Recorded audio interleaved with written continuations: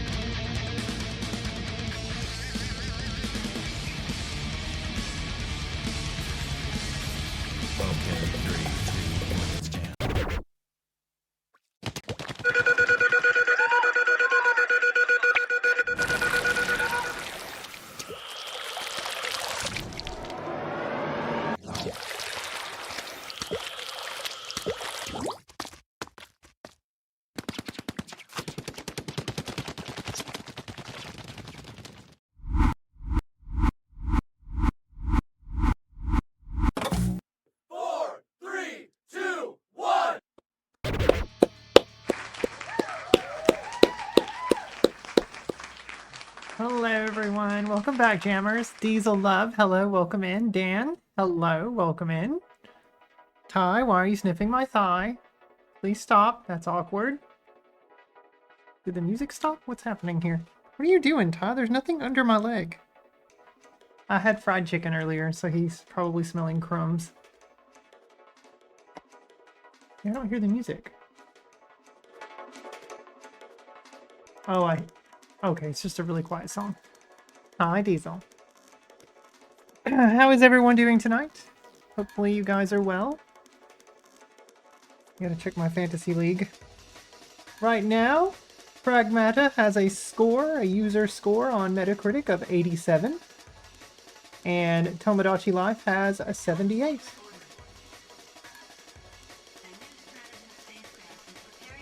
I'm not gonna gloat. They're two totally different games, so you can't really compare them.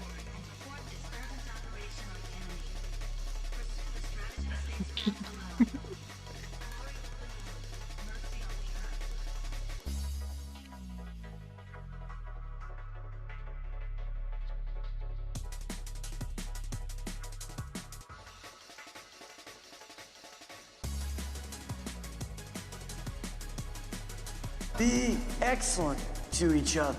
Hi, Duggar. Welcome in. That's right. Be excellent to each other. Hopefully you're having a great day. I started late. I apologize.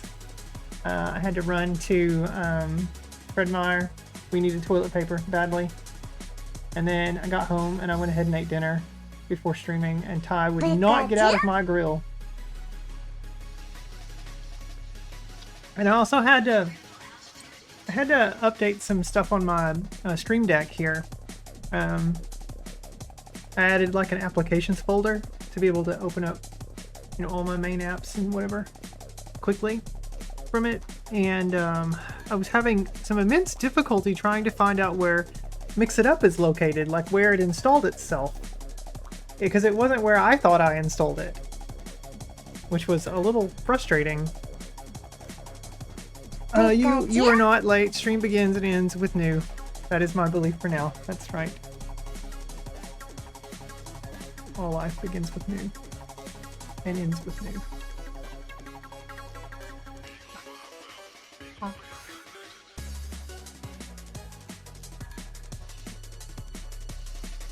Oh, sweetheart. Aww. I don't even know if I can... I don't even think I call Zach sweetheart. I call him babe and baby. And sexy man. And handsome. I don't think I've ever called him sweetheart.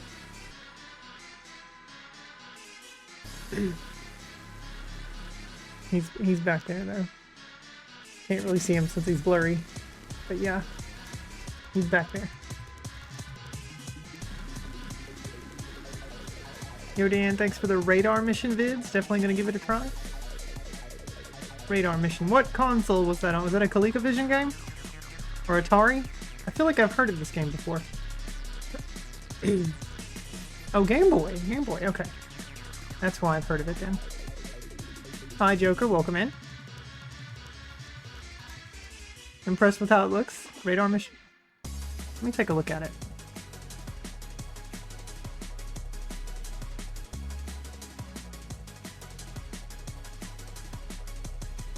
My Mr. Man is a total sweetheart, though. He's a very, very nice guy, Diesel. Yes. Radar mission on Game Boy. Oh, I see. It's a turn-based strategy video game developed and published by Nintendo. Oh, wow, this was a Nintendo game.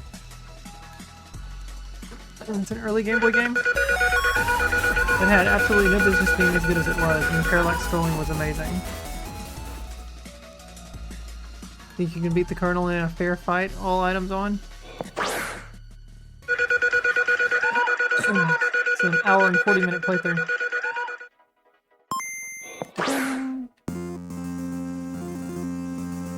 It's two entirely different naval games in one. I see.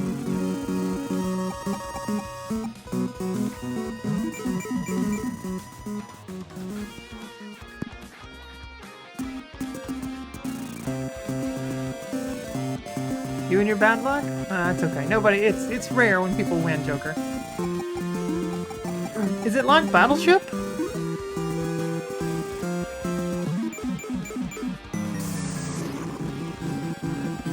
Wow, yeah, look at the graphics for that.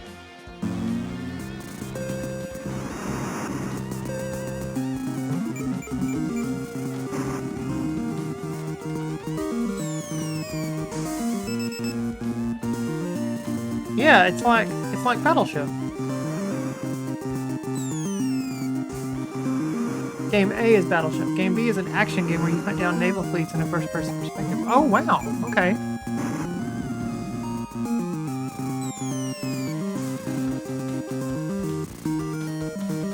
Oh, this is pretty cool. No, you literally ordered a milkshake and it spilled all over me. Oh no! Wonder if they show Game B. Looks like he's just playing... Oh, wait. What is this? Oh no, he's still playing Game A. Oh, here we go.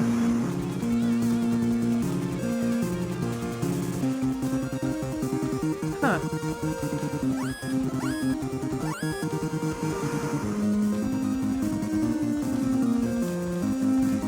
Yeah, I'm watching it now. This guy's doing a playthrough of it. Yeah, that's really impressive. This was made by Nintendo. I had no idea. Nintendo's 1991 strategy game for the Game Boy. Radar mission. Okay, that's cool. Wow. You definitely hear Game B now. Yeah. Alright, well, let's, we're 10 minutes in. Let's go ahead and do the news. Here we go.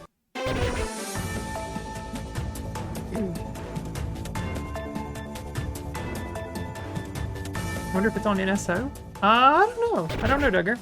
If it's on NSO, then I'll have it on my backloggery. I will. Alright. Starting off. Here we go. Our first story of the day. The Nintendo Switch eShop charts for the 18th of April, 2026. Now this is just Switch, not Switch 2. Not both of them together. It's just Switch. Just Switch. Alright, are you wondering what's hot on the Switch eShop? Time, once again, to take a look at the top 30 for both all games on the Switch and download-only titles. Now, please note, like I said just a few seconds ago, please note that this chart is only for Switch eShop and does not reflect Switch 2 eShop numbers. So, I'm not going to list everything off here. We're going to do the top 10. I'll count down from 10, and I'll mention some notables in the rest of the top 30. Actually, I'll go ahead and do that first. So in 30th place was NBA 2K26. 25th was Pokemon Scarlet. 20th place, GTA the Trilogy. I completely forgot that's on Switch. And 15th is Nintendo Switch Sports. And now starting with the top 10. Here we go. And 10th place, and this is for all games, by the way, not digital only or download only. This is all games. 10th place is Pokemon Leaf Green. Number 9 is Minecraft. Number 8, Super Mario Party Jamboree. Number 7, Pokemon Legends Z to A. Number 6, Mario Kart 8 Deluxe. Number 5, Pokemon Fire Red. More people buying Fire Red over Leaf Green. Number 4, Pokemon Champions plus the starter pack, which I think is what, like $15 maybe? Something like that. In third place is Super Smash Bros. Ultimate. And in second, the second best-selling game on the eShop right now for all games is Super Mario Galaxy plus Super Mario Galaxy 2. And in first place, a brand new release, of course it would be in first, is Tomodachi Life Living the Dream.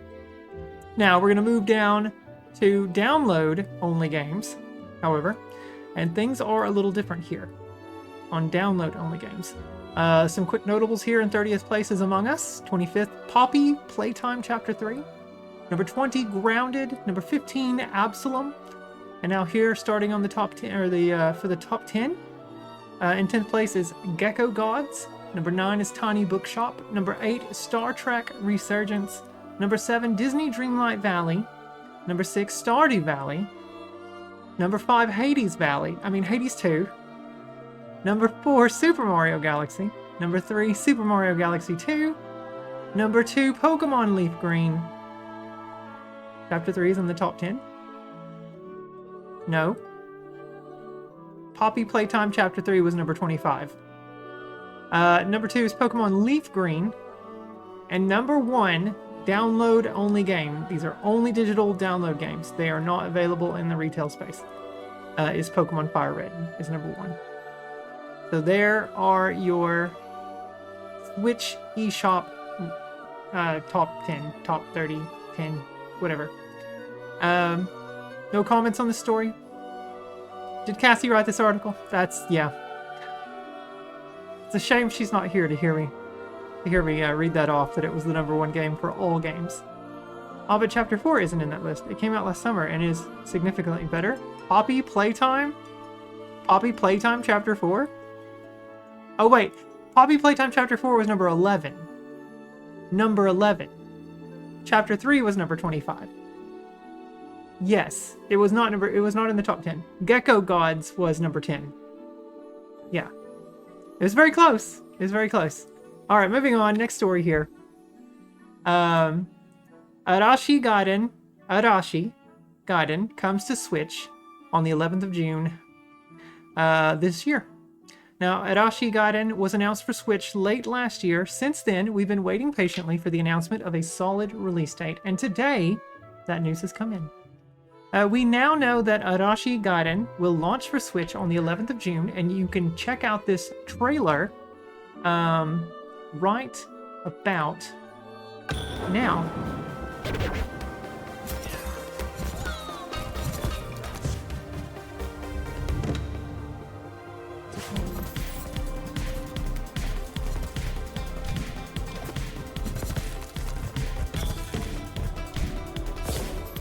It does kind of look cool. That's why I wanted to talk about it.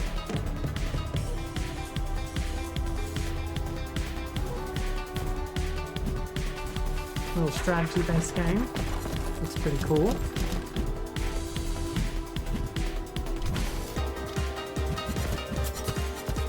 I love the art style. Character design's really cute.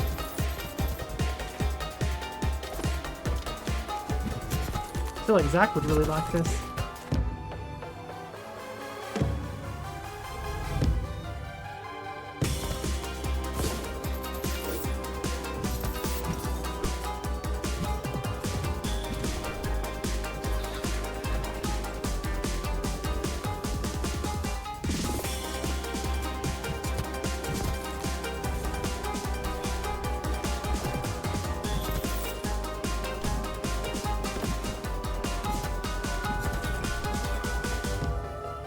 Group to the Necrodancer.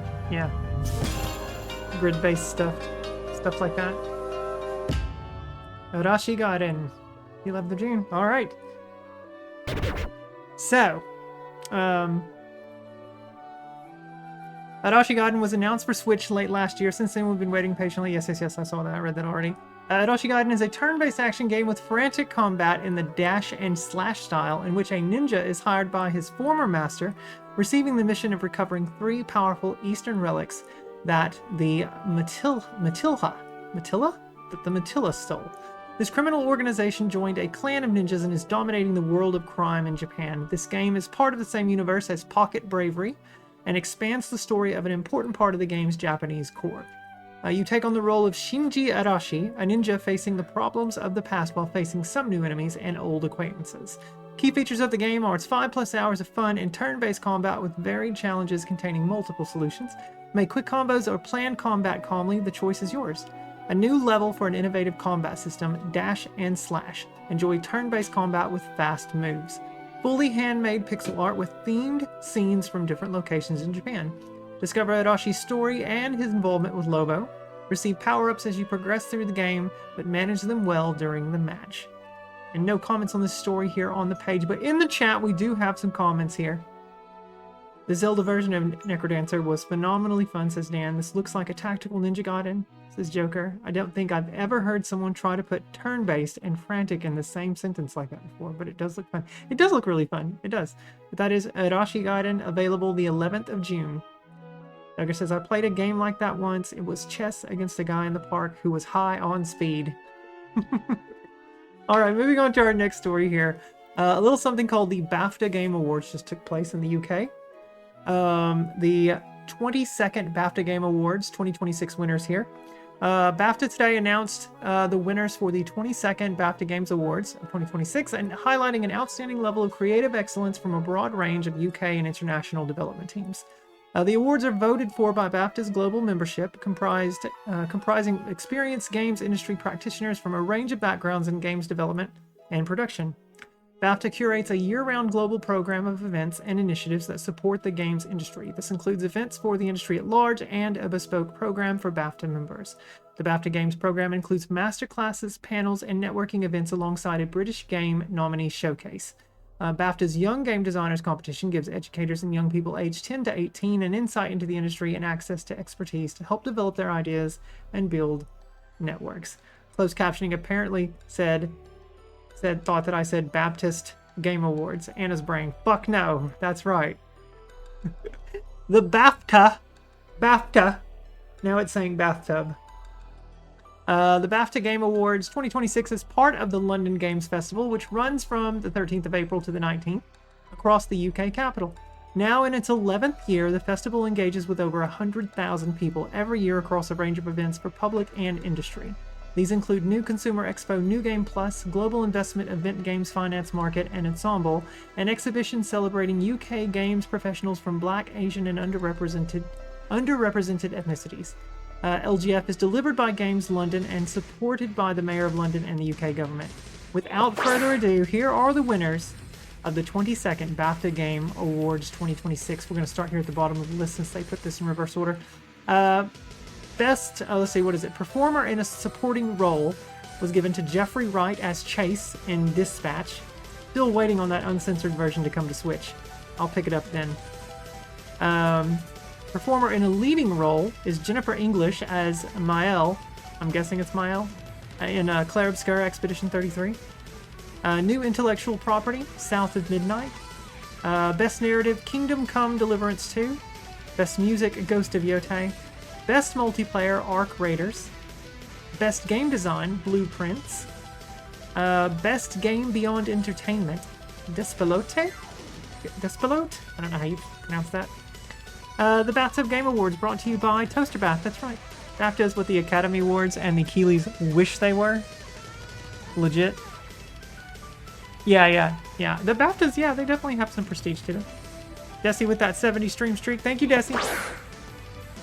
Oh, that's right, the streak stuff doesn't work on the news. I forgot. Alright, best family game, Lego Party. Best evolving game, No Man's Sky. Best debut game, Clair Obscur, Expedition 33. Best British game, Atom Fall. Best audio achievement goes to Dispatch. Best artistic achievement goes to Death Stranding 2 On the Beach. Best animation goes to Dispatch. And your best game of the year, as voted by members of the BAFTA organization, goes to Clair Obscur, Expedition 33. That game is just winning all the awards everywhere. It's been a few months. I think the window of possibility on them doing that uncensored version on Switch is closing, unfortunately. I wish they would. I think we had an update on it here on the news several weeks ago, talking about they're still waiting on some specifics, but it's still in the works. But yeah, they need to get that set up. There's no reason why that shouldn't exist. Alright, moving on. Last story of the day. So, Wild Gunman. A Nintendo fan has painstakingly revived the arcade version of Wild Gunman with modern tech. And there is a video to accompany this, and we'll look at this in just a second.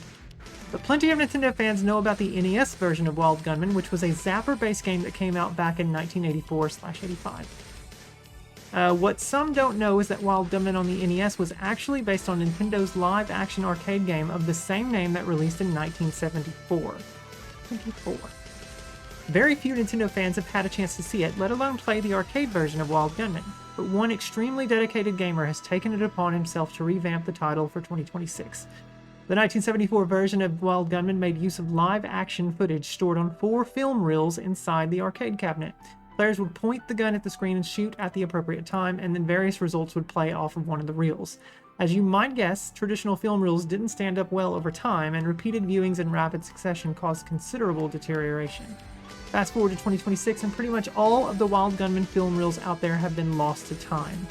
The key phrase there is pretty much, as it turns out that there's still a few to be salvaged.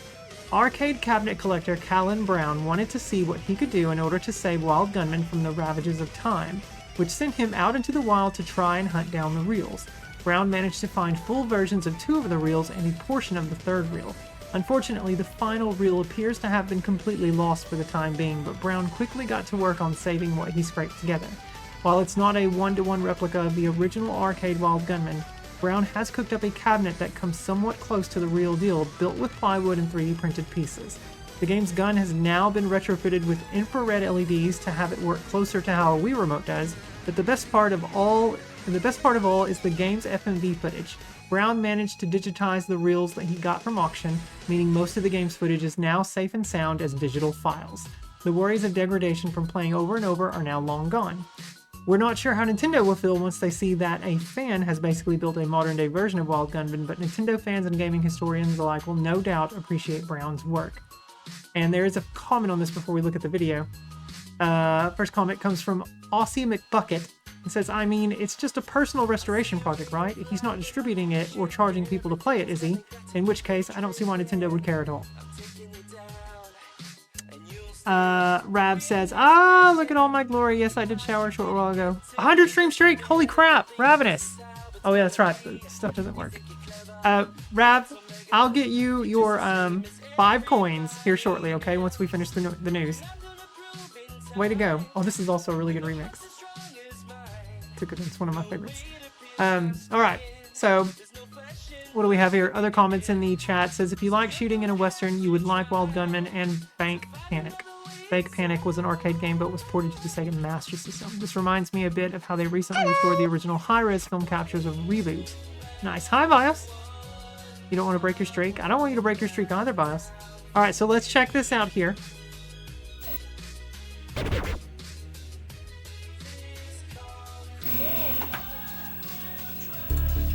How long is this? This video is 20 minutes. As I was browsing the arcade parts category on We'll eBay, skip through this. I came across an auction that didn't make a lot of sense to me.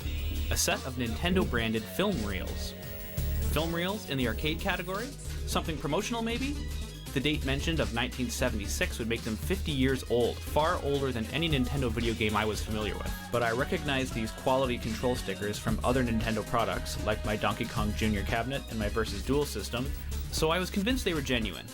Crucially, the items were located within Canada, where I am, perhaps the only reason the auction was even still active a few hours after posting.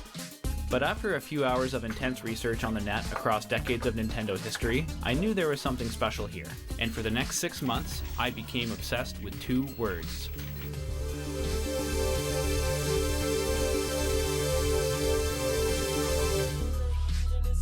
Wild Gunman.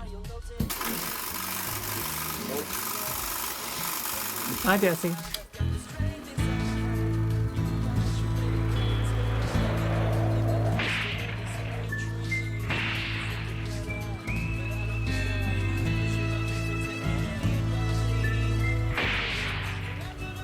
After the eyes flash on the screen, shoot.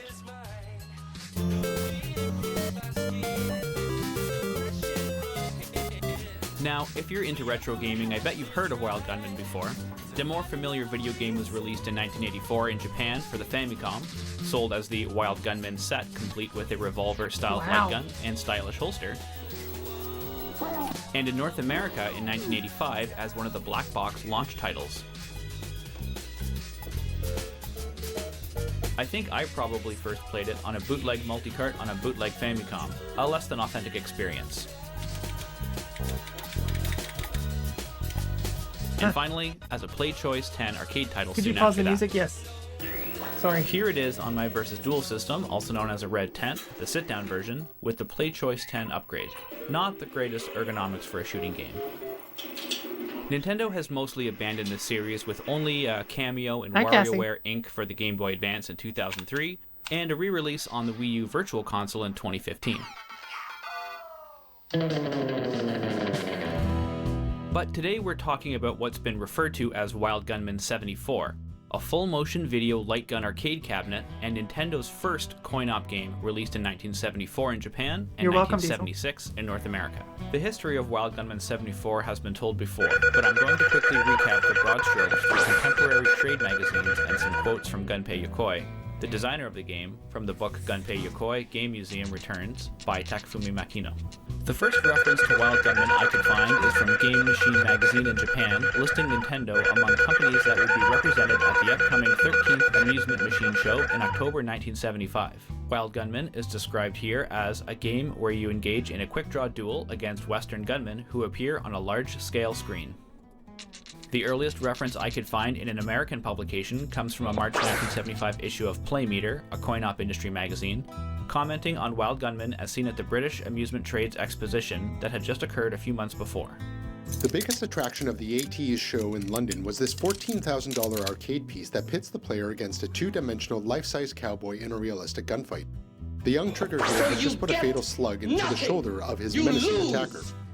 Interestingly, the magazine shows the molded plastic Japanese version of the game, which can also be seen in the US patent.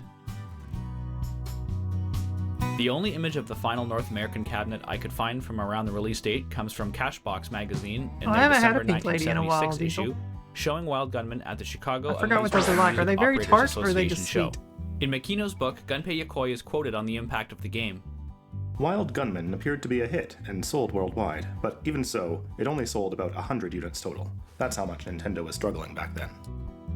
Wow. There is at least one surviving original cabinet in the US, sold at auction in 2023 in California, and these pictures give us our best look at the cabinet by far.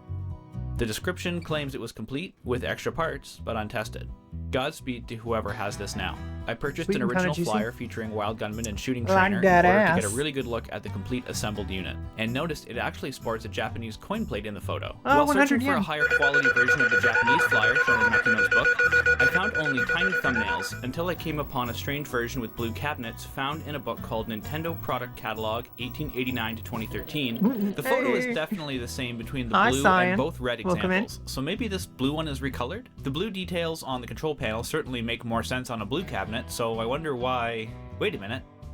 Is that blue paint behind the gun cable and reflected in the metal part of the control panel? It So the red is. cabinet photo is actually the doctored one. So I guess we can say that there are at least 4 variants of the Wild Gunman cabinet. In any case, the North American style of the machine Interesting. consists of a metal cabinet with 2 16mm projectors, electronics, fabric or a plastic shroud on a metal pipe frame, a projection screen, and a revolver and holster.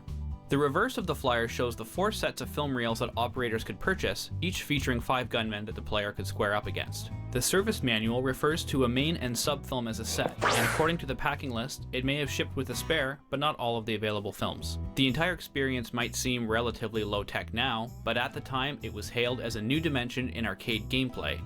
Atari's Tank 8 and Sega's Nintendo piece Wild Gunman are without a doubt the 2 most sensational arcade games to hit the market this season. Both games are designed to take in 50 cents and more per play, and both games carry a rather hefty price tag. Sega's Nintendo piece? Yes, believe it or not, since Nintendo had no presence outside Japan at this time, their eventual rival Sega handled foreign distribution. Wow. Although by 1977, the Bally Group seems to have taken over as distributor as seen in this ad. But another section of the magazine reveals why Wild Gunman 74 is so incredibly rare today. The first classified ad is found in Playmeter's March 1978 issue, not even 2 years after the release in North America. You made mac and cheese An and hot arcade dogs. distributor in Georgia was Had trying your, to offload a refurbished girlfriend Wild over tonight Gunman and for give only her a sweater $3,500. Of By your June technical program? 1979, one can be found for $2,400. And by July 1981, $500 with extra parts as is. In Makino's book, Gunpei Yokoi is quoted on the film stock used for Wild Gunman. We asked Fujifilm to develop an unbreakable film made of Teteron that wouldn't snap. Through various innovations, we achieved a durability of something like 500 to 1,000 plays. That sounds to me like Wow. you would churn through 28 sets of film minimum in order to break even, ignoring the cost of new films. Besides the problematic economics, video games were just coming into their own at the end of the 1970s, finally breaking out of discrete logic Pong clones to CPU-based blockbusters like Space Invaders. And that's where my expertise begins, fixing arcade video circuit boards from the late 70s to the early 2000s. So what's a guy like me gonna do with a pile of film from this coin-op relic? I've been a game collector for many years now, but recently I've been seeking out really intriguing items, things you don't see every day. A Supervision with a pile of sealed games, That a is Sharp really sweet, Twin Cyan. Famicom and a bunch of discs, this unreleased PlayStation 1 wireless controller that you jam new AA batteries into as you deplete them. But I became specifically drawn to Japanese Game Boy games, especially those of Western properties like Ghostbusters, Mickey Mouse, and Popeye. I like seeing how these properties are viewed through a different culture in the packaging and presentation. Just look at these little Ghostbusters illustrations. My arcade collection, which has grown and shrunk over the years, has also begun to look a little more esoteric lately, with Japanese design cabinets making up the majority. All of this to say that finding these film reels seemed like they existed at the crossroads of exactly Geo. what interests His me in video game cartridges are history. so huge. An exceedingly rare artifact from a nearly lost arcade game, a Western shooting simulator produced in Japan by Nintendo. In total, I received 9 larger reels and 8 smaller ones.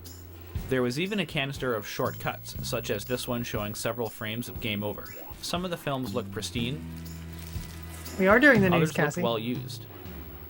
This one had a hole burned through it. Oh no. Trying to nail down the timeline of these particular film reels has been difficult. The film reels, boxes, and bags could all have been swapped at various times. The large silver reels and small red reels appear to be what was intended to ship with the machine due to the nice labels. They mostly contain Fuji Teteron or PET film, which is consistent with Yokoi-san's comments, with a date code of July to September 1975. Wow. Some of the other films came in boxes from Kodak Eastman in Rochester, New York. These contain Kodak PET film. I assumed that meant they were reproduced in North America until I realized one of them sported the same QC sticker as the others, with the same Japanese handwriting and Inkan stamp. The date code on the Kodak films is 1977, and the lot number is 1 digit longer than all the others.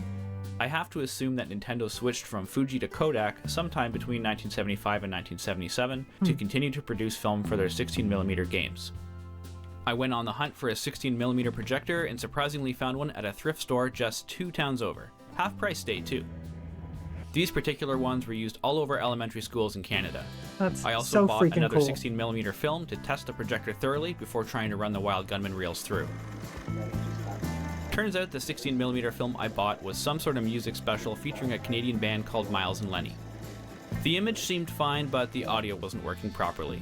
I pulled the audio board, replaced the op amps, and now the projector was operating perfectly. Apparently this model has an Achilles heel, a worm gear that disintegrates, but luckily mine was just cracked and not actually broken. It was finally time to see what was on these film reels. I invited longtime collaborator Raph to join me for the premiere, surely the first time these films had been played in at least 40 years. Yeah, let's do it. Film B. Nice. After the eyes flash on the screen, shoot. Wow. Put your pistol in the holster and prepare to draw.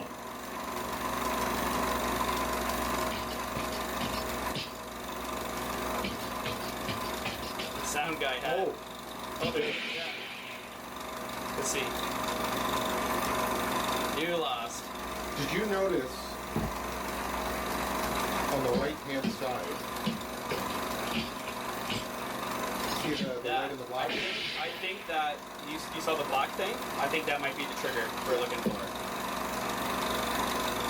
We checked that's each really one, cool. finding a range of quality between the different reels. It was clear that some of the films were well used, with plenty of scratches, dirt, and fading. But we soon realized a few were brand new, unused reels. It's got a number and then 8. I can say this almost definitively because they still had their protective leaders attached, which would have been removed when they were installed in the endless loop system. We noticed black bars appearing on the right side of the film at some points and surmised they must be related to the valid shooting time between when the eyes flash and the gunman shooting, although it didn't visually line up on the screen. Naturally, we were hoping to find all 4 main and all 4 sub-film reels, which are lettered A, B, C, and D. Each one features 5 gunmen, although we eventually figured out that a few are repeated between the different reels. This one's got a D on it, so probably from film D. It seemed right up until the end that there were only copies of film B and film D, with several copies of each until...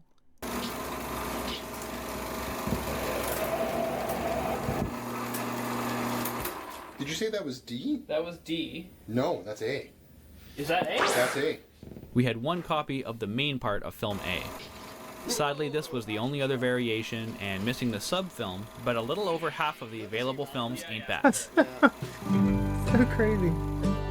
For the purposes of preservation, I dropped off the best films to be scanned at Frame Discrete in Toronto.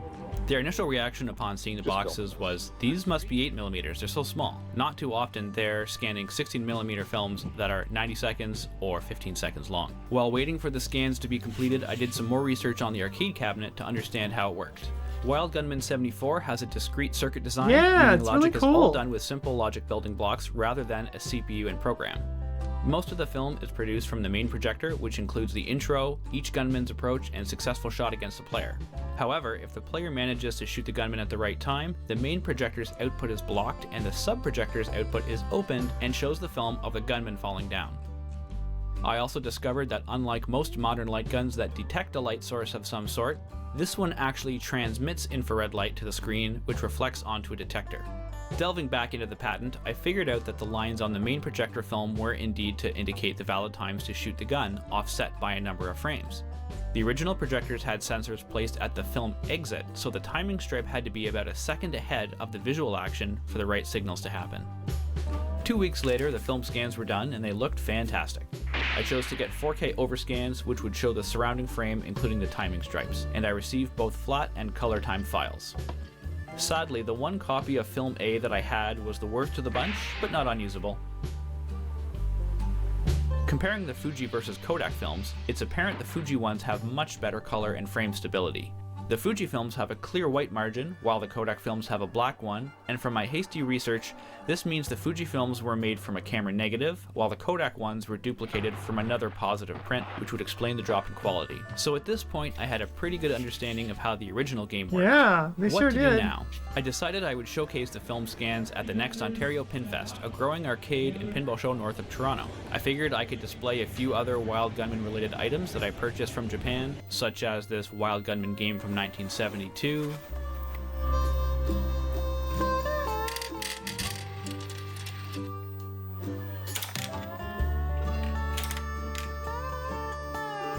this Custom Gunman toy from 1976,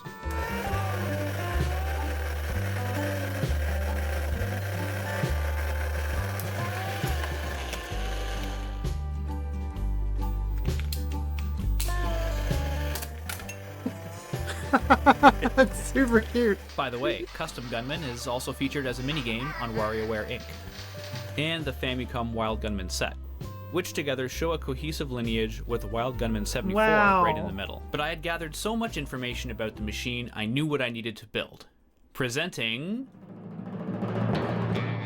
this 1/10 scale model. Oh, wow. What? Not good enough? Then how about a full-scale, playable Wild Gunman 74 machine? Oh my goodness.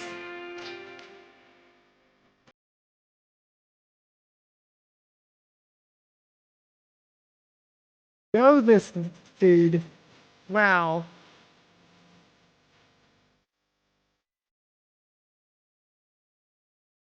Brought back to life. Now, this is not quite a replica, rather a reimagining of the Wild Gunman 74 experience with modern hardware. Let's take a look at what I built. The main cabinet is made of plywood, so quite a few of the details have been changed. The dimensions have been changed slightly, and the T-molding and angle brackets have been added, and I would say it doesn't look out of place next to a red tent now. The front panel is composed of 3D printed modules with LEDs behind those that should light up, all controlled by an Arduino and a nice loud mechanical relay bank.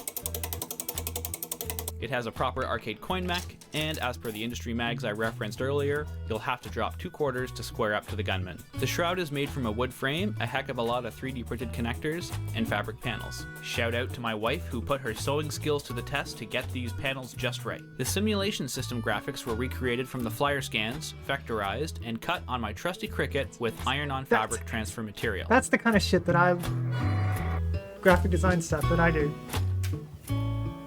That's so awesome. In place of the original 3 projectors, we have one digital projector with a pull-down screen attached directly to the back of the shroud's frame. Infrared transmitters are clipped to the corners of the visible area, which provides reference to the gun tracking system. Finding a projector that could produce this size of image at about 6 feet away was actually a very difficult task, and in the end this Ricoh Office projector fit the bill. For the light gun, I 3D printed an arcade-appropriate revolver light gun to match the cabinet with space for all the electronics I would need, and it's based on a Coleco Telstar light gun that looks a heck of a lot like the Famicom one. Wow. From the few references I could find, I believe the original revolver was quite realistic looking, but I'm not about to 3D print anything realistic. Yeah, For aim yeah, tracking, no, I'm using the no. OpenFire project, which is an open source Raspberry Pi Pico firmware for making a Nintendo Wii style light gun system, requiring only the camera and the aforementioned infrared LEDs to operate. I modified the firmware slightly to detect the orientation of the light gun by making use of an inertial measurement unit, or IMU, so it could trigger fouls properly. I found that at this screen size and distance, the gun would lose tracking if you were closer than about a foot to the cabinet, so I added a fisheye lens which gives you a great range of shooting distance. The game itself has been reprogrammed in Unity. At its core, the game remains the same, at least as best I can assume from the limited reference materials available. The only major deviation is the light show on the control panel I added to make the reveal more dramatic. So let's suit up and give it a go. The game waits for a player, showing an attractive attract slide. After donning the holster, the player inserts 2 quarters and the game begins. Put your pistol in the holster and prepare to draw.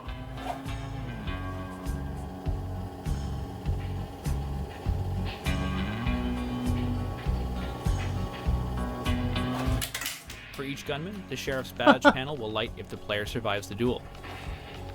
The player can choose to enable the foul check for a more challenging game, which disqualifies your shot if you set the hammer or remove the light gun before the eyes flash. The valid shot region is set to a circular shape that approximates the valid area on the original machine as specified in the patent.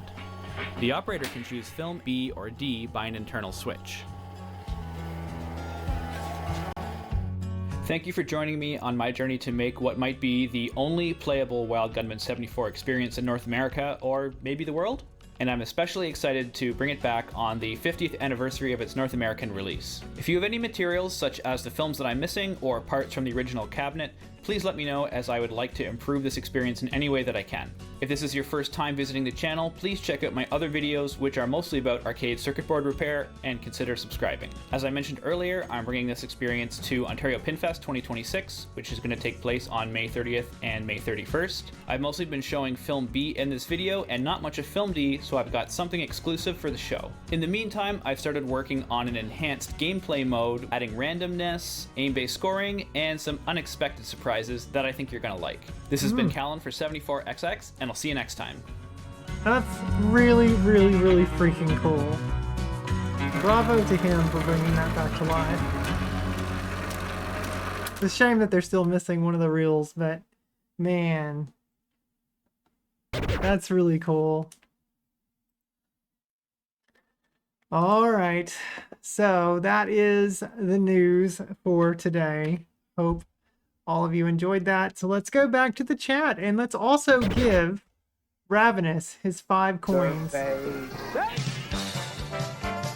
We'll do guess the game Cyan in just a second. We got to give Ravenous his 5 SAS coins for his 5 SAS coins for his 100 stream streak. And then for those of you that like, I think Desi had a 70 stream streak. Well, yes, they call him the street. So less streams, yeah. We gotta give the reward though. Here. Ravenous. Entry number 368.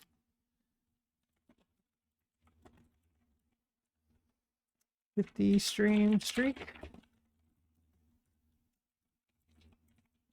Ravenous Lobo.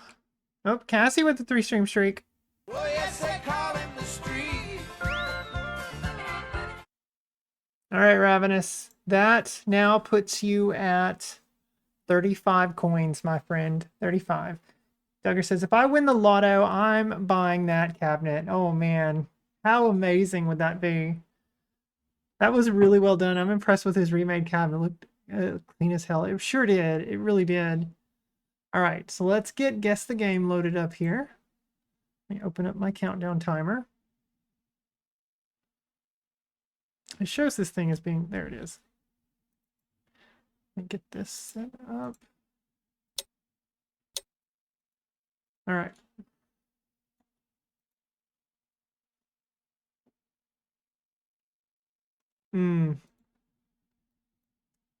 Okay. All right, the rules are in the chat. Please follow them. And get ready to guess the game in 3, 2, 1.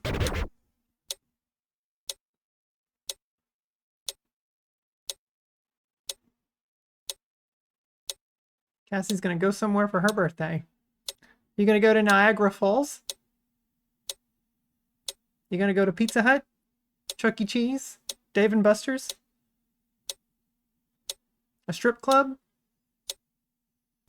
Cyan guesses. We have a guess here. Cyan says The Wolf Among Us. All right, let's put this into the thing here.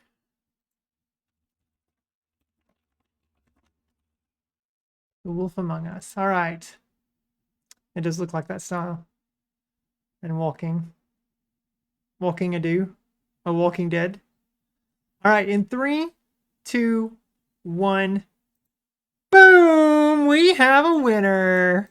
Congratulations. Congratulations, Cyan. We have a winner. It is The Wolf Among Us. Metacritic score of 80%. Platforms PC, PS3, 4, 360, Xbox One, and PS Vita. genre adventure narrative, released in 2013 by Telltale Games. Congratulations. Oh, that's right. Yeah, we need to change his name in the doc. Yeah. It was the sort of neo-noir type game. Okay. All right, yeah, let me get it updated here. So you get 2 SAS coins. Congratulations. Let me close that and we'll go off of this and we'll go to the SAS board. Way to go, Cyan. Way to go. Yeah, I'm gonna have to change your name and resort you. So how do I do this? Because Lightning, you're gonna have your birthday cake. What kind of cake you gonna have?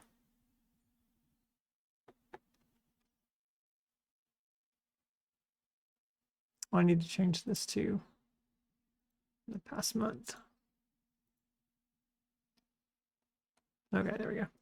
369.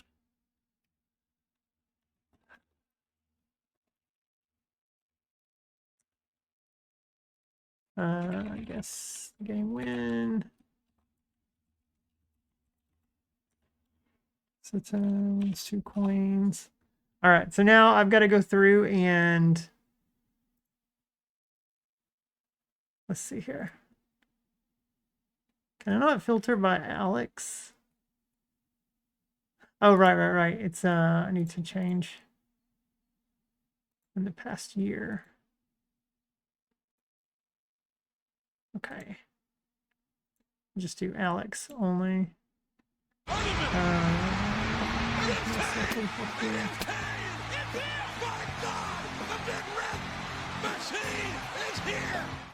Okay, so Alex is fine. Guess the wins.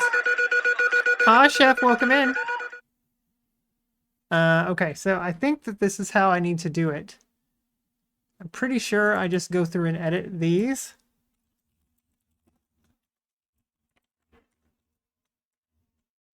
Hang on. Shit. Okay, there we go. I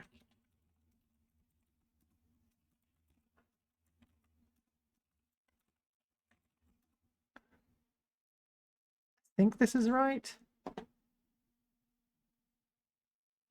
And then, yeah, now it says 0.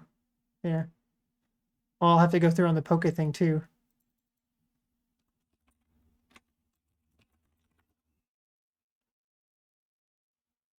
Nine coins.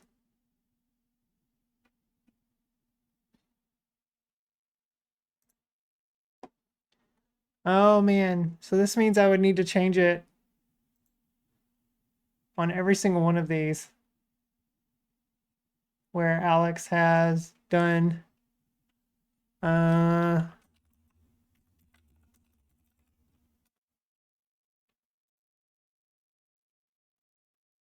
okay. Oh, it changes it over there.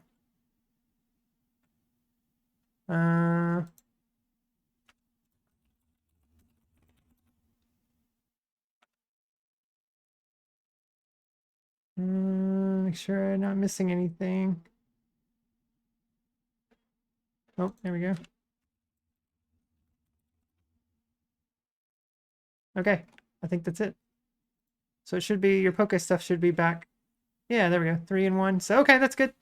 So you have 9 coins. You can do a replace all command much faster. Google Sheets supports replace all. I don't know how to, I'm not a spreadsheet person. I just know the basic stuff, Dan. That might be basic for you, but it's not me. It's not basic for me. But now I need to sort. I need to sort you. And I'm going to have to let Lightning do that because I can't remember how to sort things on this page. There might be a... Oh, maybe I do it this way. Hang on, I don't want to mess this up. Let me make sure. We have 9 coins. Big L has 19. Chaotic 68. If this fucks this up, I'm going to have to do an undo. Okay, no, that worked. Everyone's good. X, you still have your 99. Oh no, X, you don't have 99 coins anymore. You desperately need a 5-minute crash course. I would not remember it, Dan. I would not. My brain does not work like that. You added yours from the 100 streak last night? Yeah. I did. Hang on. Select all.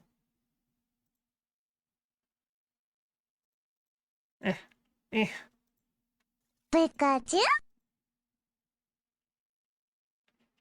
Oh, wait. Oh, Kane, did I forget to do it? I did. Oh, wait. No. It wasn't last night, Kane. Oh, wait, you didn't say last night. Anna, you added mine from the 100 streak. Yeah, I did get it right here. The 6, oh, it's behind my webcam. You can't see it. You're right here. 5 coins. I got you. She gave them to me, just like you asked her to. Yeah. Yeah, it was Thursday. Okay, yeah. So you're good. You're good. We got you. Yep. All right. Everyone is sorted. Cyan, I've got your name changed. You're all set now. What's your total? Your coin total? Chef, you have 18 coins. 18. Yeah.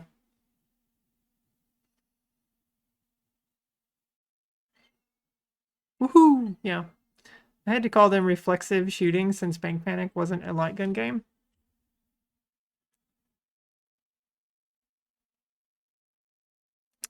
Reflexive shooting. Yeah, so I'm guessing Wild Gunman, the arcade version, was a light gun game? Because, I mean, it had those IR sensors. Oh, vote for your favorite. Favorite reflexive shooting game. Oh, I see. Wild Gunman, Duck Hunt, Bank Panic, Hogan's Alley, or other. Favorite reflexive shooting game. Would you call Revolution X a reflexive shooting game?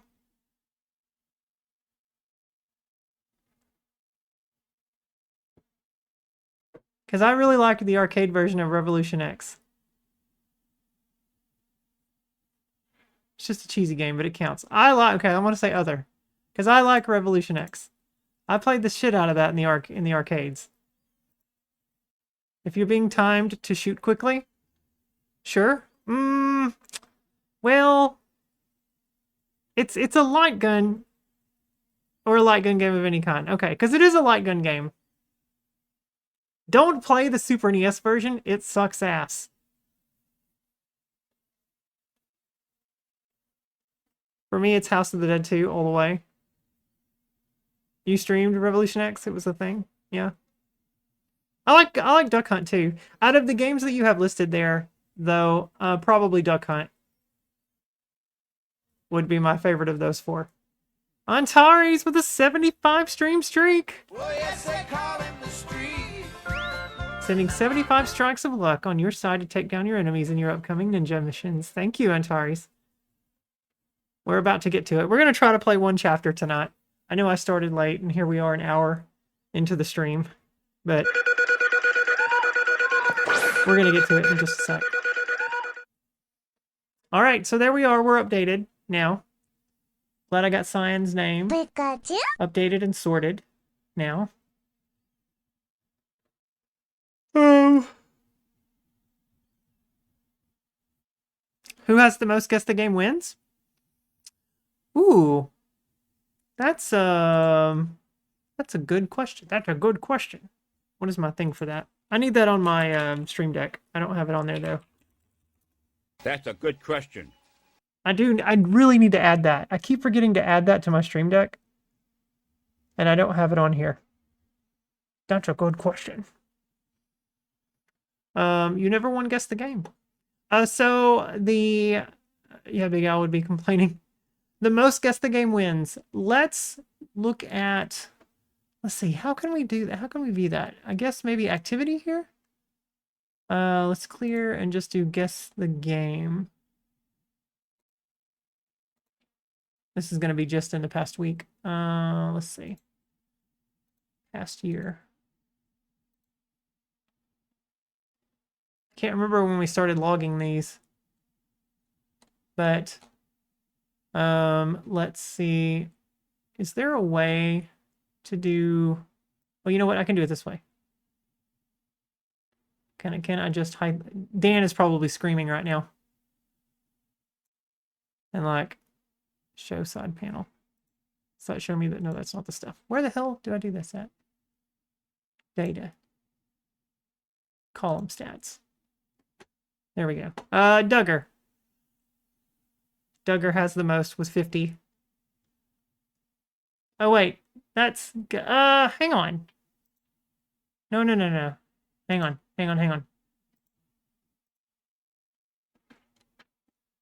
Okay.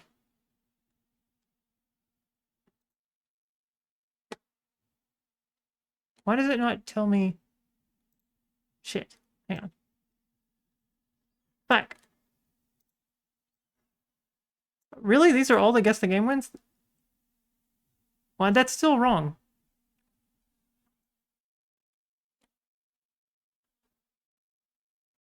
Just remember, if you break anything, bury it with at least 15 additional changes and be sure it saves before you close it. Yeah. Why does it, Duggar, why does it show 50 over here? Like, I mean, I know I could probably just count this. Oh, I guess it's because it's doing the entire column.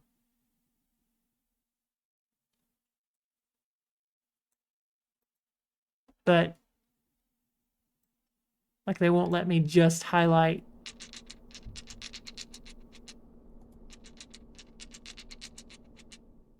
It looks like maybe Dan. I don't know. 1, 2, 3, 4. 4 there. Cyan. Oh, Cyan has 4. Duggar has 3. So maybe Dan and Cyan. Yeah. Oh shit. Burb. Okay. Yeah, it's probably Dan and Cyan are tied. Let's go.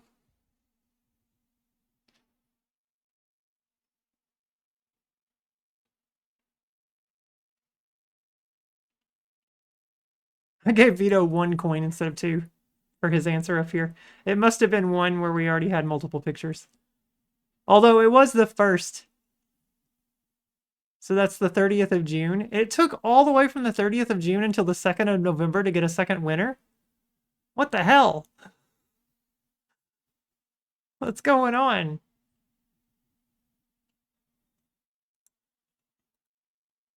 Why did we have such a... And then we had like a huge string of winners in November. Huh.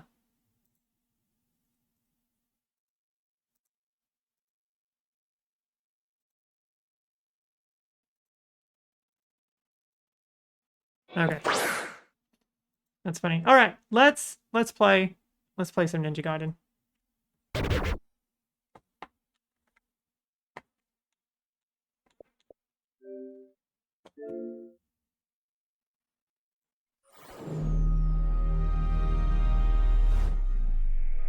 First screens and some were repeats, hence taking a while. True, true.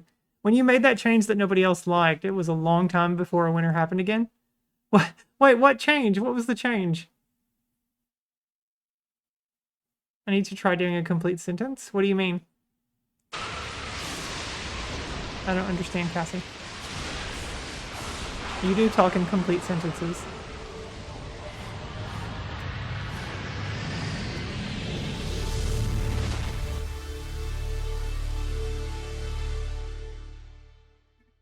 Nobody else liked. It's funny. I don't know what you're talking about.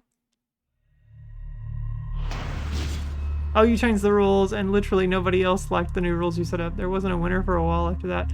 Oh, you're talking about the getting the exact spelling.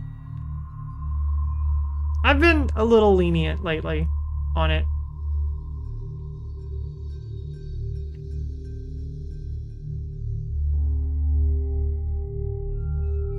Not the exact spelling, that's fine. Whoa, what was it? When you didn't go to screenshot 2? You significantly changed the rules in multiple ways all at once? You made like 3 rule changes at once? What did I do? Like, I know we used to play Guess the Game just as a group. Like, I even tried to play. But we weren't doing it for SAS coins yet. I want to know what I changed to. That was when you decided these could be played for SAS coins.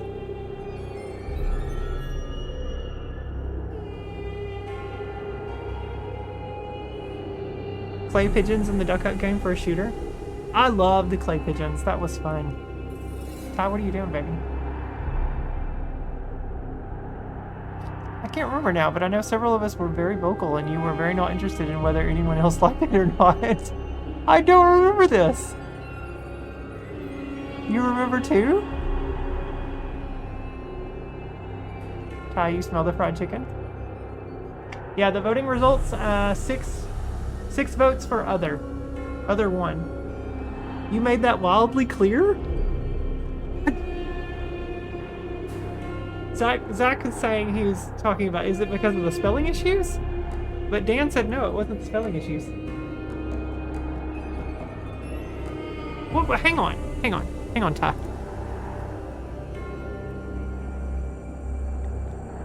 Do not place your guess in chat. If you do this, you will get timed out for the duration of Guess the Game. You need to buzz in. Is it the having to buzz in? Title must be spelled correctly and is not case sensitive. No abbreviations. Get your buzzer hands ready. Ever since, I've been very protective of my points.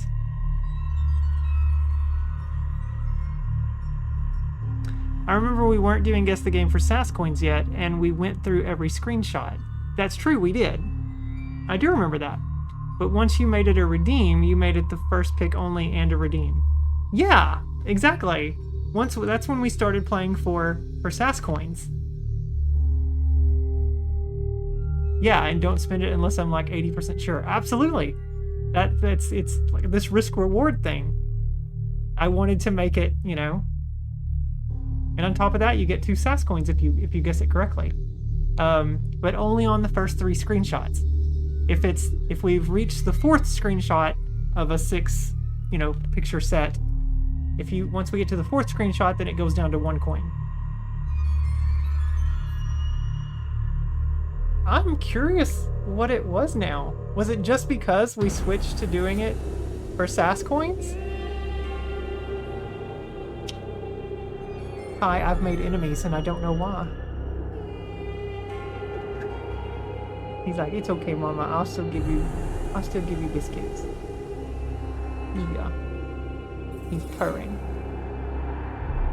And still a bargain, getting 1 coin for 2,000 instead of 5 or 10k or whatever it is. Yeah. Absolutely. Even if it's a game that's reached the 4th photo, that's still good.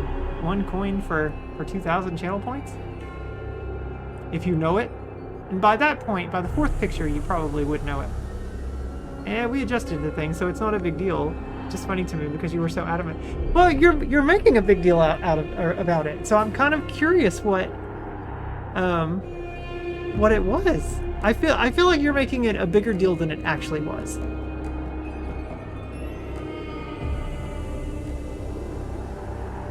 Because I can't remember. I don't remember like some wild pushback. Like I could see people being like, "Oh, we're not doing all the screenshots anymore." But that's because I'm reflecting the deal you made out of it at the time. Because I wanted to turn it into a SAS coin game. I mean, I thought that was beneficial for you guys. Giving you another opportunity to earn SAS coins. I'm not saying anything. No, I mean, chime in, Kane, if you think you know what it was. I think it was one of the biggest putting your foot down moments I've ever seen here. What the fuck did I do?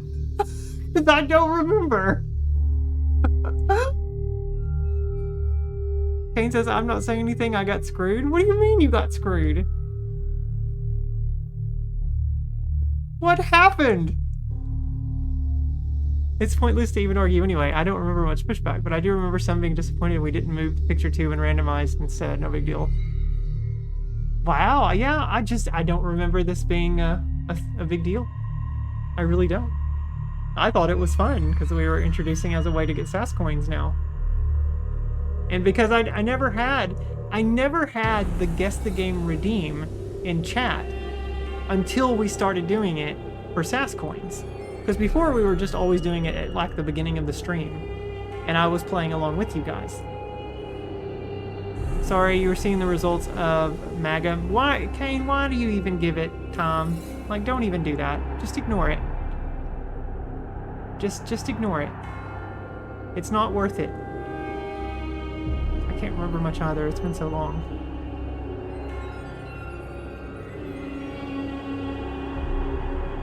It is pretty fun to be. I love Guess the Game, yeah.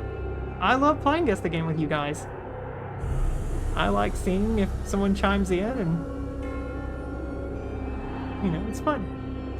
It's fun for me. Especially if it's a game that I know, that I recognize, and I'm like, oh, come on, someone's gotta get this. Dan, what do you mean Dan knows? Yeah, we went through all the picks back then before it was a redeem, when we did Guess the Game, and GeoGuessr, yeah. GeoGuessr was fun, but dumb that they stopped showing your ranks. Yeah, that's kind of what turned me off of GeoGuessr. They wanted you to subscribe to be able to see all the stuff. That wasn't cool that they did that.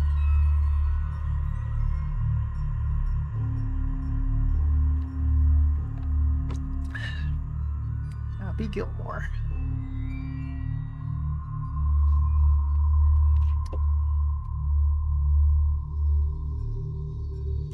Oh, we have a new set of rivals now. Dan and Cyan.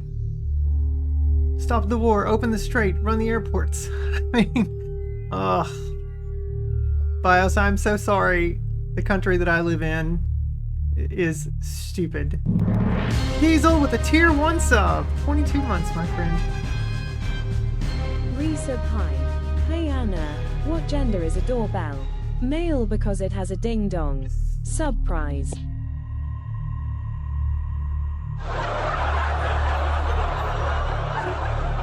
I love it. I love it. Do I not have my thing on this? Yep, there it is. It was a joke, honey. It was a joke. Like Guy and Kakashi. You just came home 2 nights ago because airports are closed. Ugh. Okay.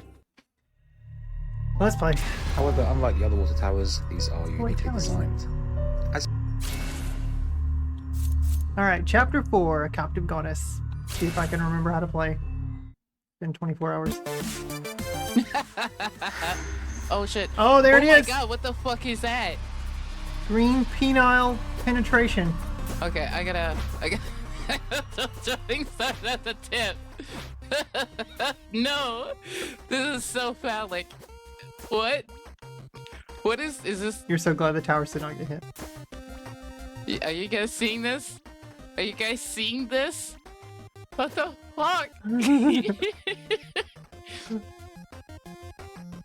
Oh, that's a penis. Well, so that's a thing. $5, go play this game. You can fight a sewer, peen.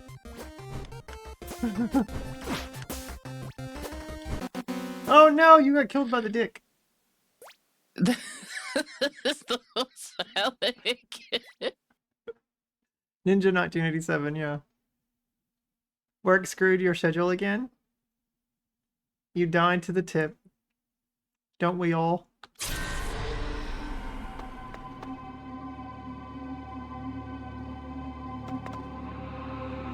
Oh man, am I going down? Or am I going up?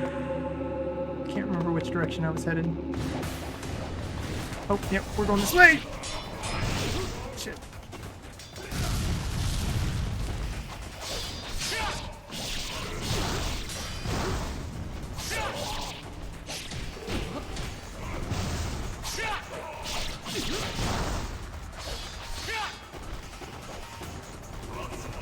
I gotta get this fucker over here.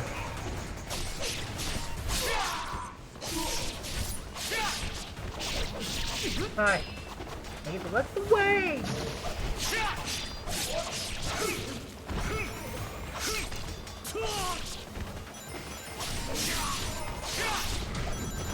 I guess can't go back that way. I gotta go this way. Fuck. Lava. Oh, just gotta fight you. Okay. Oh man, I only have one more. Well. Okay.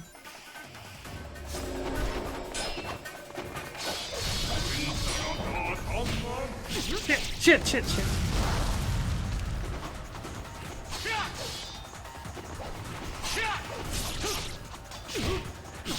Come on.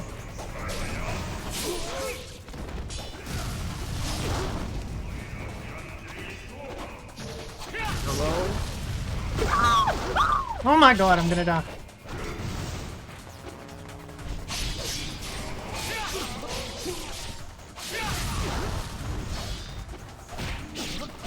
Fuck.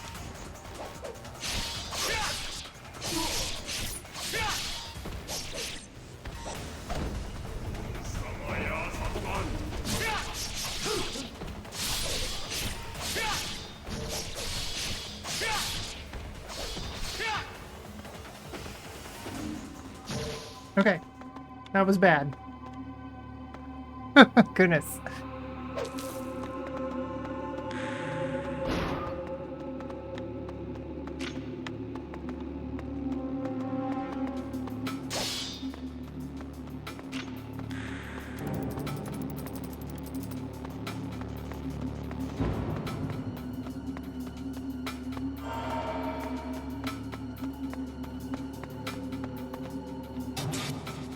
Need to get over there and get that. There's like a treasure chest right there. There's one right there too. Oh, I guess that's the one I need to go in.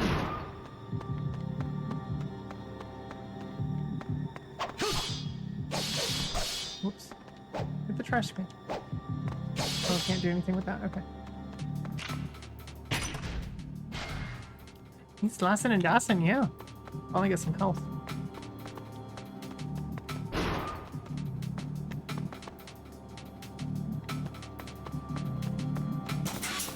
Okay, that opens.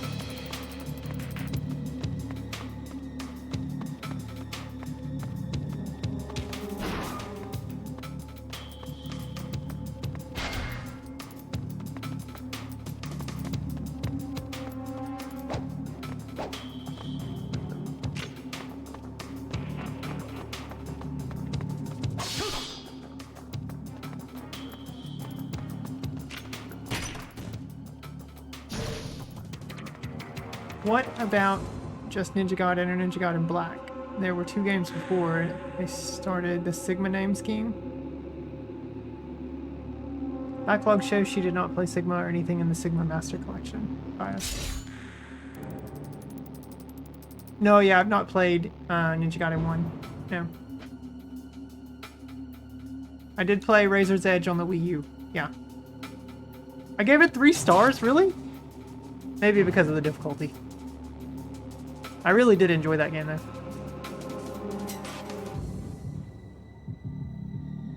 Ninja Gaiden Black. It's Ninja Gaiden 2 Black. I just earned reward points? Oh, man. Oh, fuck.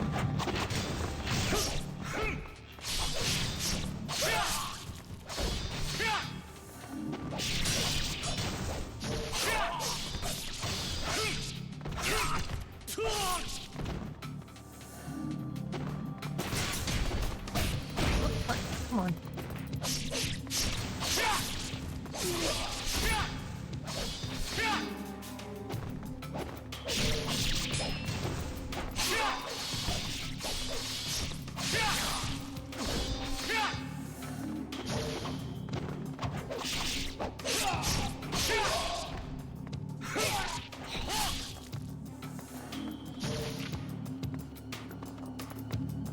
Huh. Okay. There's that door over there. Do they want me to go?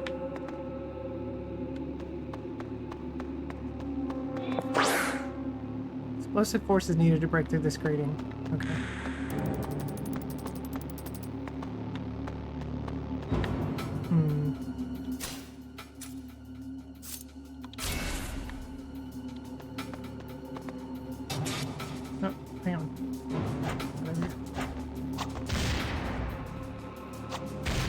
That doesn't do anything. No, hold it. Nope.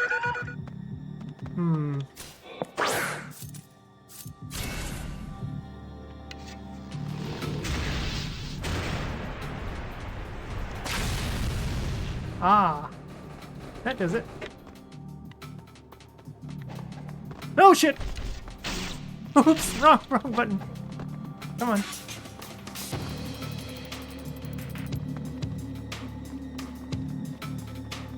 I didn't realize they released Ninja Gaiden 2 Black. It was just last summer. It's considered the definitive edition. Yeah. Yeah. Razor's Edge is not like the Sigma series? Oh, I have no idea. I've never played the Sigma series before. What the shit? Come on.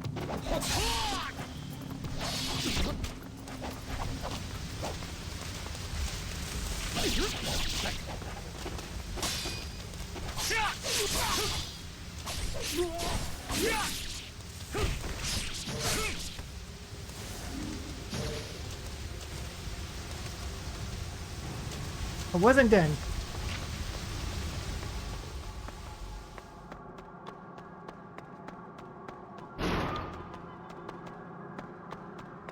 There was a door over here.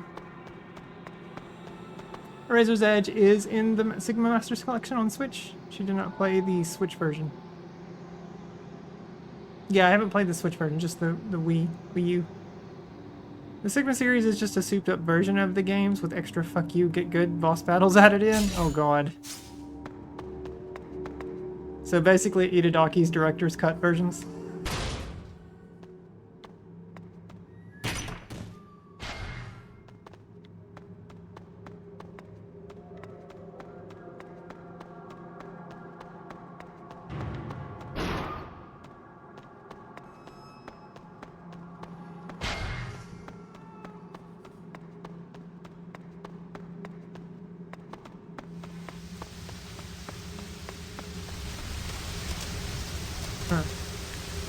Oh, no, you hate these things. Damn it. God, I hate the dogs.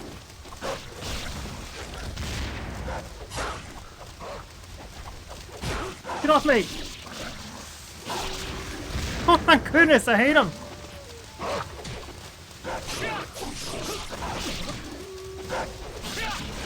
I'm gonna die.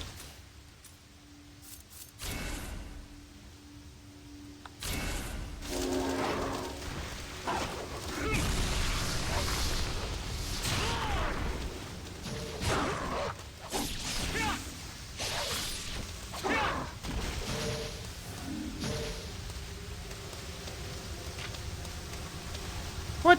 There's another dog over there?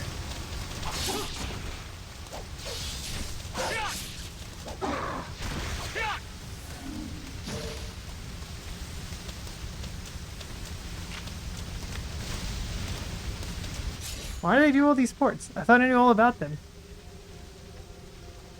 He's not gonna.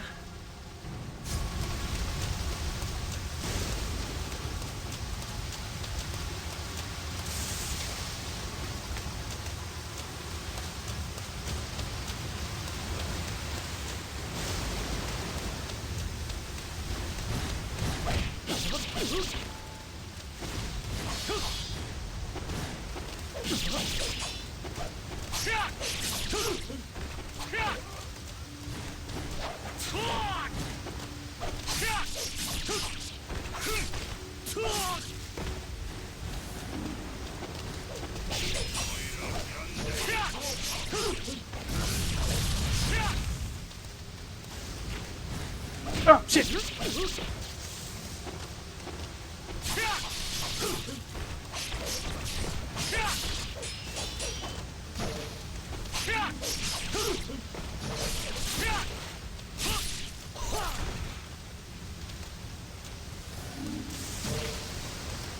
Okay. The Master Collection simply happens to include Sigma 1 and 2, does it? Found the confusion. There's no such thing as a Sigma Master Collection in Ninja Gaiden. It doesn't exist. There's only Ninja Gaiden Master Collection. Yeah, which that's what I have on Switch.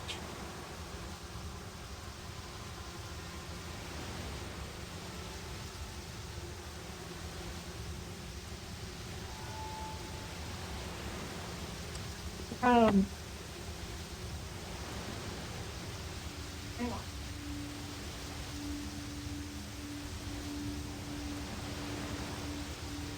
Hang on, it's right here.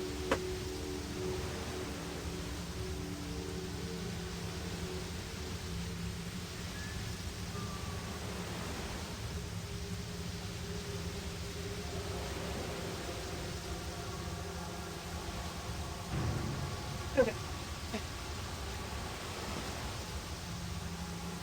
Do I have it labeled as Ninja Gaiden Sigma Master Collection? Because yeah, it's just Ninja Gaiden Master Collection. But yeah, it has Ninja Gaiden Sigma, Sigma 2, and then Razor's Edge.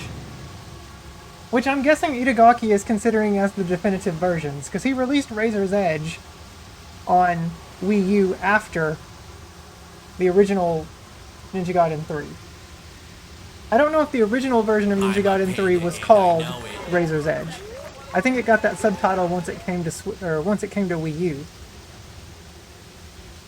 I could be wrong, but I'm pretty sure that Ninja Gaiden 3 didn't get that subtitle until it hit Wii U. Hi Dingle, welcome in. Yeah.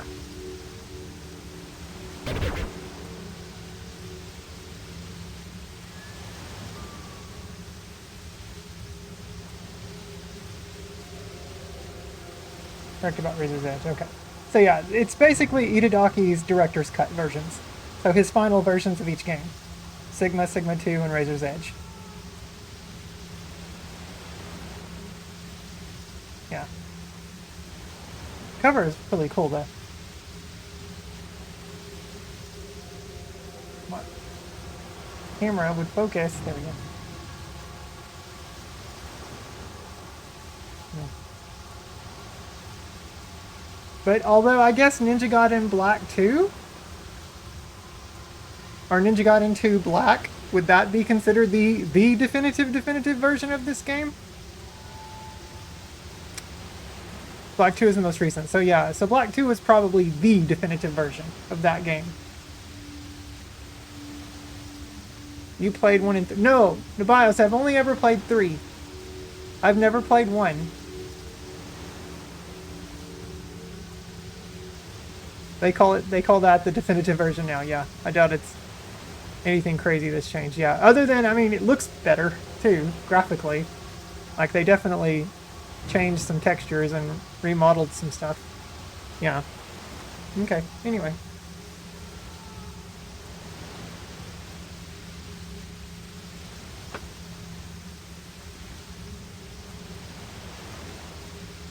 Looks like it's just visuals mostly. Yeah. We're going in reverse order, BIOS. Yeah. Because that's how we play games, apparently. Yeah.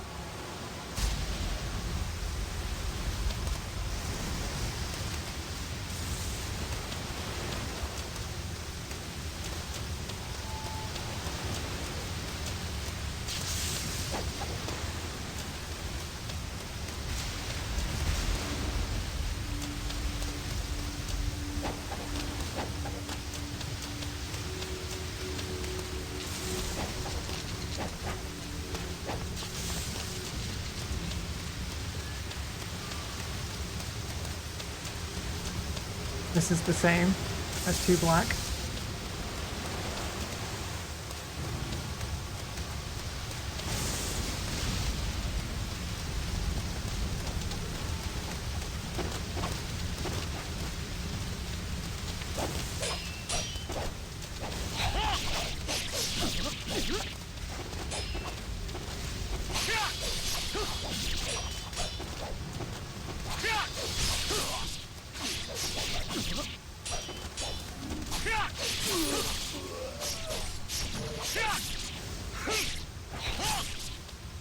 Off with your head.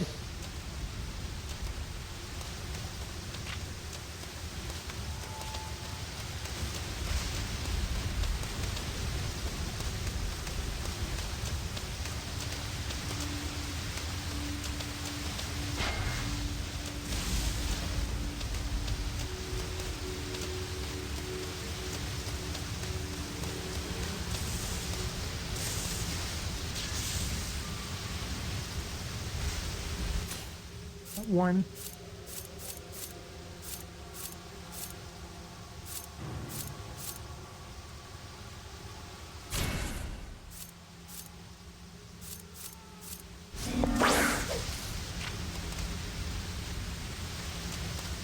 Oh goodness, I haven't even... Nope, I can't do it. Oh yeah, there it is.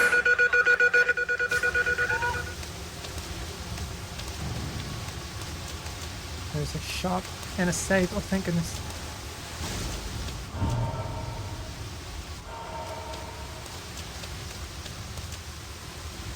How do we get in there? Because there's a shop thing right there. A ladder that goes up.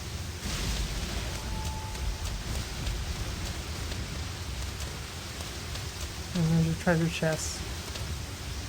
But it's all on the other side.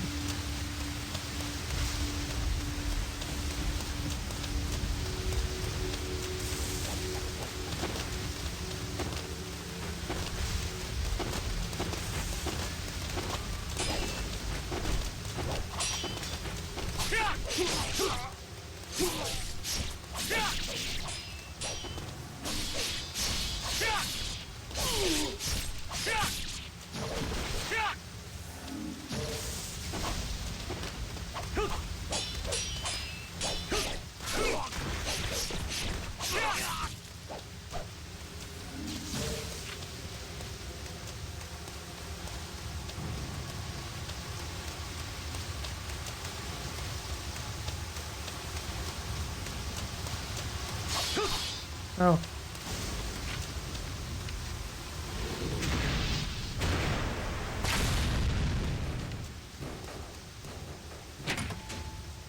Yeah. Oh, I didn't even need to use that one item earlier. Now it feels stupid. I can't get in there, so apparently we have to go up. I guess. Huh.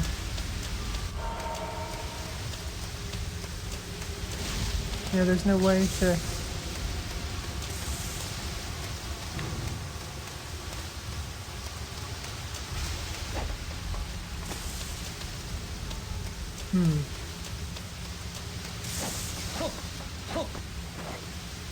Ah, man, that's a shame.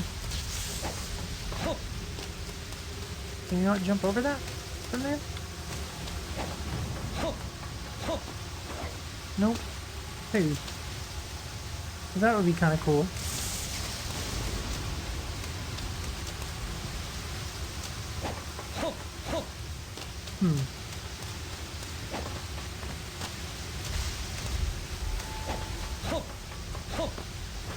No, you just can't. I wonder if I can, like...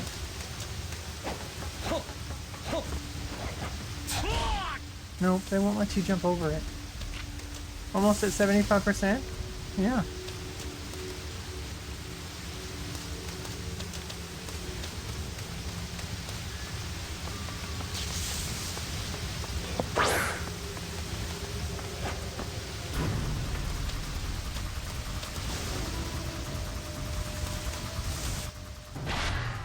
Ooh, yay! Permanently increases the level of an info spell.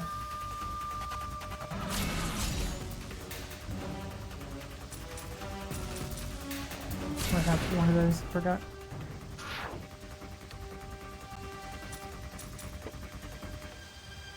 I'd try running on walls if I weren't afraid of blowing out my hamstring. Parkour, parkour! Kinda wanna upgrade this one again.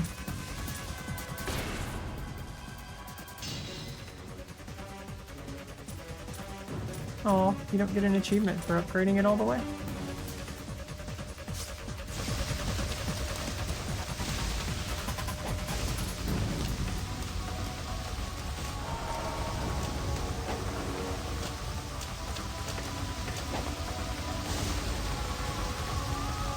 There's gotta be a way to get over there to that.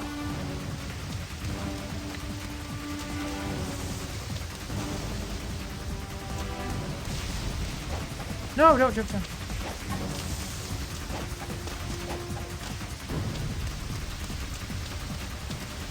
Okay, I guess we just go up and around. I need some help.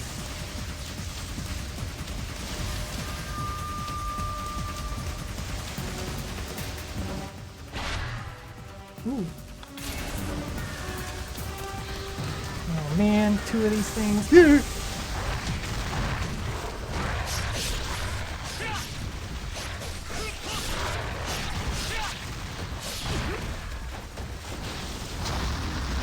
Oh, shit, come on.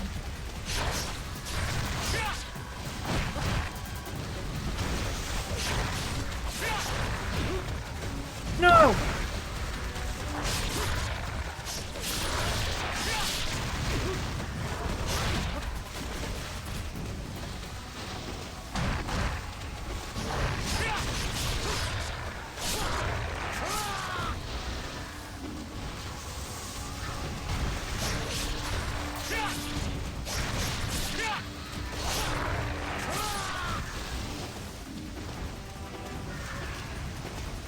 I gotta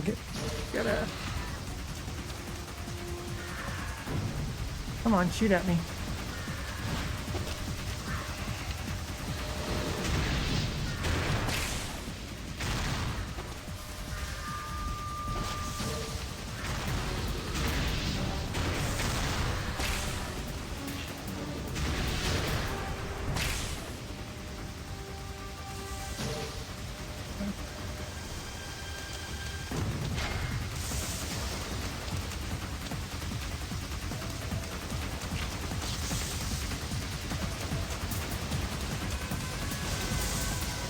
If we come to a boss, I'm gonna have no healing items.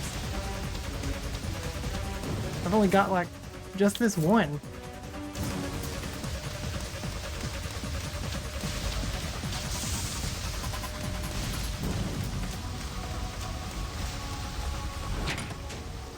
Make it 2.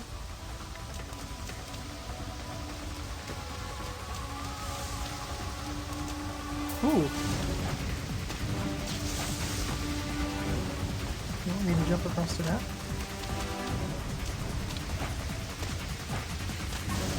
Come on, get up there without falling down. Oh no no! That's what I didn't want to do.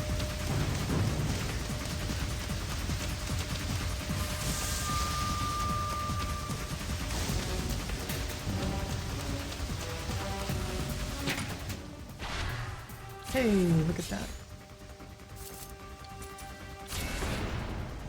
2 away. We're upgrading our health again.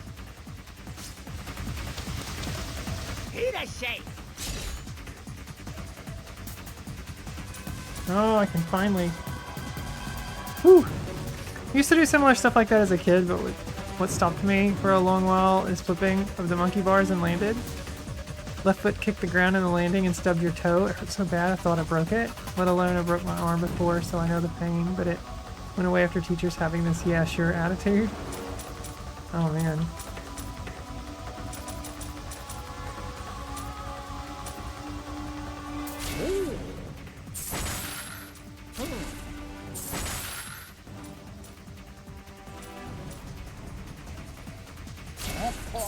I'm gonna go ahead and use it.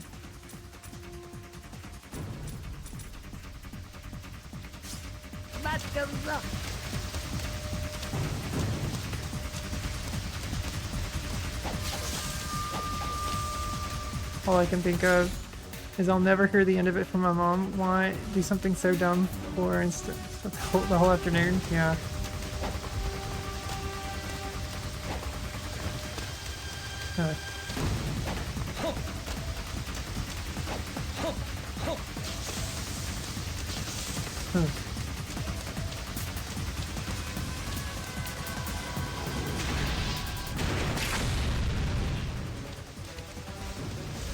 Oh god.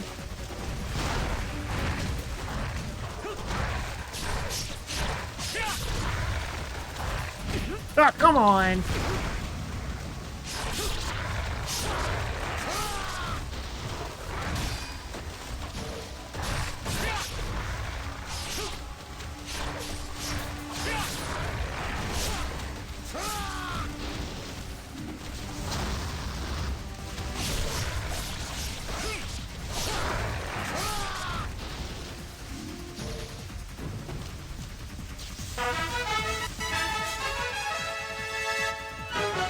Let's get to the studio!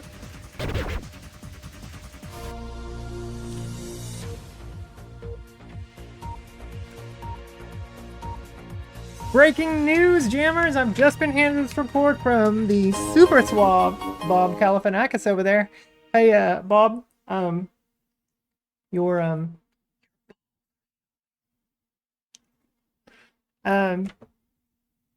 jammers, it looks like Rosa Ilva has decided to go on an adventure with you guys, the jammers. Now, we do have reporters out there in the field at this moment, so let's take a listen in to this incoming transmission and see exactly what's going on out there in video game land, shall we? Actually, I think our reporter is on break right now, either out for a smoke or, you know, doing a little sexy talk, maybe. So we can cue it up here at the desk. Let's take a listen in. Good. Oh, it's Finish Metal it off Arm. with the shotgun, shall we? That's such a good Unless game. it shoots rockets in my face.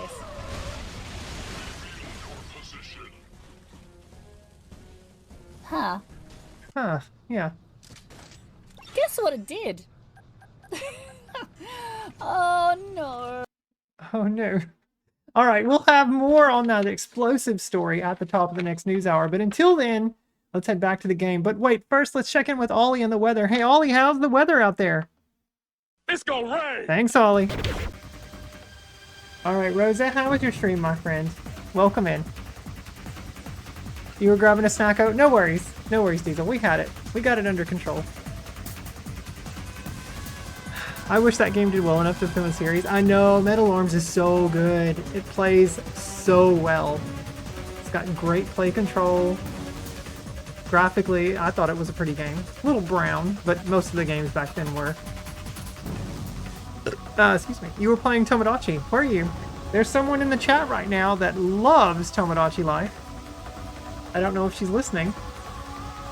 But the fact that you've said that, she'll probably befriend you. How are you enjoying it, Rosa? Ash of Awesome, thank you so much for the follow. I do appreciate that. Welcome in, first time chatter. She made lobster juice. You made all of your co-hosts in the game. Nice. Yeah, you can basically you get an island and you can fill it with all sorts of Miis. Isn't that right? I've never played Tomodachi Life. It doesn't seem like my kind of jam, but I can appreciate it for what it is. I'm glad it has its fans. Dan says that he loves Tamagotchi too. Yeah. Back from meds. Welcome in, Raiders. There we go. Our reporter was on a med break. It was Uwu Lobster Juice, trademark, copyright. Uwu. Oh.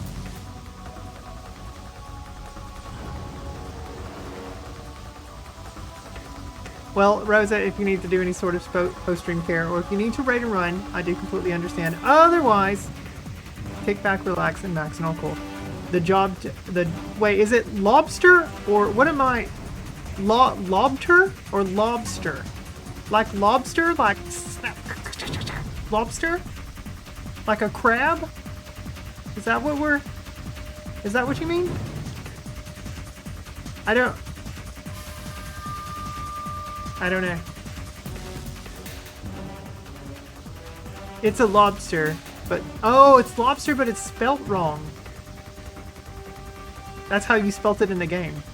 Lobster without the S. I see. Lobster juice.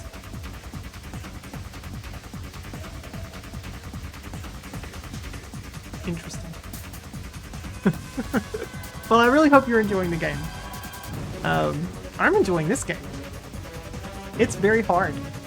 And I'm playing on the easiest difficulty. And it's still so very hard. It's a weird game, don't worry. I've heard that it's quite weird.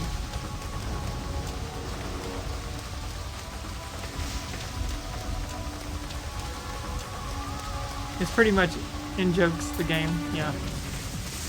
I would not even know. So I fell down.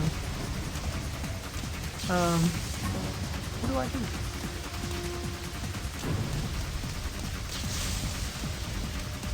Can I go into here? Nope. Huh. Aha.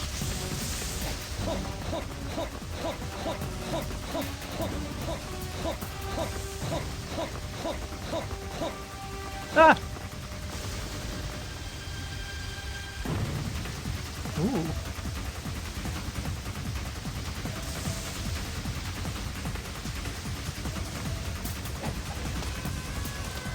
Oh god. Yeah.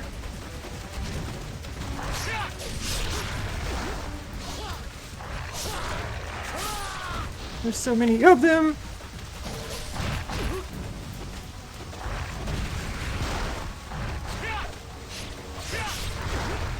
Shit.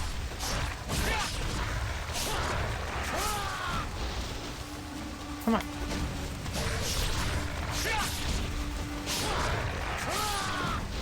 Next.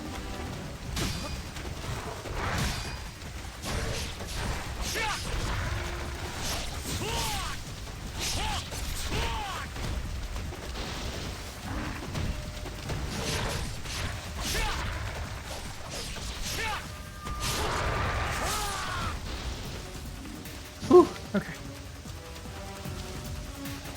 So crazy. Okay. It's like after every major fight, I have to pause for just a second just to breathe. Rosa, do you have a favorite light gun game? We watched a documentary earlier tonight about 1974 arcade version of Wild Gunman. The documentary was awesome. It was like 20 minutes long. It was super, super good. It's great though that you can make some crazy stuff in this one. Meaning that it kind of makes in-jokes with you as you play, I see. You actually like Time Crisis. You like the arcade with the pedal. Interesting. Breathing is good, yeah. I definitely have to stop and breathe when it comes to this. It can be a little exhilarating.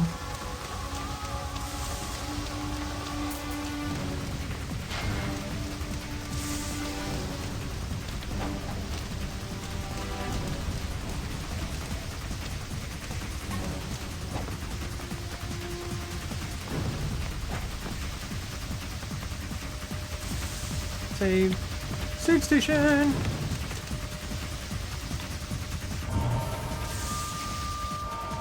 Okay. Let's go here first. Fuck.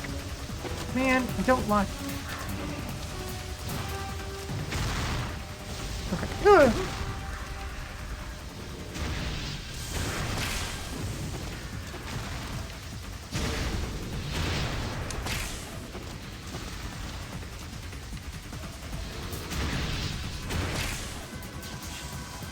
There's another.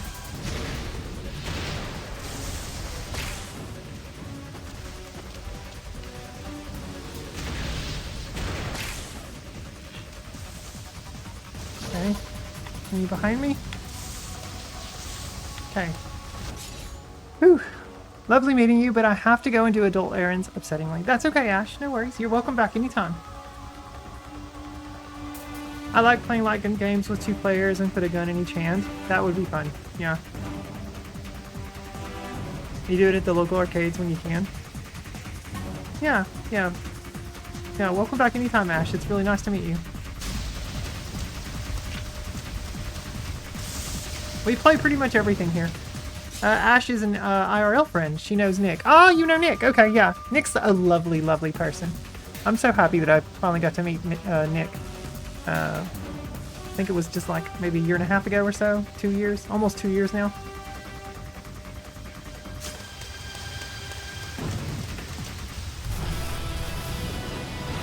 Oh!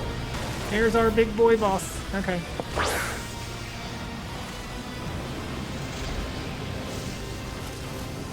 Alright.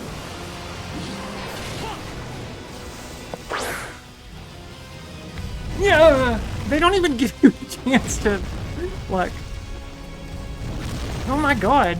Okay. What the shit?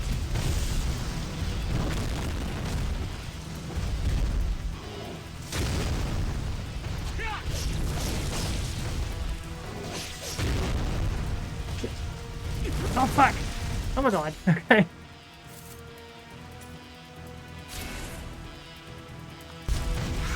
Let's go.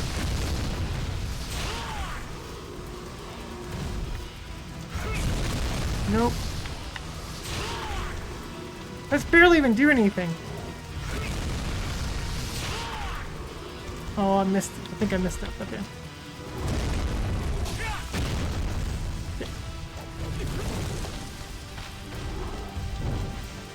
My goodness, dude. He's very pissed.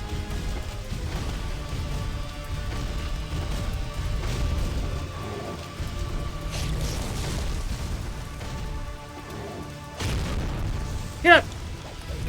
Fuck! Damn it!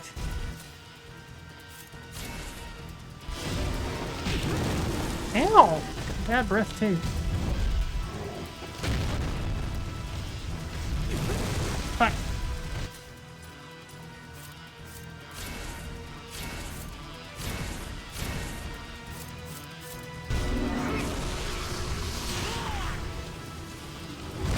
Come on!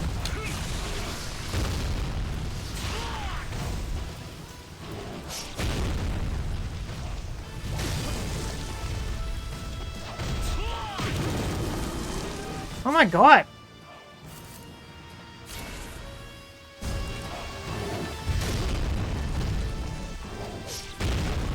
Would you...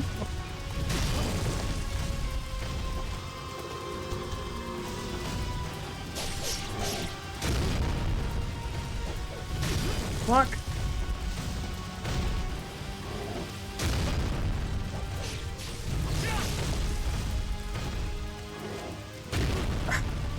Damn it.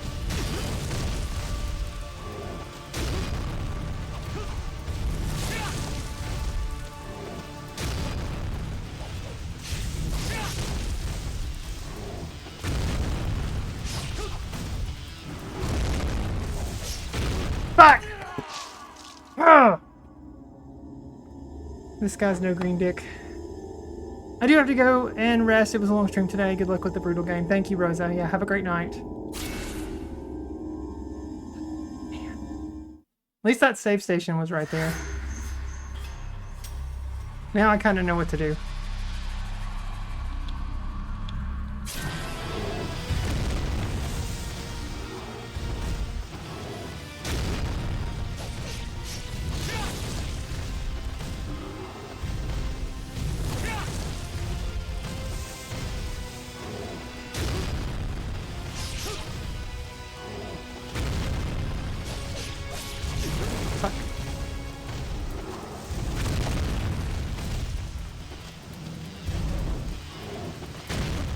Come on, I was dodging.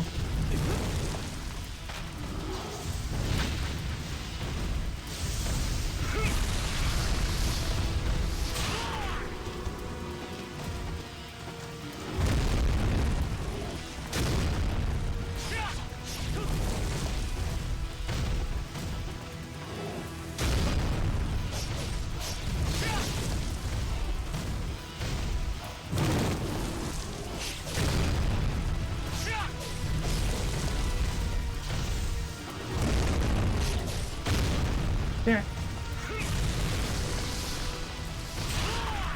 That just does not take off much. Yeah.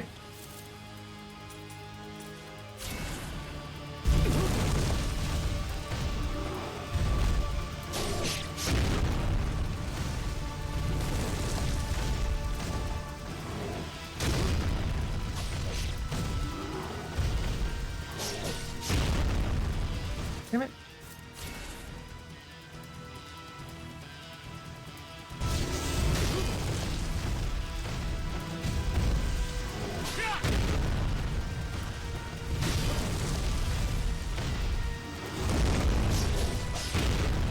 You can only get like 2 hits in.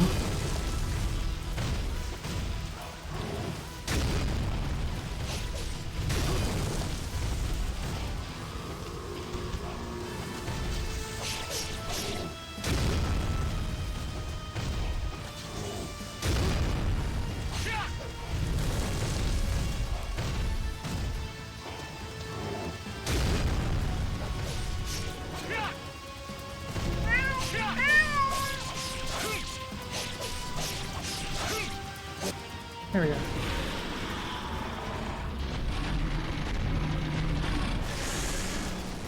Die!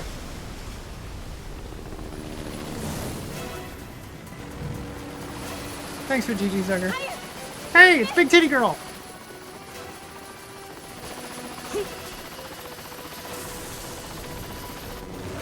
AKA Sonya. Sonya Blade!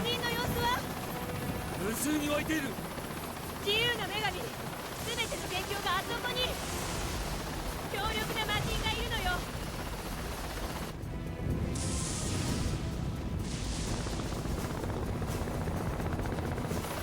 気をつけて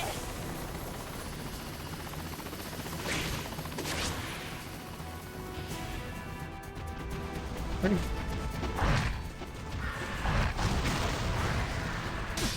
Fuck. Stuck.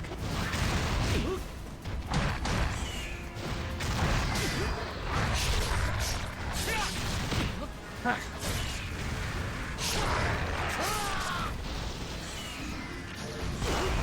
Come on.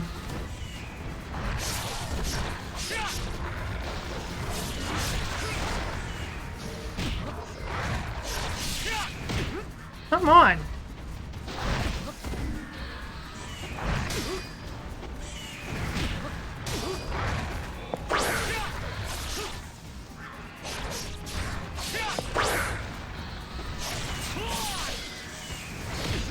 Fucking hell, dude. Come on.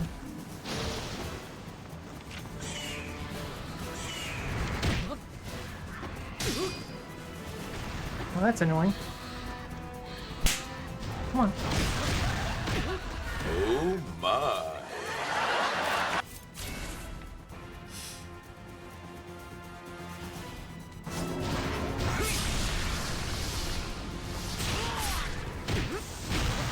One. Come on.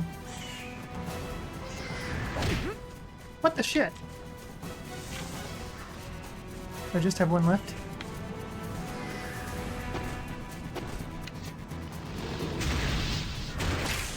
Get down.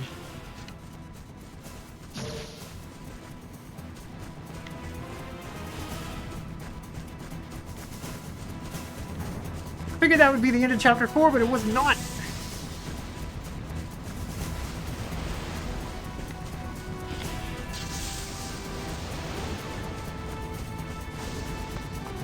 So weird. We're going to the Statue of Liberty.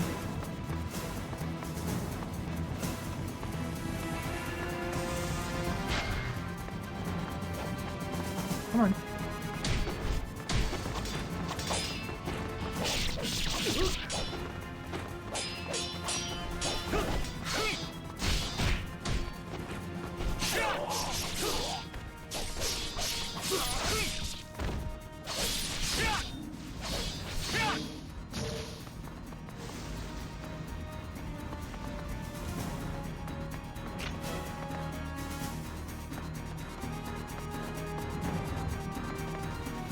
What the?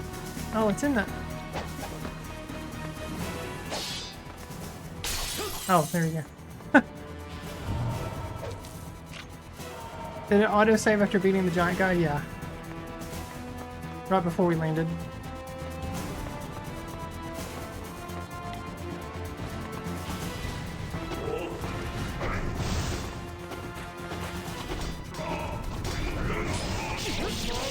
Come on.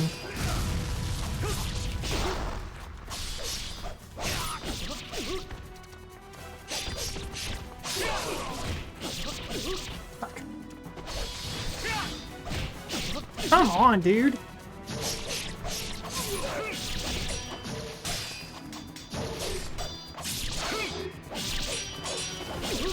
God.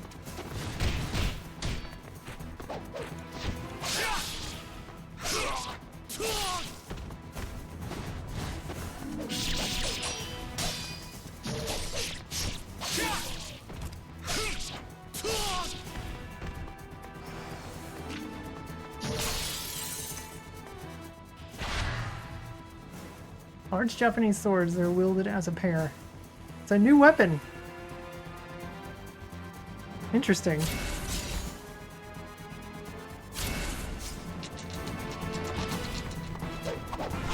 Two swords. Huh.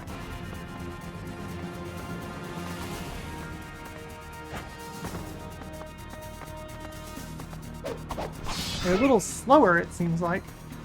But that's really awesome. Huh.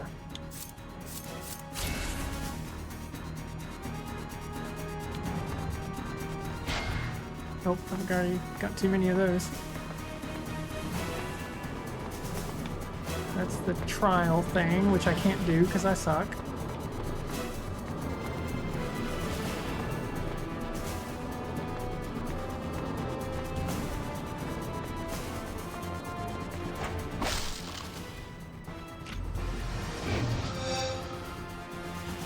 Okay. It's an Xbox.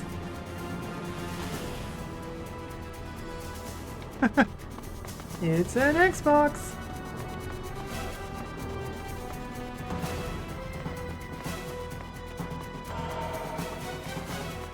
Well, that was nice.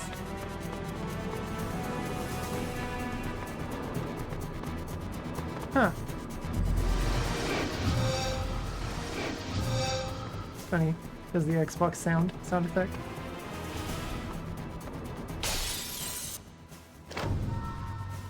The Vigor mythology. The Book of Genesis. In the beginning, a great inconsistency flowed out into the nothing, a nothing that was afraid of its own nothingness. A pure terror without color, without sound, without smell. It formed the root of all deification. And eventually it coalesced into the shape of the first deity, Gerdu. Gerdu gave birth to all elements and provided them with order and function. In a remote area of space where Gerdu provided order, there existed the territory of a chaos formed from elements without shape. This chaos, which had been forgotten during the blessings of Gerdu, existed at first as only an instinctual fear, but eventually the chaos began to take shape and a consciousness was formed within it. At first this was just a small envious presence, but eventually it grew and became clearer. This marked the appearance of the hatred. Lightning, thank you for the resub. 38 months. Here, take my money. Thank you. The chaotic nature of the hatred further evolved it, bringing it to the level of a deity. Oh, Lightning streams with the 100 stream streak. You want me to log it? Because I can log it if you're not able to do it on a computer.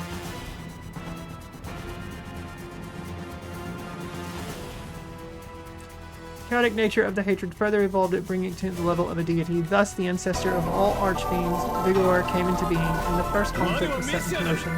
You will do it yourself? Okay. The Book of Evil Deities. The ancestor of all archfiends, Vigor, began to devour the territory of Gerdu, beginning at its center. During endless solar and lunar eclipses, the earth shook and split, the seas dried up only to flood into existence again, and the intense winds swept over everything and fires burned down all of existence, ignoring even the concept of time itself. This is really long. Eventually, Gerdu lost his strength, and the world once again plunged into the chaos from which it had come. Then a great change occurred. During the throes of the unending destruction, the body of Gerdu himself split into fourths. Each part became a deity itself, controlling sentient, wisdom, immortality, and creation. Eventually, they would come together to restore shape to the world again, but in their panic-stricken state after their birth, they still have little power. Ooh, this is long. It's 10 o'clock too. The Book of the Dragons. In this age of panic, the serpent, deity of creation, was the only one of the deities who managed to keep some semblance of sanity. The serpent gave birth to a tiny presence, something that no other being would even notice. The seeds of life. These seeds managed to take hold and grow in the storm of chaos, and ever so slightly began to evolve, eventually becoming 13 dragons whose destinies were to be found in battle. The dragons waged an endless battle against Vigor, who never ceased in his attempts to bring the world into a chaos of hatred. Eventually, the dragons were able to banish Vigor to the very ends of the world. However, it was at this time that the youngest and lowest in position of the dragons, the Dark Dragon, summoned the hatred with its feelings of inferiority. Due to this betrayal, Vigor was able to keep from being completely destroyed. The Book of Fiends. The Dark Dragon, now full of evil intent, joined with Vigor and his spawn of evil deities to further capture the territory of Gerdu. This conflict continued throughout the eons of history, and during its struggle, the first spark of human life appeared in the form of the ancient tribes. Of course, old conflicts never cease, and even in the age of the ancient tribes, the dragon lineage and archfiends continued their battle for tens of thousands of generations, a struggle that finally ended when the members of the dragon lineage were able to seal away the archfiends and their spawn. However, in that age of chaos, all of the bloodlines of the ancient tribes were mixed, and the form and nature of the ancients has been carried on by us, the fiends. Cancel Subaru purchase? I have a Subaru Impreza RS. The Book of the Future. The land that the Archfiend Vigor once held as his final territory has become this, the Land of Vigor. The treachery of the Dark Dragon also occurred here, and this was where the ancient tribes lived. That is why their descendants, we fiends, have taken over control of these lands. With this land as a barrier, the power of Vigor is limited only to this earth. Vigor is the demon of destruction and the deity who creates history. When the decadence of this world has piled up, he will return in a blaze of all-destroying flame and recreate the world. Chaos, like the floods on the banks of a great river, will fulfill this world once again, and we will be the first recipients of this fulfillment. Evolution has and always will begin from here, the Land of Vigor. It has been several hundred years since the Supreme Fiend Gogun established what would eventually become the Vigor Empire here on these lands. If a new warrior of the dragon lineage shall appear, the Holy Emperor shall be infused with the power of the Archfiends. After 7 days from the uniting of His Majesty with the Dark Dragon once again, we fiends will be blessed with an exquisite harmony. Interesting. This section details the history of the statue.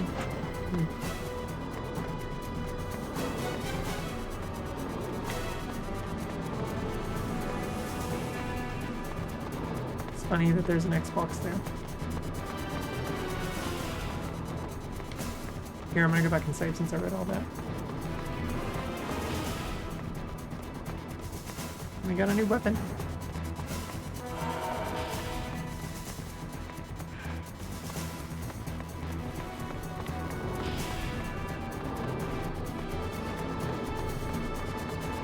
And no healing? I've got 1 healing.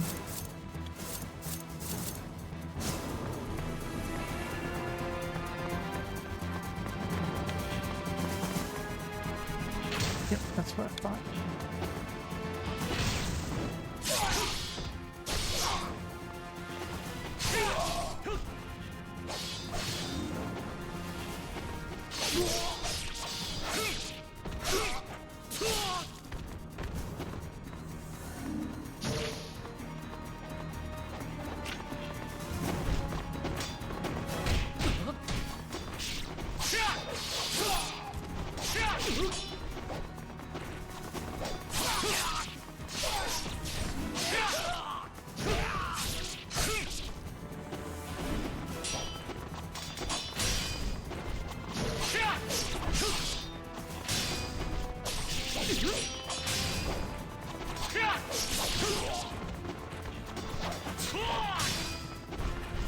Another guy over here.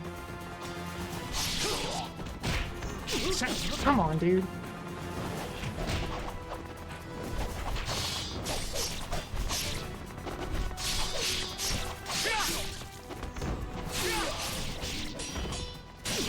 Come on.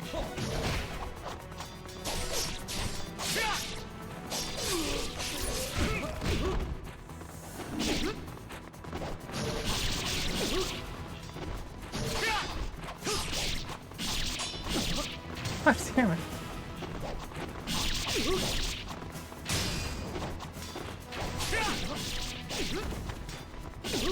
What?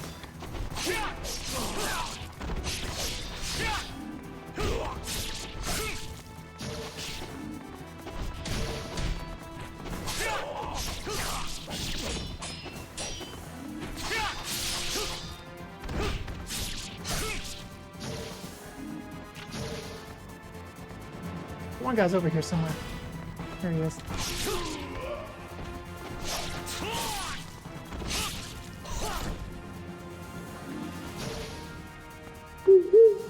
Ah, there's another. Hi, Big Al.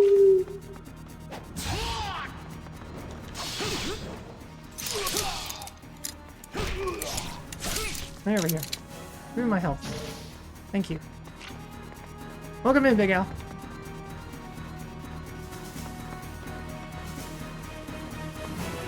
Okay, so we came in there.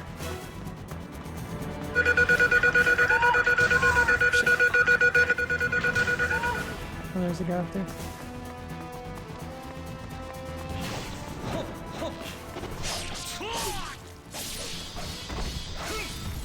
Shit.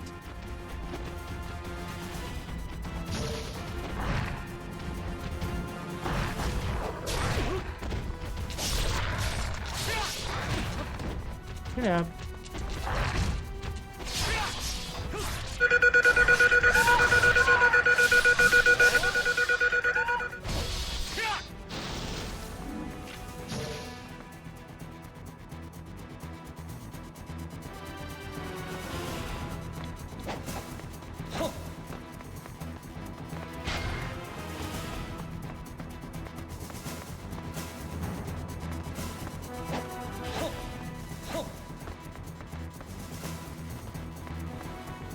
$35 stream streak. Oh, yes, they call him the street. Boogity, boogity.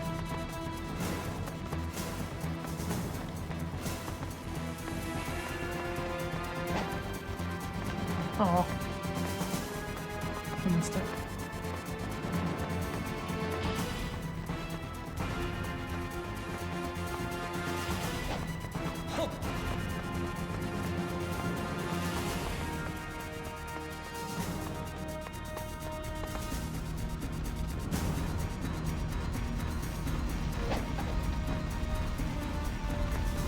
Yep, there they are.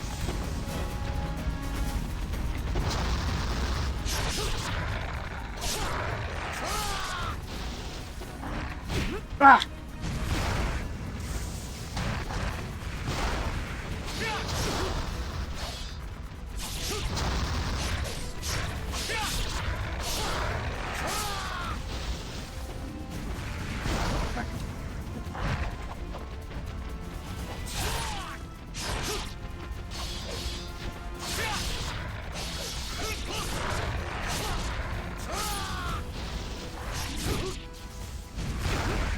Hell, dude.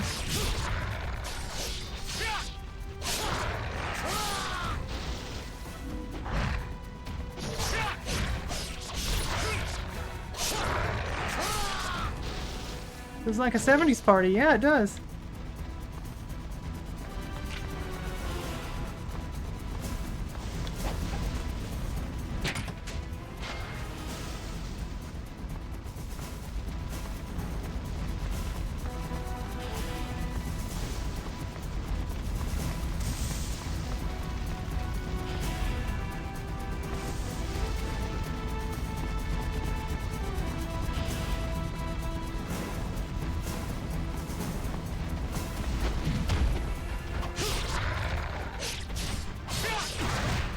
Come on, get up.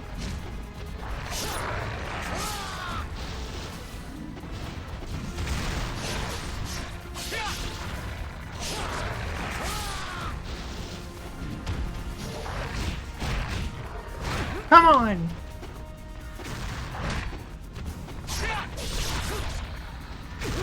Ah!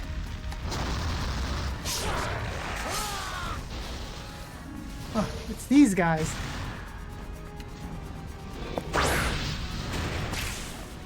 Fuck.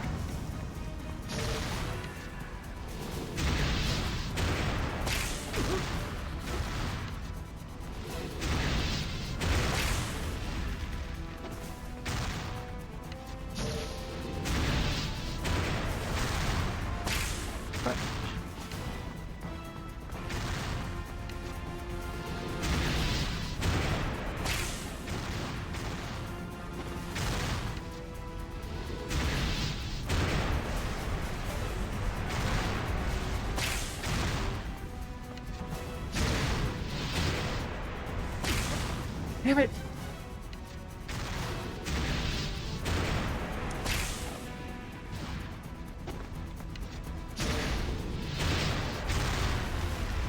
Where'd you go?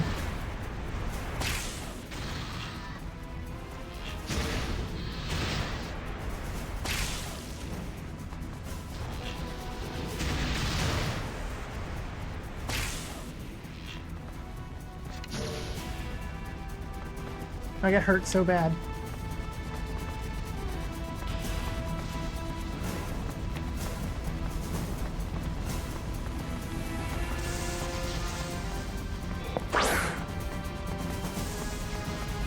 Man.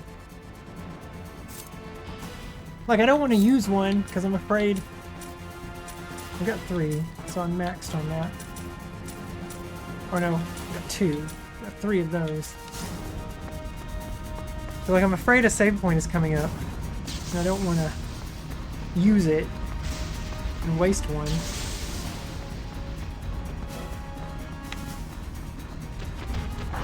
Fuck.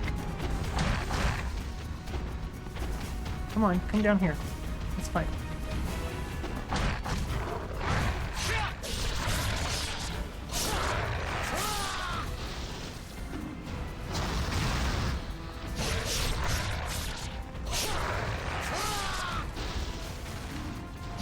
More of these things. Ooh, there's another one.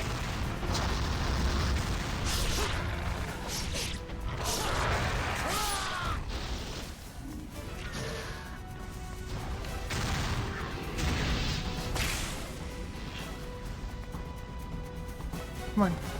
Come on. Come on.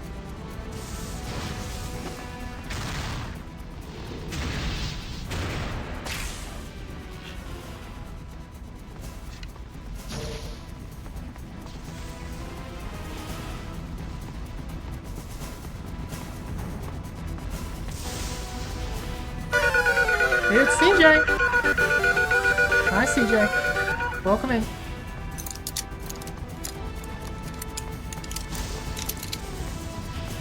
Oh, it's the other side. Okay.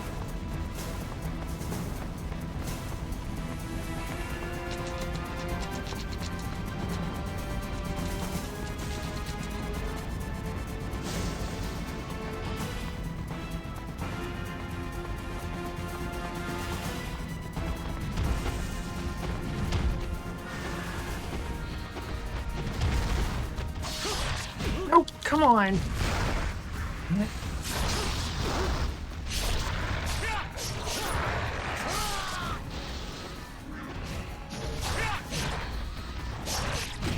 Fuck!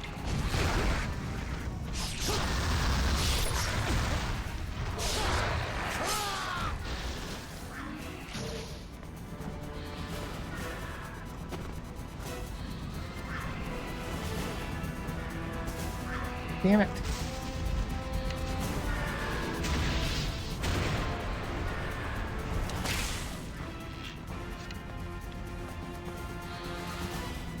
Come on.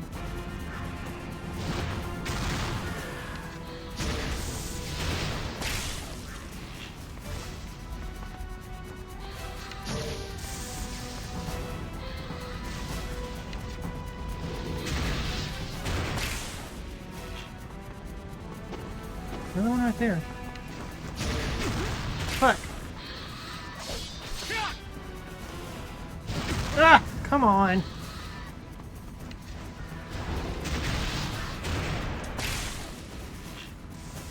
Lurk, thanks for the lurk, CJ. God,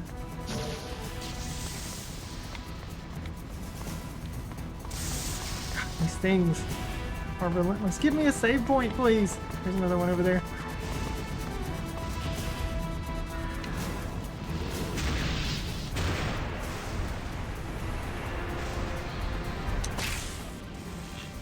Fuck.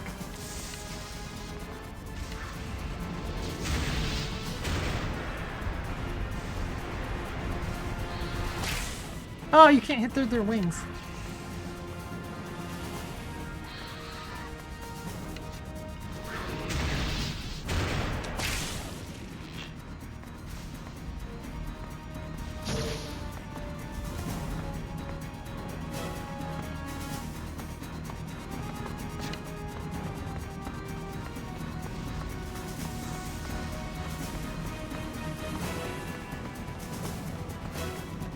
Ah, okay. No one will do there.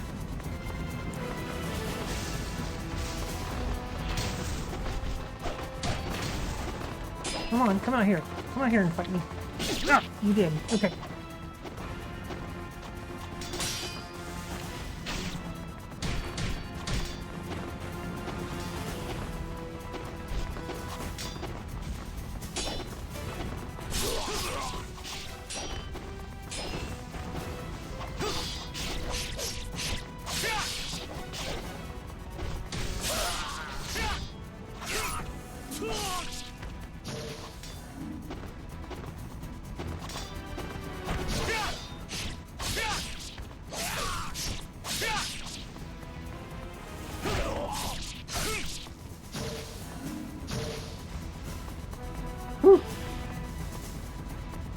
I missed my spread. Yeah. Fear not! A winged creature gets shot down. Anna begs for a save point, and I eat some ribs. Ooh!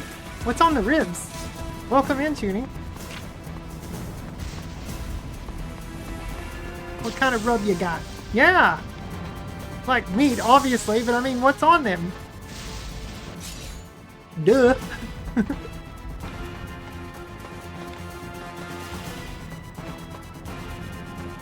It's a Texas bold sauce? Okay.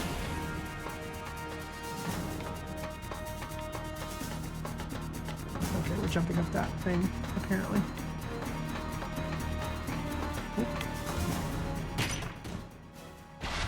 Yes! Oh, thank goodness! This is gonna fill my health up too. Oh, I love it. Life increase. Now I need a save point.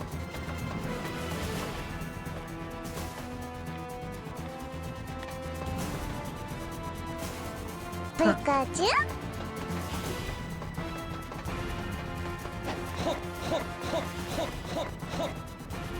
Pikachu? Hang on. Let me go look. Let me go look up the stairs first. You didn't make them, you placed an order. So, that's fine. Oh, there's a save. Thank goodness. Pikachu? Alright. We are saved. Pikachu? We got extended health. This has gotta be the boss fight. Had to respond to hugs. You were busy dressing a salad. No worries. Fuck.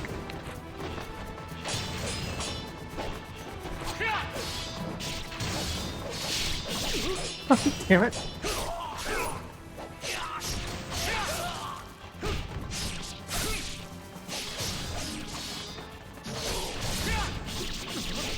Come on.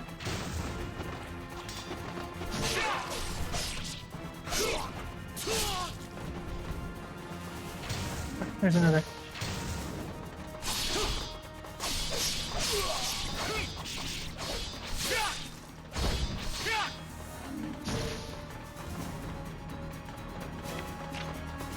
Okay. Oh, there's another.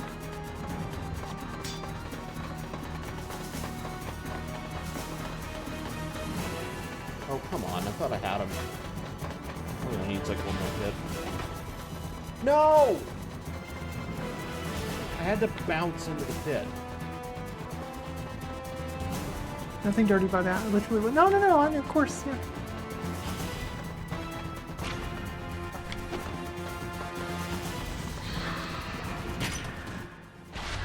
Yes! Ooh, get in there. Oh my god.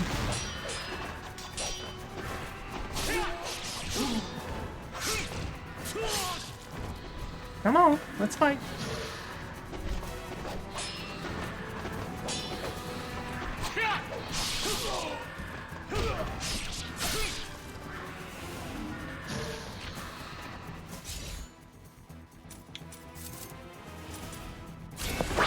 Yeah, we're one away.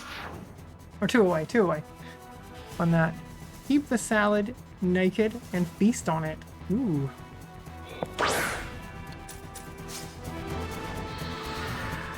I want to kill these things.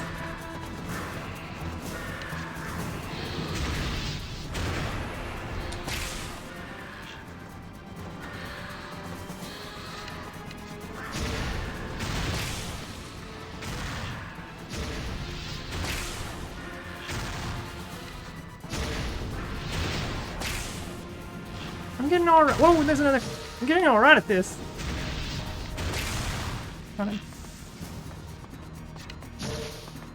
Yeah, I'm getting okay at knocking out the things with the bow. Getting pretty good at it. Should I go down and save since I killed all those enemies? I probably should. There was an enemy up here though. I think. Wasn't there? I thought there was a guy that was standing guard.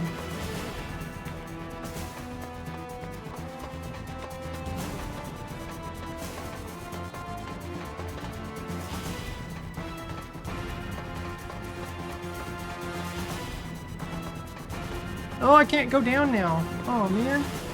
Oh, it's because we came from here. I just like that this game isn't yelling reload every 2 seconds when those flying creatures are on the screen. Yeah. You're excited to play this someday? You should be, Diesel. This is pretty damn good.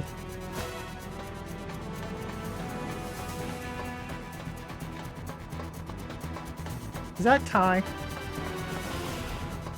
Or is that you? Oh. Sound effect in your game. I thought it was Ty licking the little wrapper thing.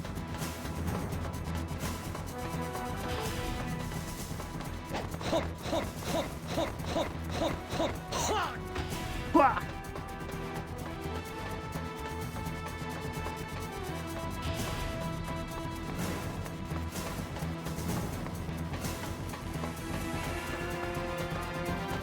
Okay. Now we go up again.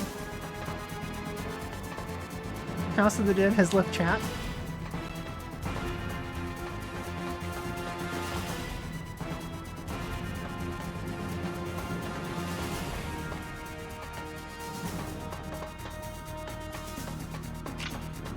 Hirashai. 19. Oh, I'm so close to upgrading it.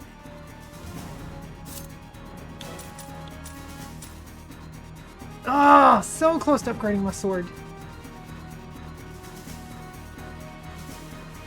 Could upgrade the other swords, Dragon's Claw and Tiger's Fang. But I want to upgrade the Dragon Sword.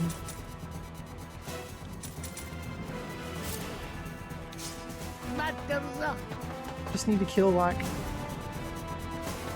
just a couple of enemies, but I'm so afraid that they're about to make me fight a boss.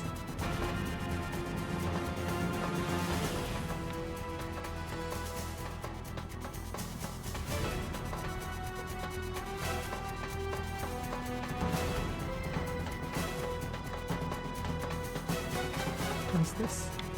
Oh, you can't go down there. Oh, you can! Oh, that's a secret. That's a secret. Or that's the way to go. Never mind.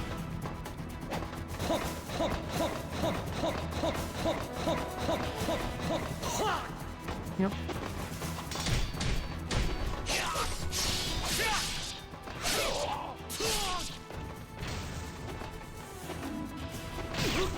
Come on.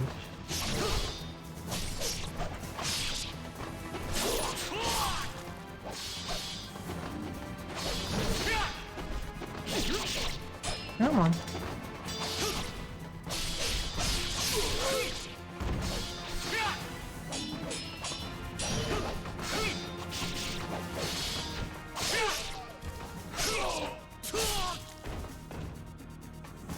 Okay, that should be enough now.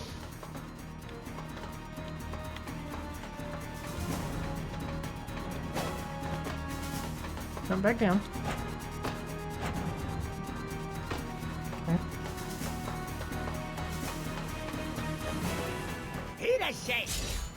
Oh, it's not enough! It's just 200. Oh, I had 19,335.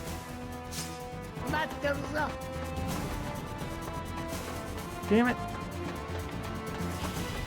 Thought I had enough essence.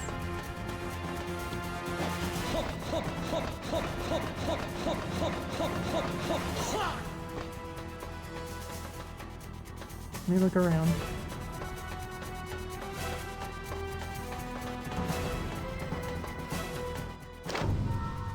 The Four Greater Fiends, Part 2. Eventually, the tension between the four fiend rulers turned into a fierce battle. The world was plunged into chaos as though hell had erupted on Earth. This infernal conflict drew the attention of one of the archfiends known as Vazda. No relation to Mazda. Slowly he arose from his deep slumber to glimpse at the commotion. Lord Vazda's eyes opened up a man, a lone human, who plummeted into the deep abyss of the archfiend's stare.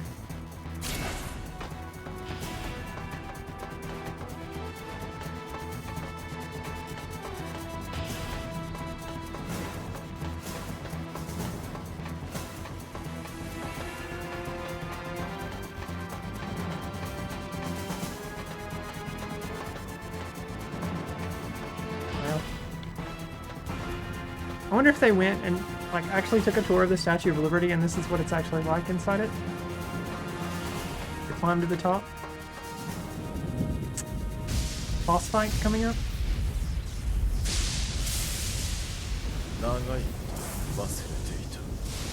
I'm assuming he's one of the archfiends.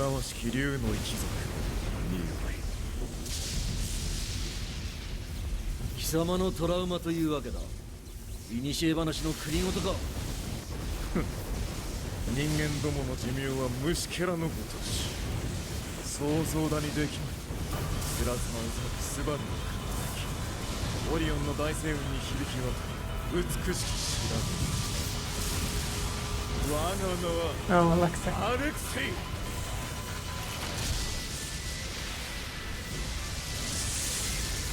視察19の一角。招く電撃を支配する。 Oh, he is one of the fiends. Yeah. Ugh.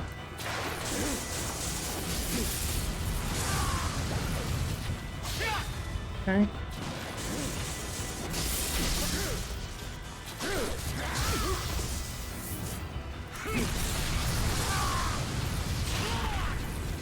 Damn, I wasted it. Ah! Wasted it again. Try it again.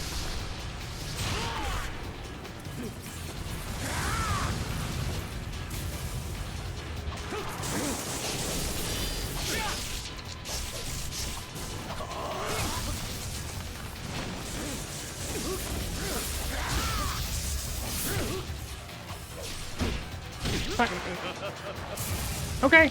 Yeah. Let me go. Come on. I know I'm not. Oh man, this is gonna be tough. Okay. I don't even know how to use. I wasted all 3 of my things. Blasted my health.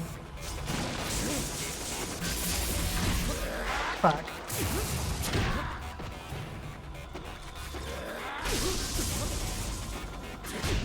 Fuck! What the hell do I do?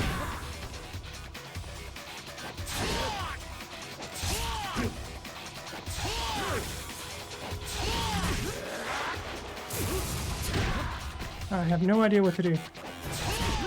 I'm dead.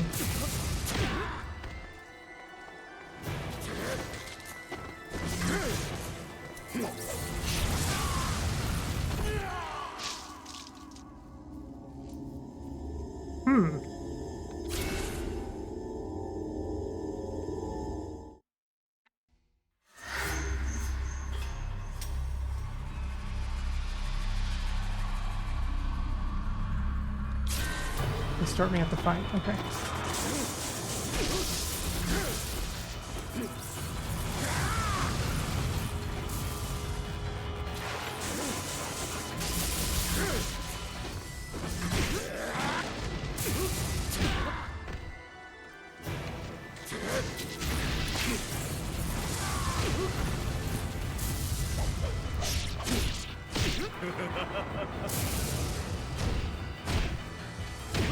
Yep.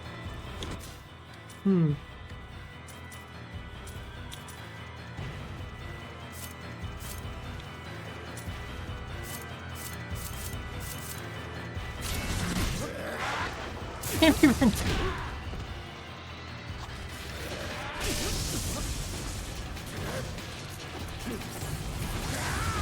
Does he block my stuff?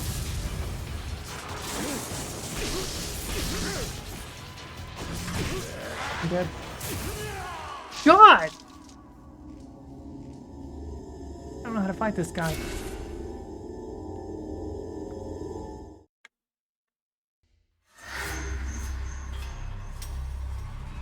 Good attempt? I don't know about that. Oh man. I don't know about he didn't even get a chance. Oh man.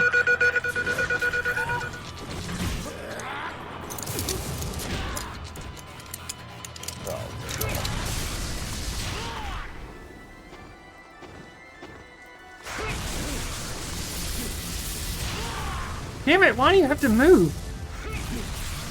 Stop moving! Yeah, but what's the use of that? Speed and power. You got some hits on him, man.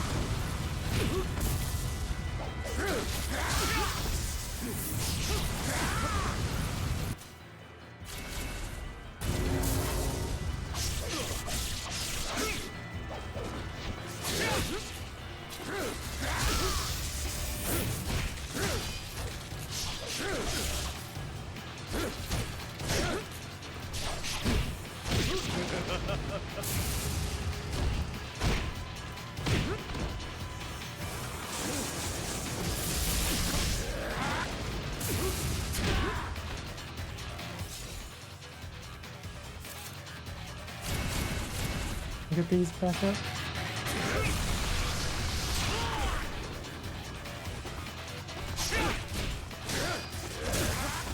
Fuck! I mean, that was better.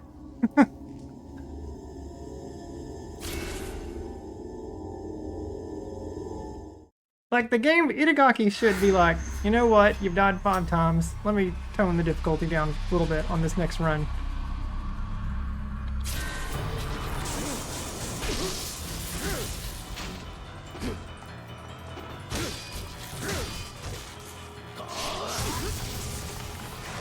Oh no! Anyway, last week...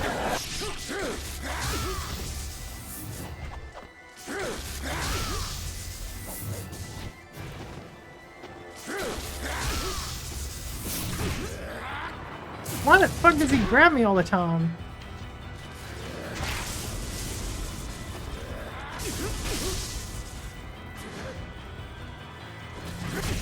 Oh, I'm out of arrows.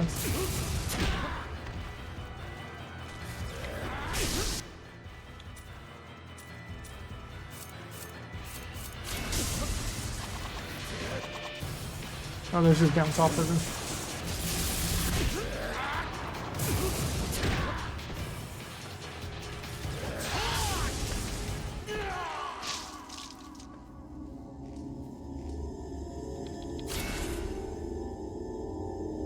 I'm sure this is the end of the chapter here.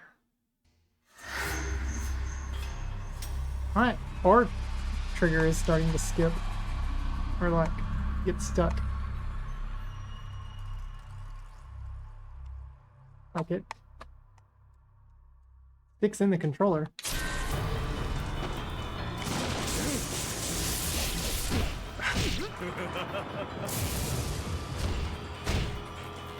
Yep, that's... Ah!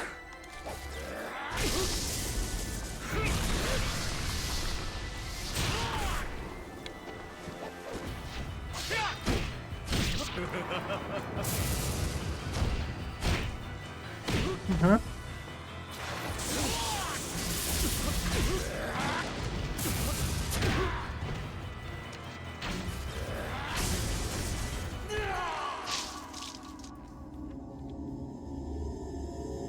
I had a pretty decent one that 2 attempts ago.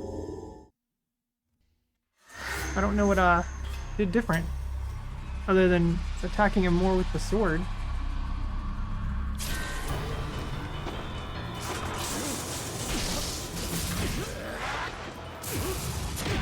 I don't know why.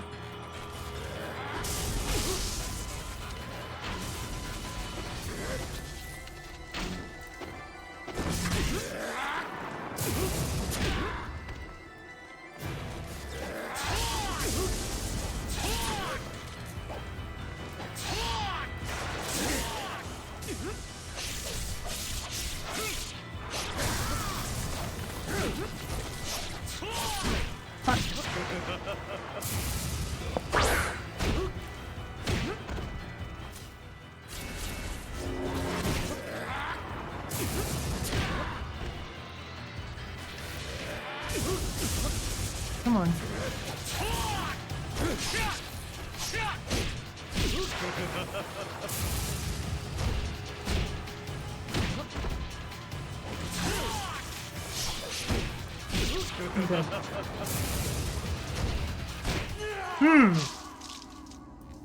Like, you gotta...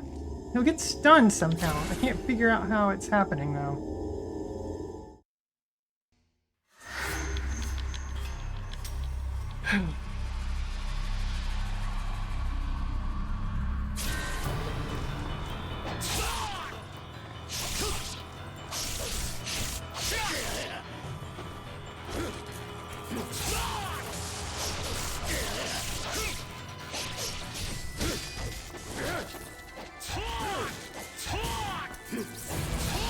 Come on.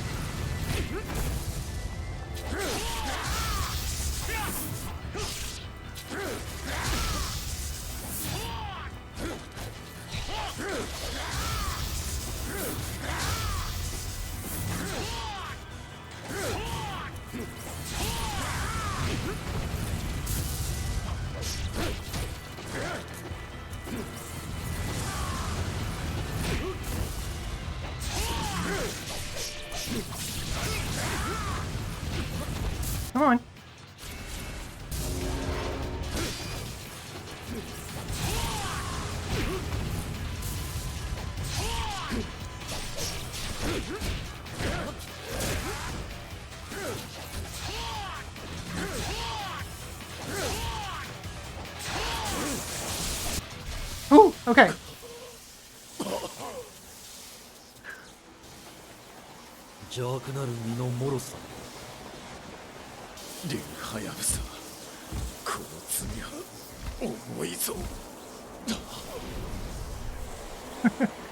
He's not dead though. Not yet. He's just gonna go splat. For now. Is that Sonya? That's Sonya. Big titty girl!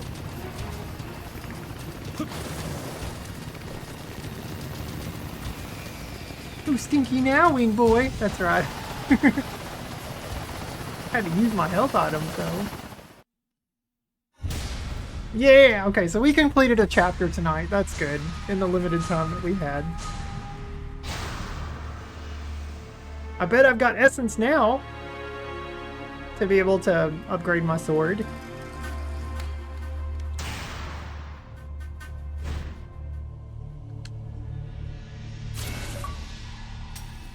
Vanquish still. Okay, never mind. I guess he's dead, maybe. I don't know. I got an achievement for it.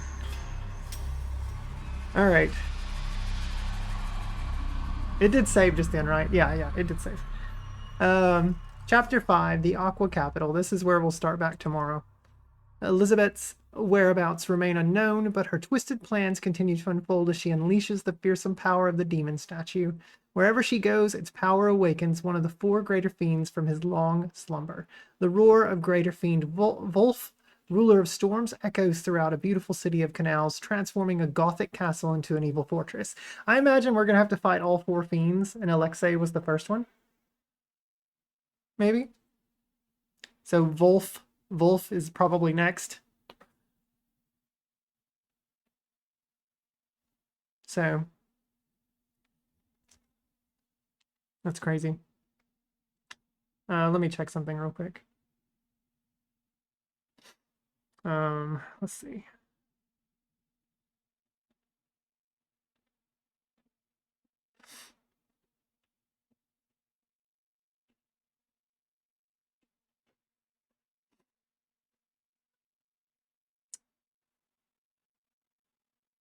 Dan, you were incorrect, by the way, my friend. There are not 17 chapters, there are 14. Okay, so yeah, that was... We're getting there. We're a third of the way through the game now. A third of the way. Alright. It did, yeah, it did save. It did save. I'm pretty sure it did. I'll go ahead and get through this scene though, and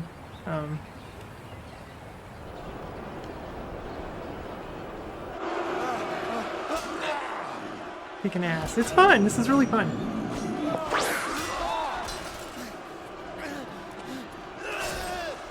Uh-oh. Oh, he's pissed. Oh god. That must be Wolf. We're about to fight some hounds. Are you not entertained? I'm very entertained. Oh look, it's Goro!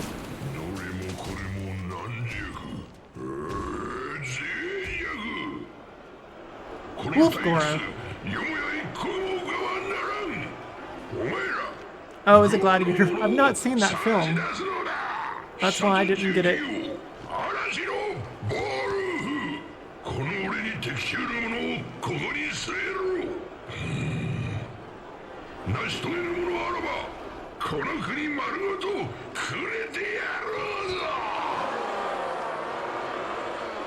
This is Harry Goro.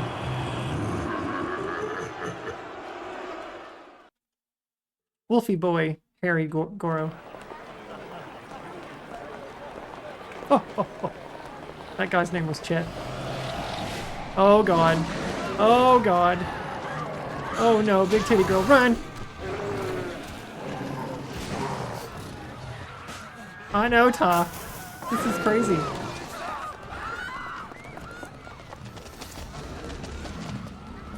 What, Ta? Hang on.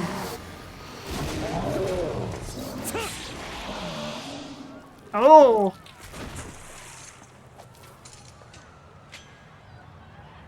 I imagine that's where it starts. Hey, buddy. Alright. Alright. I don't think you can save here. Save this manual. Autosave slot will automatically be overwritten.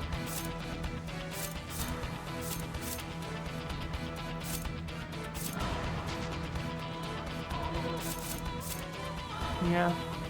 I think it... This is now saving. Whenever you do that. But... Alright. Hi, Ty. Are you gonna help Mama whoop some bad guys? He's gonna help me figure out someone to raid. Aren't you, Ty? Yeah, he's so happy. He's making biscuits in my arm and it hurts.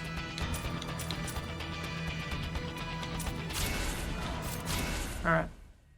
Let me make sure. We should be okay. Yeah, chapter 4 completed. Okay. So yeah, we'll start back there at that cutscene. To start. But I do need to go ahead and log this. What was chapter 5 called again? Shit. I forgot the name. Just then. What it said. No, Ty, you're being so cute. Oh, I actually have it right here. The Aqua Capital. That's right. We're gonna hang out and chat for just a few minutes, though. I'll probably chat for like 10 minutes. While we wind this down. This game is really super fun. Let me log it on the backloggery real quick. Man, it's really warm in here too. I want to open the window back up. The fan is off over here as well. I see. Looks tough to. Oh, it's very tough. I've used all my healing stuff. But it's like, so I'm sure I'm about to cross, or have crossed with that boss fight, cross 20,000 essence, and now I either have two options. I can either repurchase a bunch of healing items, or I could go ahead and upgrade my sword at the next thing. I can't believe I couldn't get that upgraded right before that boss. I knew that's what was going to happen when I walked up the stairs, but there just wasn't enough. There weren't enough enemies to be able to allow me to get to 20. If I wouldn't have bought some health back at that one shop earlier down on the city streets, I probably would have had enough. Or I would have had enough, for sure, 100% would have had enough. But that's what you get. Like, it's a balancing act. Trying to figure out whether you think you need healing items or just get more powerful and rely on your skill.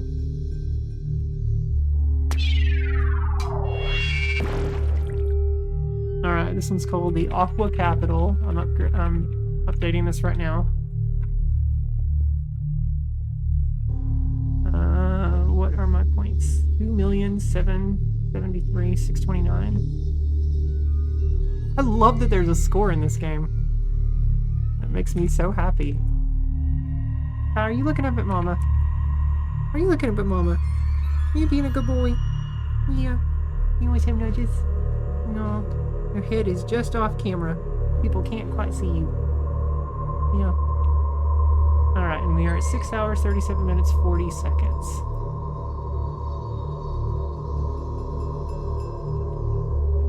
But hey, I figured out that boss. You had to do the flying swallow attack to stun him. And then once he's stunned, he was like hunched over and you could attack him. But only for like a few short seconds.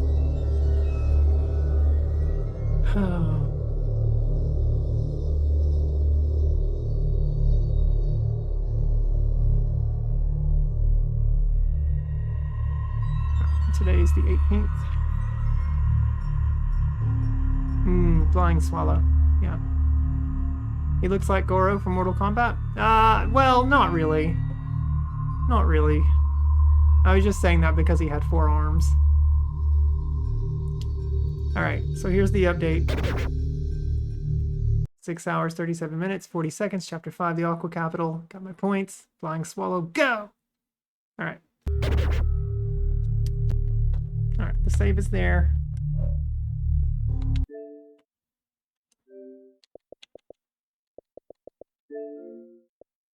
Okay. How do you... That's right. Okay.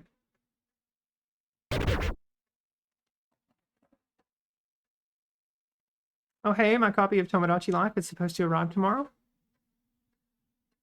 That's exciting. I need to do reviews for Pokemon Pokopia and Yakuza 0 now. I've got to get this set up. Really, yes? Yeah, Dan, you fibbed to me. There are not 17 chapters in this game. Why did you tell me that?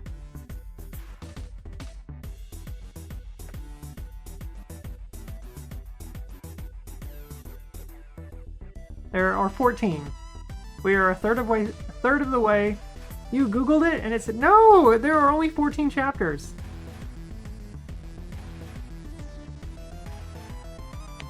Maybe on Ninja Gaiden 2 Black, they might have added more chapters.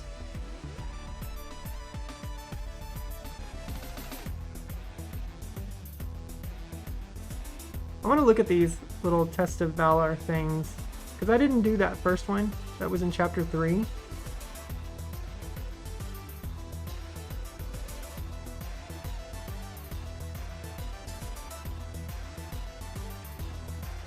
Oh, I see. When you complete it, you get a Lives of the Thousand Gods. So they're worth it if you can get them. That increases your health.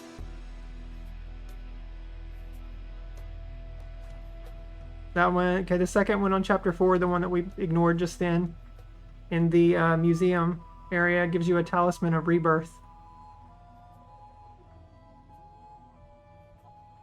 Oh man. Yeah, they give you good items, but I'm just so not good enough. They like throw tons of enemies out at you. Well. Yeah. There are, I'm looking at this wiki for the game, 14. Ignore the Taylor Swift ad.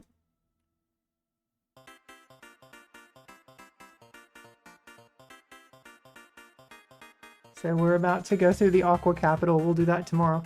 I'm gonna form a Polycule with Majima and Goro for Mortal Kombat. You totally do that, Dan.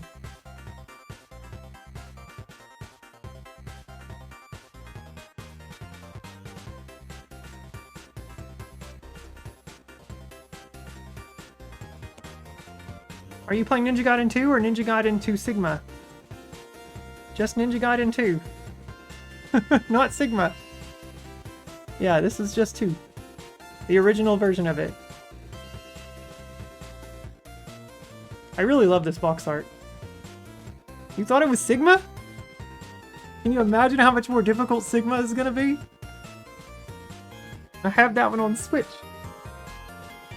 Oh man. It says built from the ground up by Team Ninja for Xbox 360, this is the very best in breathtaking realistic visuals, responsive control, and thrilling combat. Featuring a new auto-healing and save point system and extensive story with multiple difficulty levels, ideal for casual players, and challenging enough for the most demanding serious gamers. And it says experience an all-new combat system requiring skill and mastery of a full arsenal of weapons and moves, including brutal new primary weapons as well as enhanced versions of previous favorites.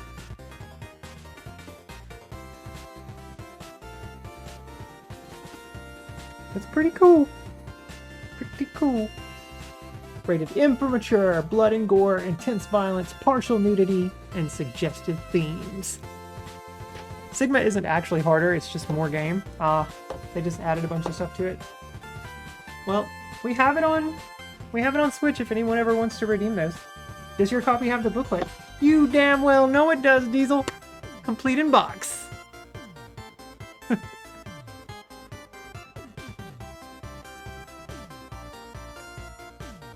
Yep. I haven't even looked at the booklet. I guess that would tell me some stuff, wouldn't it? Look at that. The story. Man, I miss instruction booklets. Why can new games not have these? Upsets me so much. Especially since they're trying to go all digital now. Like, oh, okay, obviously you're not producing as many physical copies anymore. Put the instruction booklets back in there! Come on! Make the paper out of hemp!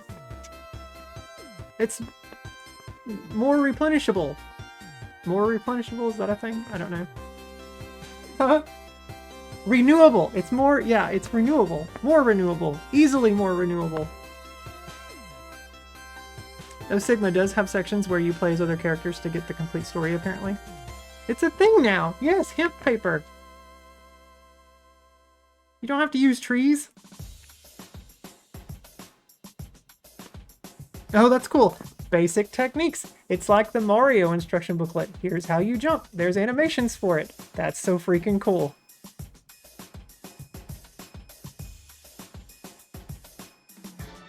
I love it.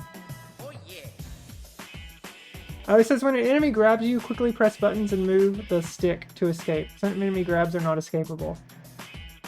Ah, see, I've only been pushing jump and my attack button. Like, smashing those. I didn't even think about wiggling the stick. And pushing all 4 face buttons.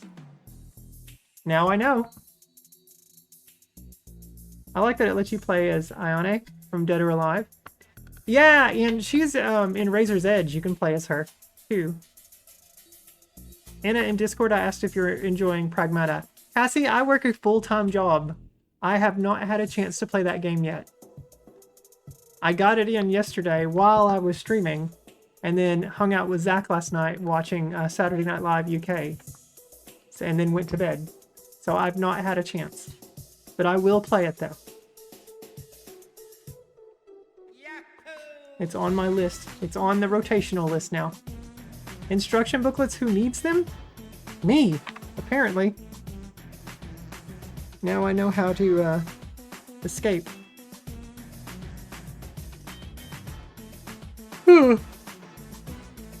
This is really so cool.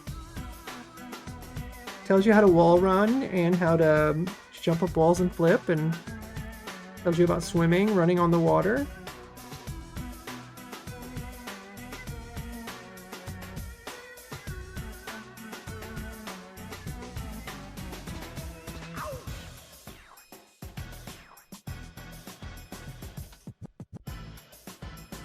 Oh, so the instruction booklet shows you the items, or shows you the weapons that you can get throughout the game.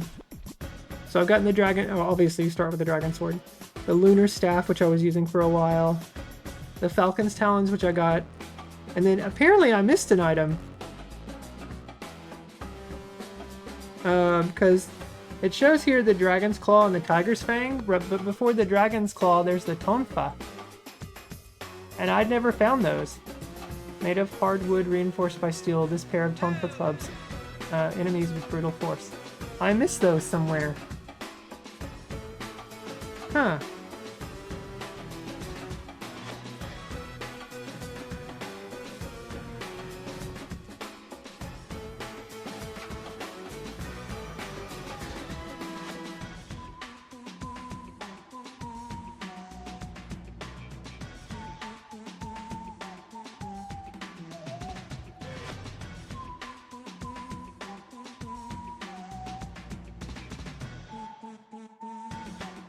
I need them. Gotta have something to read on the pooper. Yeah! Exactly. There's 4 Nimpos too. Art of the Inferno, Windblades, Piercing Void, and Flame Phoenix. I've only got the first 2, Inferno and Windblades. And I've got Windblades fully upgraded.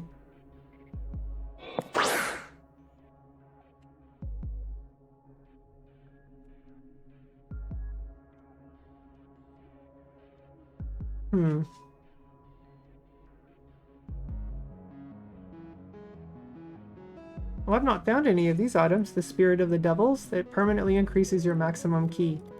Because right now I only have 3.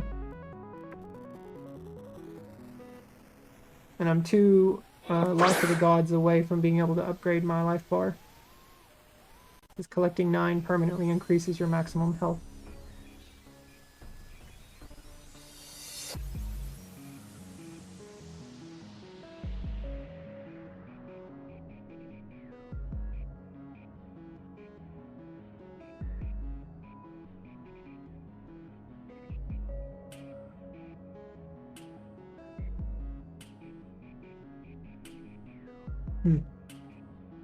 Up to which chapter have you played Ninja Gaiden 2, or did you beat it? No, I've not beat it yet. BR1. Is it Brizzle? Is that how you say your name? Brizzle? I've not, welcome in, by the way. I've not beaten it. We just got to chapter 5, so I'm like a third of the way through the game. But we're playing the original version on my Series X.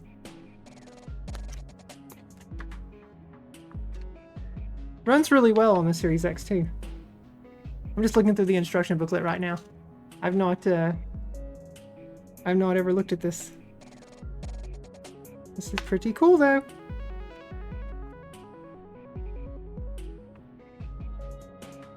Okay, here's Ninja Cinema. I had a question about that earlier. It says record your gameplay, then review the videos to identify your strengths and weaknesses. To record videos, press left to open the, it's the options menu button. Then set Ninja Cinema recording to on. Every time you save at a statue of the Earth Dragon, a video of your recent gameplay is saved in the Ninja Cinema. To watch your video, select Ninja Cinema on the main menu. Ah! So it'll show you some of your fight. That's kind of cool. Huh. Well, why wouldn't you just keep that on all the time then? Upscaled version? Oh yeah, it's a lot better on Xbox One onwards. Yeah, it plays really well. I'm really enjoying the game. Really fun. I have the Ninja Gaiden Master Collection on Switch. I've not played any of those yet, but I've played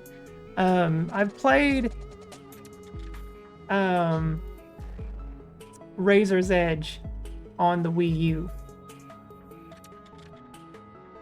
Played Razor's Edge on the Wii U. Yeah.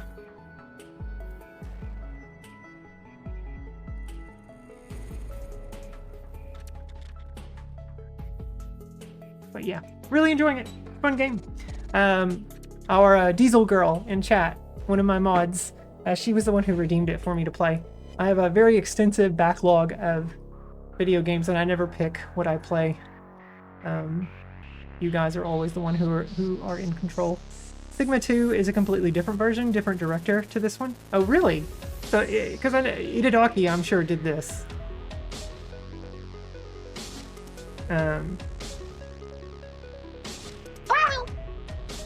So he must have not have had anything to do with Sigma.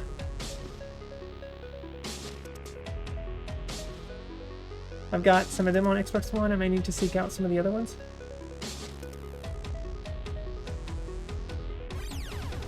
Pikachu? Diesel, have you played Razor's Edge? Or Ninja Gaiden 3? My crotch is itching. Shaved the other day. Everything's itchy. Let me look up some stuff here. You played Razor's Edge. You're at the last boss, yeah. Yeah, Itagaki. No, he got fired during Ninja Gaiden 2's development. Wow. So he didn't even get to finish the game he was directing or working on, producing, whatever. You gotta pick it back up sometime. It's a really good game. Yeah, I love Razor's Edge. I really enjoyed it. Like I said yesterday, it was a game that I started playing on a harder difficulty because I'm like, yeah, let's go. And then I quickly realized, oh no, I can't do that. And I had to scale it back to the easiest difficulty, and I still had trouble. Still had a ton of trouble. But it was really fun. I enjoyed it. Let's see. Ninja Gaiden 2 Sigma Director. True, it has some goofy glitches because of it, and still the best 3D character action game ever, in my opinion. Oh, Ninja Gaiden 2? Yeah. Yeah, CJ would pop in and be like, Deathless Run, win. Yeah. Yeah, I'd like to see CJ try these games. Yeah, Ninja Gaiden Sigma 2 stylized as Ninja Gaiden with the little symbol. Is that Latin? Let's see. The director was Yosuke Hayashi. Yosuke Hayashi. Sigma 2.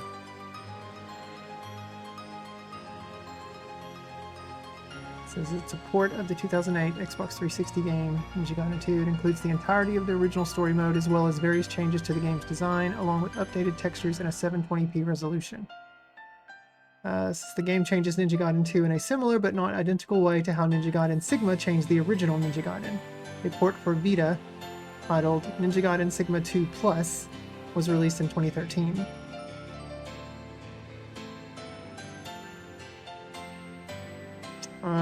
Then it says Sigma 2 was released for Windows, Switch, PS4, and Xbox One as part of the Master Collection on the 10th of June in 2021. An Unreal Engine 5 remaster that blends more aspects from the original game with Sigma 2, titled Ninja Gaiden 2 Black, was announced and released for PS5, Windows, and Series X, which I also have that too. Somewhere here.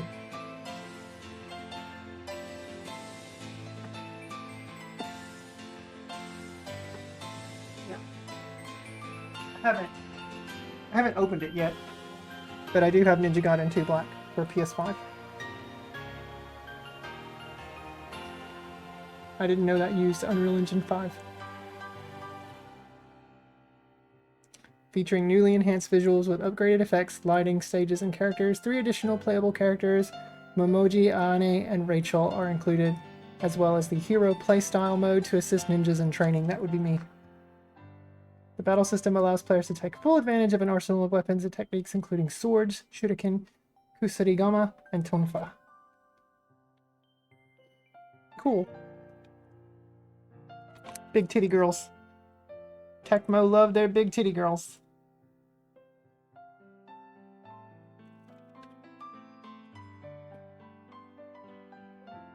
On Master Ninja Deathless, only one person I believe has ever done that. Master Ninja Deathless. Shane Itagaki just couldn't not sexually harass women in the workplace in an ongoing manner for years at a time. Every time I hear people idolize the man, I'm just like, fucking what? It's a shame Itagaki just couldn't. Okay. I was like, I don't think his name's Shane. And I was thinking of building a giant Tomodachi life, living the dream logo in Minecraft. You do that, Cassie. You do whatever your heart tells you to do. HR's worst nightmare. Yeah. But yeah.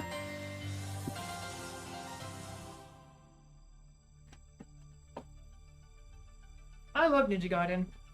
I'm a big fan of the series.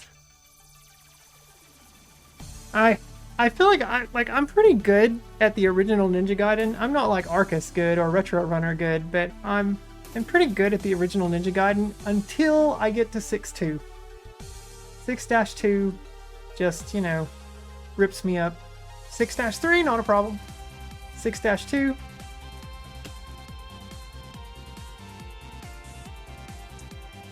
Build it 300 cubes up in the air in survival mode. It's my problem is hanging on to the spinny slash move, because I just want to like break all the lanterns, and I have a problem with when I do that accidentally getting the item that I don't want. So, and 6-2 is easy to get through if you have the spinny slash move. The classic Ninja Gaiden games are also very brutal, but cool that you like them. I do, yeah. I don't like Ninja Gaiden 2 as much on the NES. Ninja Gaiden 2 can kick rocks. I think that's a bad game. It's just really badly designed. Stage layouts are horrendous. I mean, it's got a really cool ability with the Gekito, whatever you call it. No, not Gekito.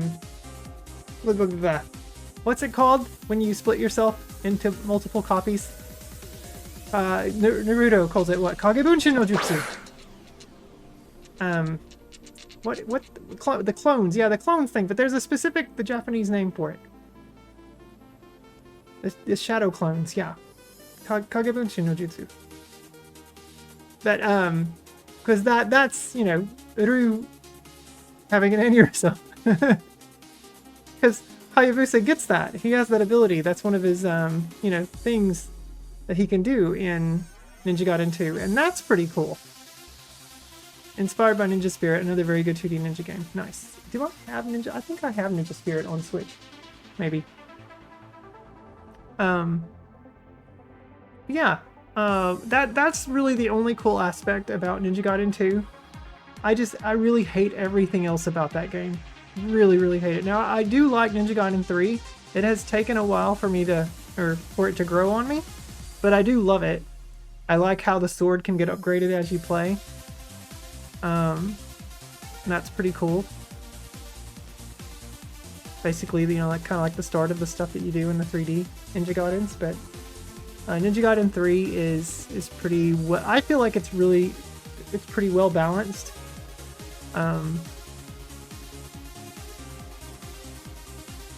But yeah. Originally, it was in the arcade with the PC Engine TurboGrafx, received a very nice port of Ninja Spirit. I don't know, do I have?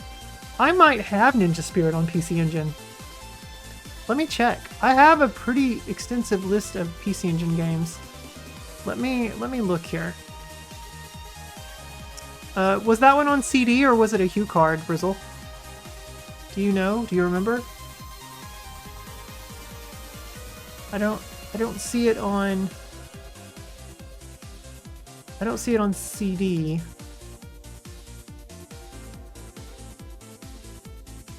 I might have it on... It might be a Hue card. Let me see. It was a Hue card. I've got... Is it Ninja Ryukenen? Ninja Ryukenen? I have that.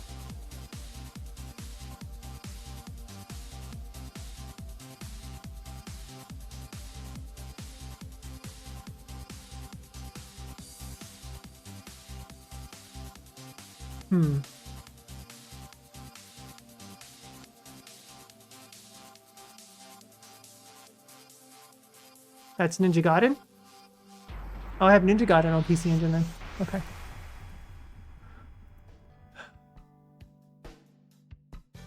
Oh yeah.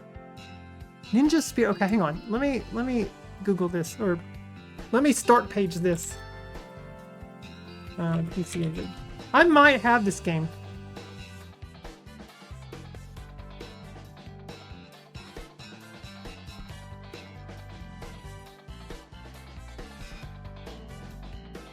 Maybe.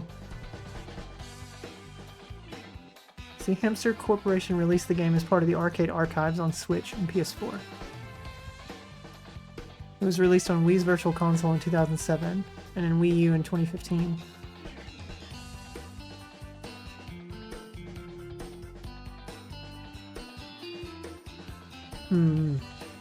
Ninja Spirit. Do I have... I'm looking on... I wonder if I have it listed under...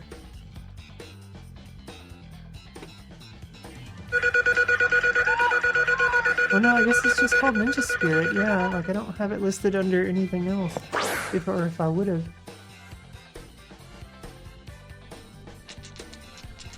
Yeah, I guess I don't have the game. I'll have to ask Famicom about that game. See if he can find me a copy. Oh, hey, there's Famicom. Hey Famicom, how much does Ninja Spirit go for on PC Engine? Because I apparently don't have that game. And it looks pretty cool.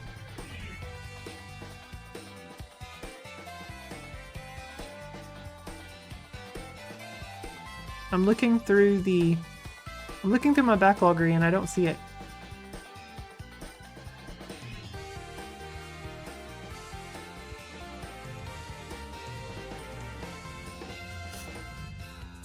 What system? It's PC Engine.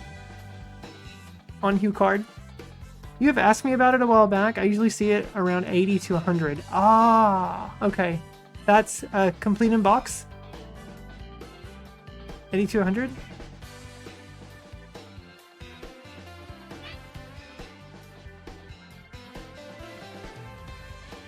It's a great game though. Yeah, it looks really cool.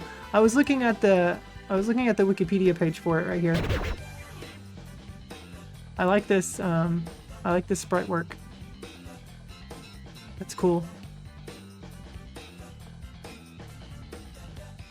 The arcade flyer here.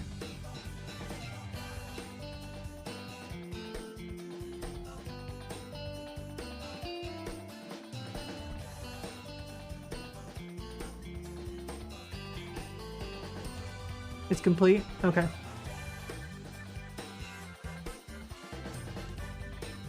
I would be down for getting a copy of that Famicom.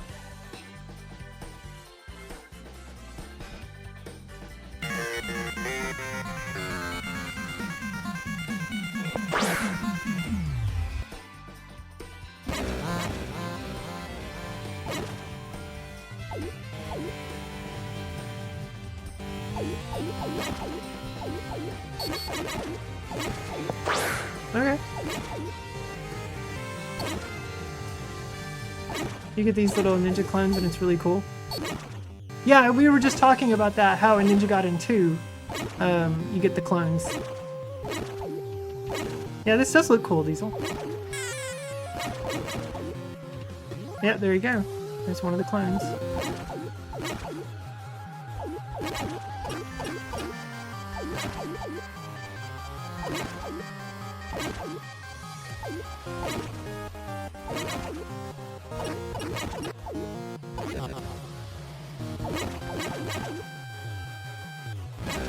Oh, nice. So, Diesel, you can get this, if you have a Switch, you can get this on, you can get the arcade version on Switch. It's probably on all the consoles, honestly. So you can probably get it on Xbox. It's by Hamster Corporation, the Arcade Archives thing, so it's on there.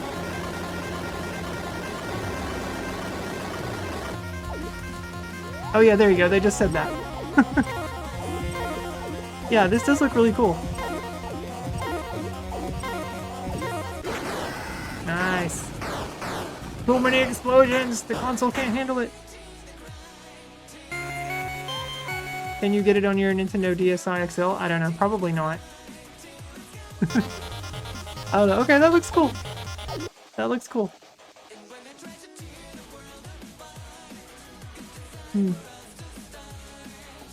It's on all of these platforms. There's a Game Boy version, apparently. There's a Commodore 64 version.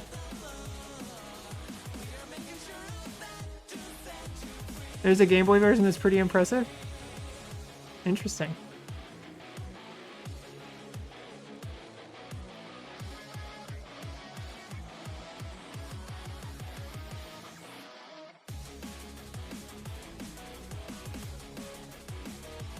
ZX Spectrum? You never heard of that? It's a British thing. British PC computing thing. Lots of British UK games made on the ZX Spectrum.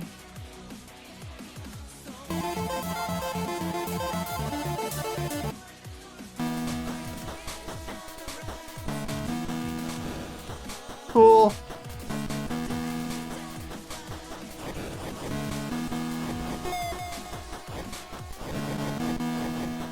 There's the clone. Yeah, that's pretty impressive for Game Boy.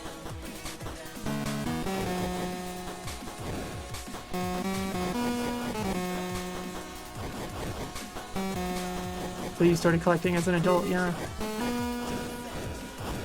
Speaking of British computers, I have the Amiga 1200 Maxi pre-ordered for release this summer, and I'm excited about that. The Amiga 1200. I've heard of Amiga. I've never heard of an Amiga 1200 Maxi. It's no Radar Mission. No, Radar Mission looks really good. Oh, this boss is different from the one we just saw. Oh, nope, never mind. It's the same.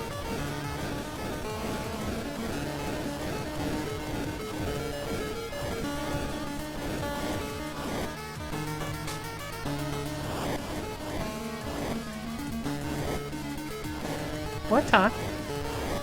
What, baby?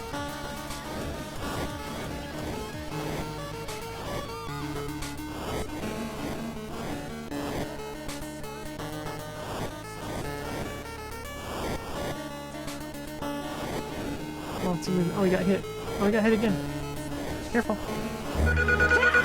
Hi, Retro. Welcome in.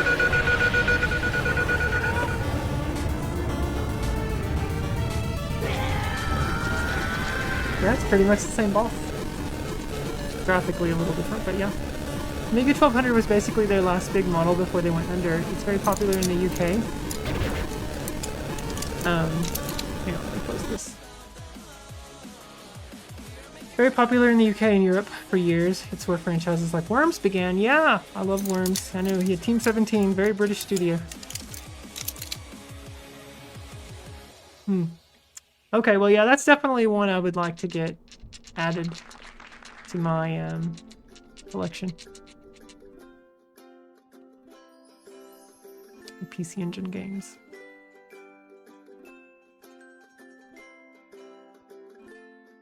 How you doing tonight, Retro?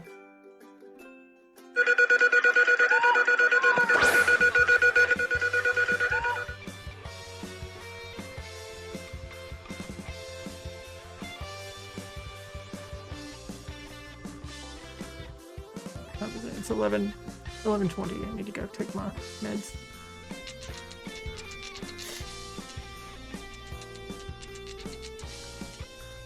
Oh, let's see here.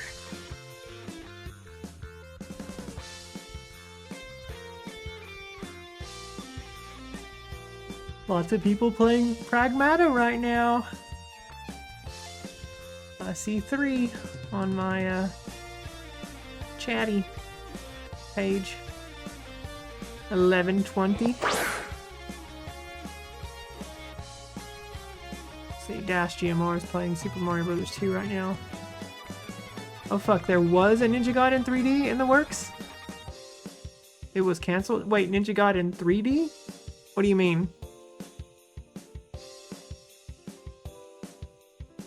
Like for Virtual Boy? Oh, my eye hurts. 3DS? Oh, Ninja Gaiden 3D like on 3DS. A port of Ninja Gaiden Black for the 3DS. Wow. And I have some games I would like to redeem if I win the chest. You can only redeem 1 per week, Big Al. 1 per week.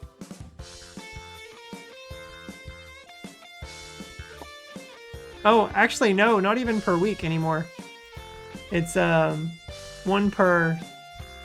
Hang on. I think it's 1 per every 2 weeks. Yeah, can only redeem 1... Up to 1... Yeah, you can only redeem 1 game every 2 weeks.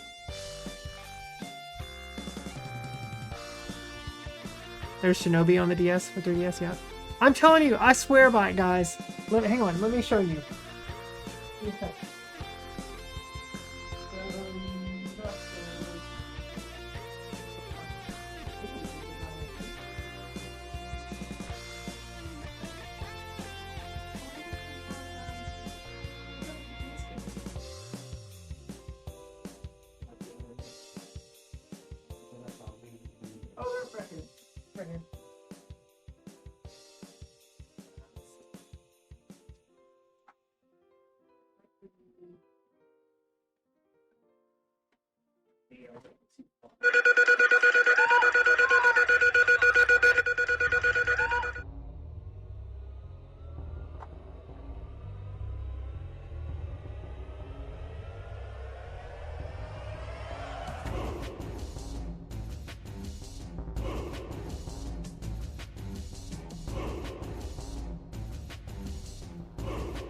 Yeah, that is just primed and ready. Just.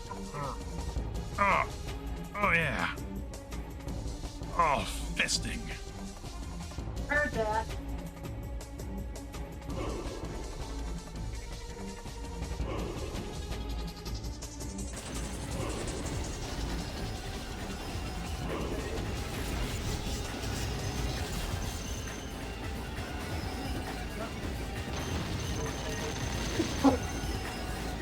I found it. Oh, what? Anna's apartment is a game over video games. I mean, I have a lot of stuff. I have a lot of games. This is a kick-ass game. Ninja Gaiden Dragon Sword is very good. Some places did not review it well, but I thoroughly enjoyed it. I think it's a fantastic Ninja Gaiden game. Like, it uses Like, I was trying to describe this. Let's play it. I'll get it. Like, I was trying to describe this the other day. So, it's like 3D Ninja Gaiden. Like what we're currently playing. But it uses fixed camera angles and like pre-rendered backgrounds, sort of like, you know, the Final Fantasy, like the PlayStation Final Fantasy games. But the way that you fight and attack is just like what we're doing on Ninja Gaiden 2. But it's really good. It's a really pretty game on DS. It can be very hard. But it's very good. Very, very, very good.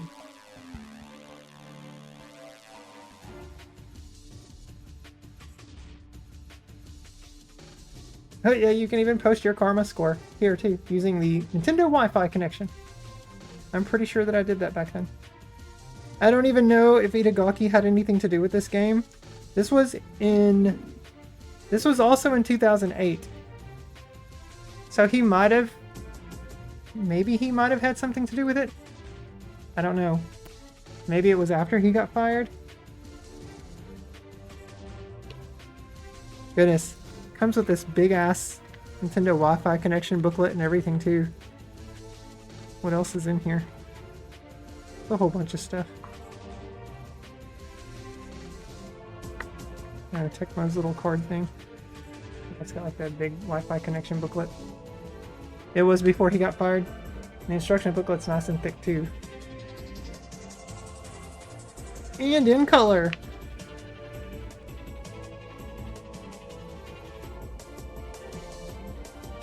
So yeah. Oh, I totally forgot about this.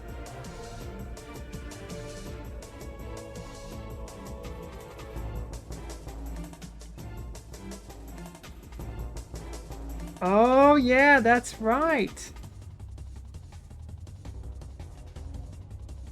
See? Okay.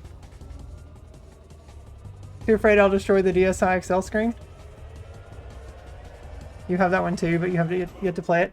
So to play this game, you hold the DS on its side. You hold it like a book. And you move Hayabusa around using the stylus on the screen to guide him into different directions. And you swipe. You like do quick little swipes and jabs and stuff to do different attacks. It's really cool, and it feels really cool too. When you start pulling off combos and everything. But I had a really, really great time with this game. Yeah, it says choose the hand with which you hold the stylus. Because it will change things up for you based on whether you're left or right-handed.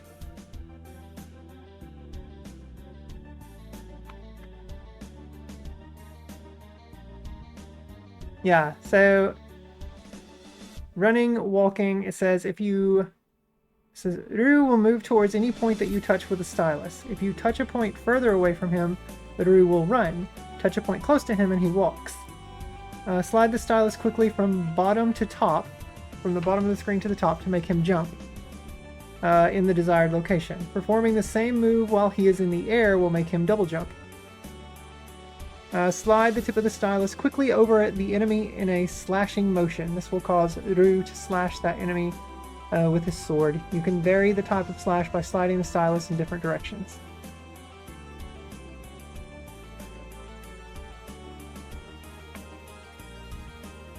Tap an enemy with the stylus and Ryu will throw a shuriken at them. This is a great way to take care of enemies that are beyond their reach. And you can make Ryu block enemy attacks by pressing any of the buttons on the DS. Because the buttons will be located above your hand, or depending on how you're holding it. I have Descent and Duke Nukem 3D installed on your DSi. Nice, nice. Anna, was there a website that did game booklets? I swear you could... Yes! Where did I... Oh, goodness. Where did I get the... let me look it up. Let me look it up. Hang on just a sec. I'll see if I can find it, and I'll share the link in chat. Diesel, give me a sec. Where did I find that?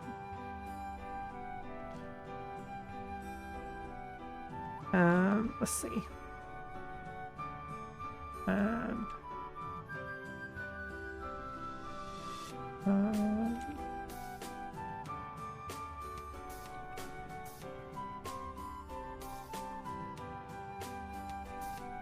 Was it just Etsy? Maybe that's where I bought some of mine.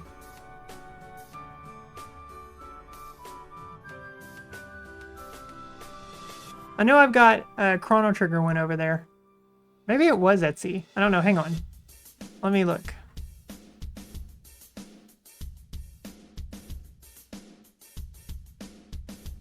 Yeah, another person here says Etsy too.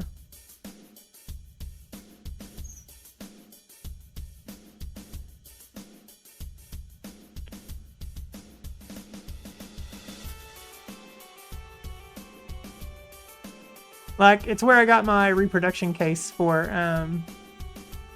Parasite Eve 2. Since I didn't have, because that game only came in,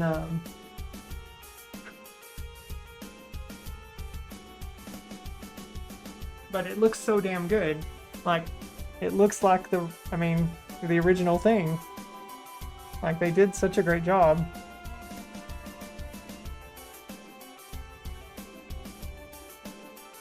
And reproduction instruction booklet and everything too.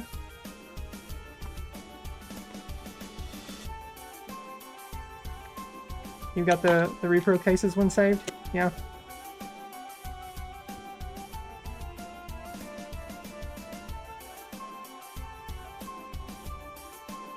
I'm pretty sure. Maybe that's because I just went to Etsy here and typed in manual repro, and there's like tons and tons of options here. Oh, hang on. Why does OBS not allow me to right click and paste? There. Try that.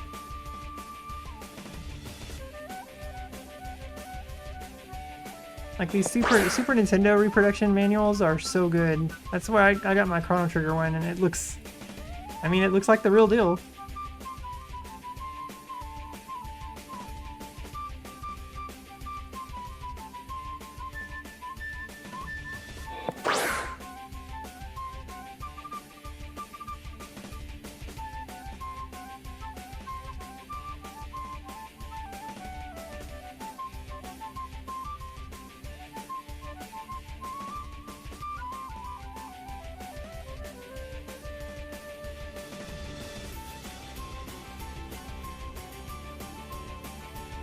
Dino Crisis. That's a game I'm interested in playing. Thank you for sharing the link. I got it bookmarked for future use. Yeah. I've got my, let me show you the Chrono Trigger one, and I'll show you how, the quality of it.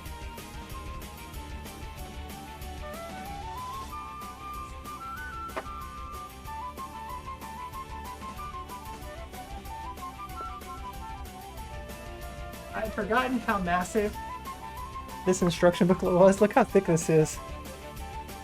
But like, they did a really freaking great job.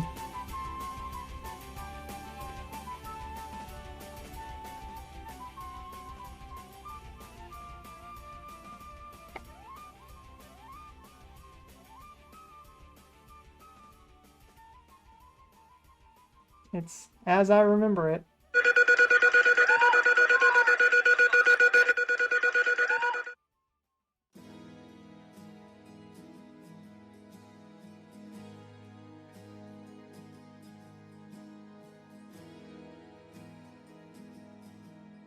And it's like nice thick paper, like not the cheap shit. And it wasn't that expensive, but I definitely did purchase this one from Etsy.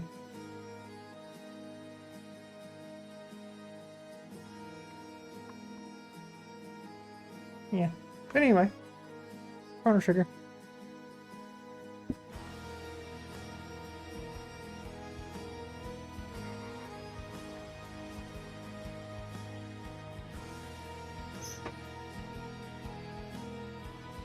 I love the book art in that one. Yeah, it's really good. No, that's what I searched. Yeah, the link just goes to a regular search for manual reproduction. That's what I was giving her a link to. I mean, there's different vendors and everything. Here, I can find the specific vendor that I used. Let me go to past purchases. Here, give me a second.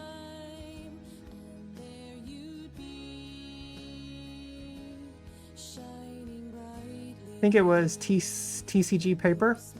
Yeah. TCG Paper. Because I've used these guys in the past for other things.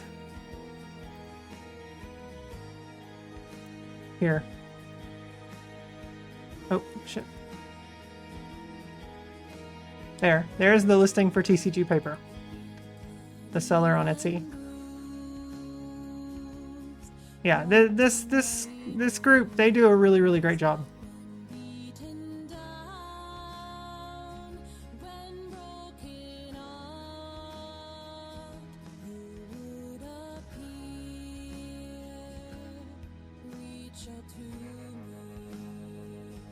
I ordered one a couple years back and it was not great quality, but I know better ones exist. Yeah, these guys do an exceptional job, Dan. Some other seller on Etsy, yeah. I see they have instruction booklets for Final Fantasy 2 and 3 also. Those would be nice to get because I don't think that I ever had original copies of those games. And I see they've got them right now. They're 20% off. Those would be nice to have. I still had my original Legend of Zelda one.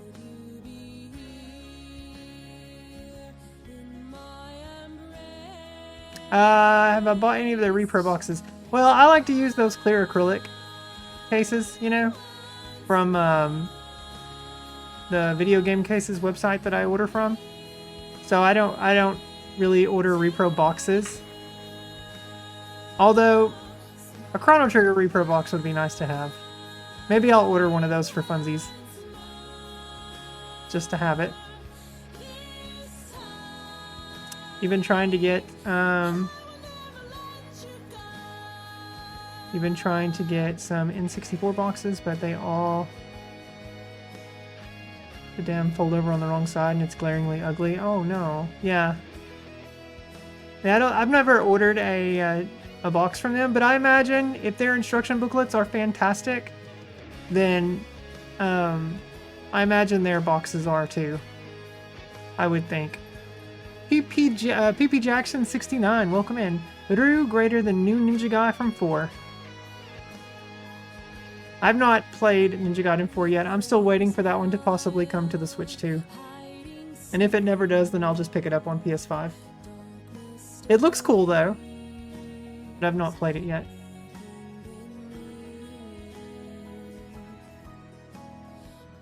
You know, I do not have, as much as the game is my favorite, as much as it's my favorite 2D platformer, Super Mario World 2 Yoshi's Island, I still do not own that game. And I'm sad about that.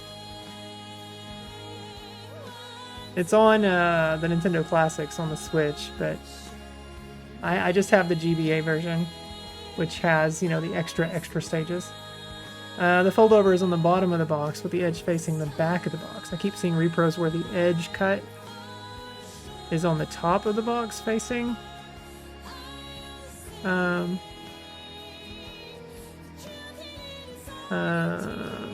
keep seeing repros the edge of the cut is on the top of the box facing the front, and it's super tacky looking. I might have one of those like that from...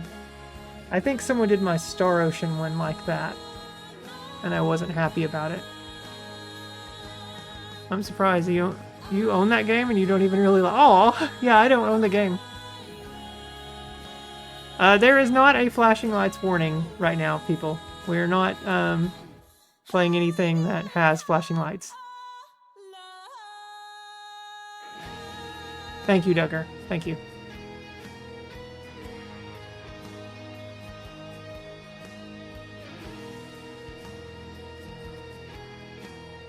TCG paper. Okay. Goodness, it's almost midnight. Alright. Let's see. Ooh, General Entries is playing Super Metroid. Dango is playing Super Mario RPG.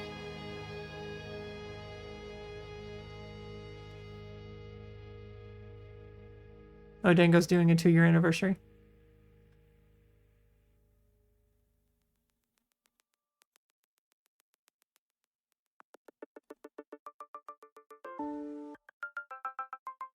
What would you rather see, Super Metroid or Super Mario RPG? I think it was bundled with your Super NES along with Mario RPG and Super Metroid. Wow, what a bundle. If only it was bundled with 3 Chrono Trigger or Earthbound. Yeah, that would be a great bundle too.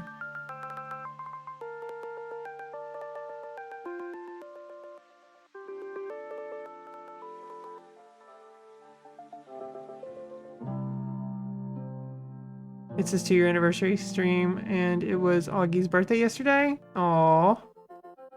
Well, maybe we'll go Raid Dango then.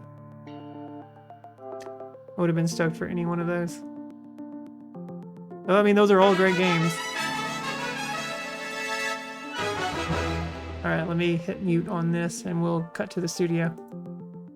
Alright, let's cut to the studio.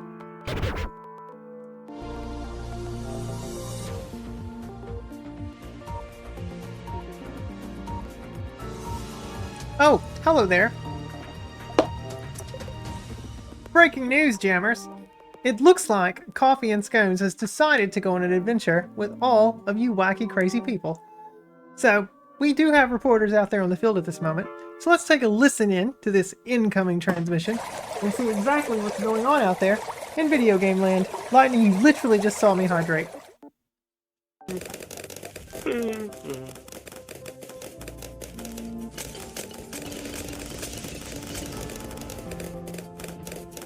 Bob, put your ding-dong back in your pants. No kidding. He was free-balling it earlier. He's not anymore.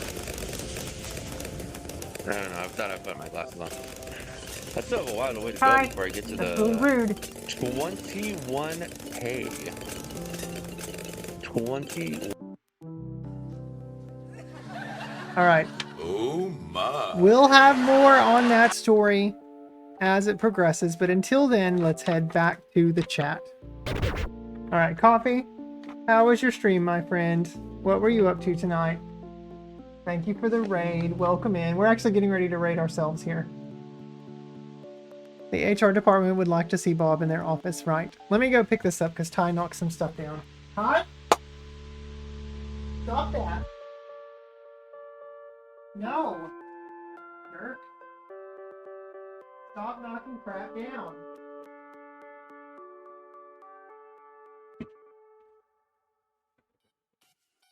It was great playing... Oh, you're playing Mega Man 7. Are you enjoying it? I like Mega Man 7. It's kind of bland, but it's got a really killer final boss fight. One of the hardest.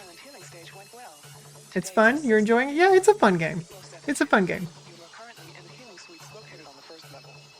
No, I mean, Dan, I like it. I do. I like Mega Man 7. It's no Mega Man and Base. Mega Man and Base is way difficult. That's the hardest Mega Man game, for sure. I do like Mega Man 7. It's... Okay, I'll say this. Mega Man 8 is far more bland than 7. 8 is just... Ugh. Ugh. Was not a fan of 8. 7 is good.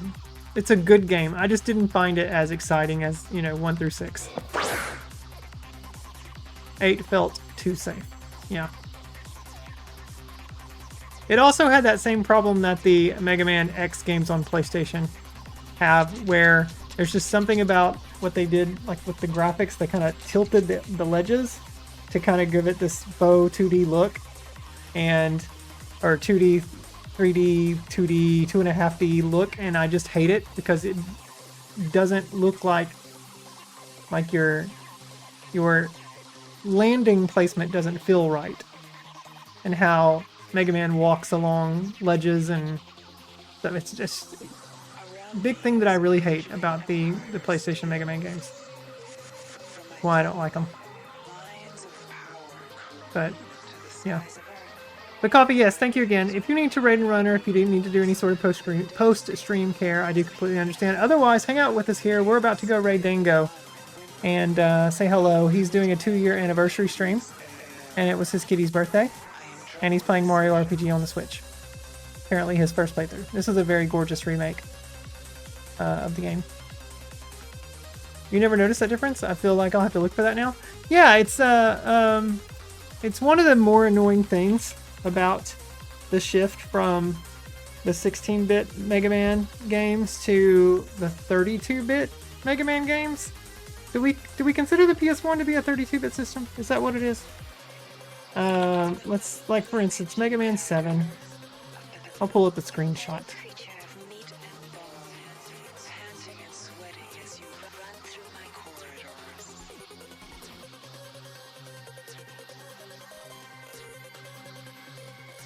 Okay, here's a good example.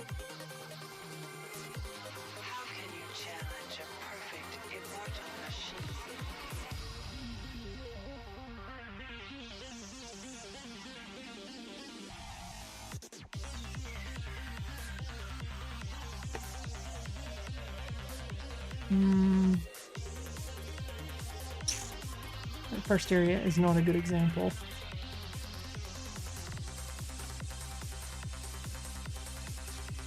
Huh. Well, they don't give me good screenshots for this. For Mega Man 8.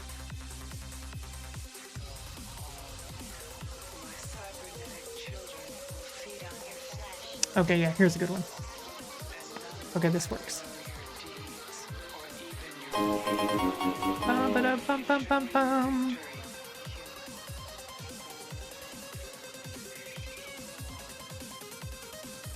Ah, no, go back. Okay.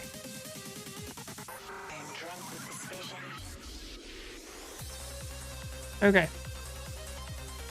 Here. This is a good example. So Mega Man 7 over here, flat. The platforms are flat. In Mega Man 8, they tilt shift it to where you can see into the platform.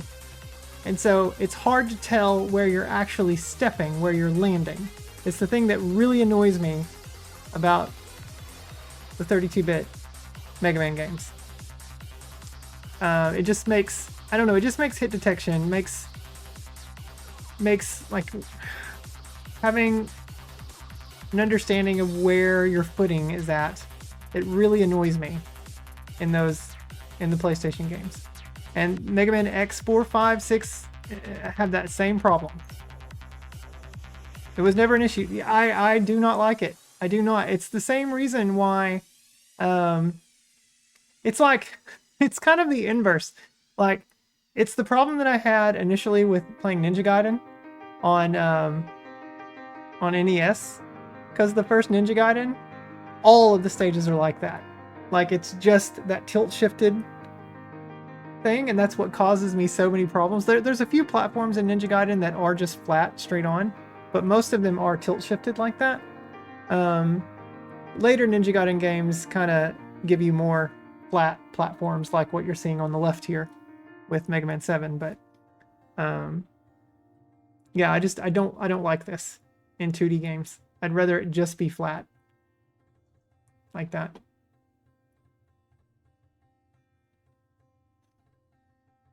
Yeah. Strangely, Metroid Dread also does a combination of this as well. It does have a lot of flat platforms, but it does also have some of this in some of the more environmental, or not environmental, what's the word I'm thinking of? Like areas with more fauna in them are tilt shifted. And in a game like Metroid, that can be a little problematic, trying to get around. But I don't know, it just annoys me. I just don't like it. It's hard to tell, especially in the Mega Man X games where you cling to ledges, like walls, how you can slide down walls, because sometimes you look like you're about to make a jump, but you don't, and you end up sliding on the edge because it looked like you were gonna, like your foot was there, but it wasn't. I just don't like it. Not a fan.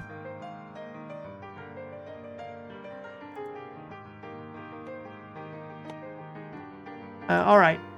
Let's, wow. Way to go, Dango. 102 viewers.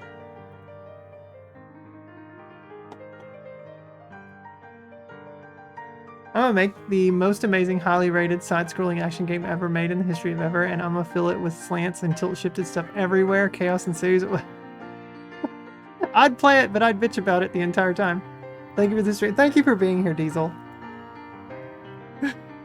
I really appreciate you hanging out. Yeah. Really means a lot. Really means a lot. Okay. I've got my raid target here. Jammers, lurkers, if you like what you've seen and how in the world could you, then join the community over at Stoke. We would love to have you. There's the link right there in the chat, and you can also join the Discord as well if you'd like to. Otherwise, I do post all of my VODs and my clips to YouTube and to Instagram, and feel free to follow me on a couple of those social medias if you want. Sometimes I do post some craziness, just really depends. And hey, check me out on Spotify too. You can see what I like to listen to, mostly podcasts. But yeah, Dan says, if you were in a side-scrolling action game, what would you fight? If I were in a side-scrolling action game, what would I fight?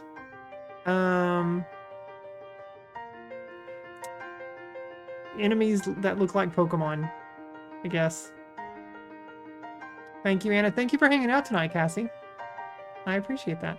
Announces over the intercom. Bob, please report to the HR office. For God's sakes, put some pants on. Yeah, Bob does need to put some pants on. It's true. He's so cute. So damn cute.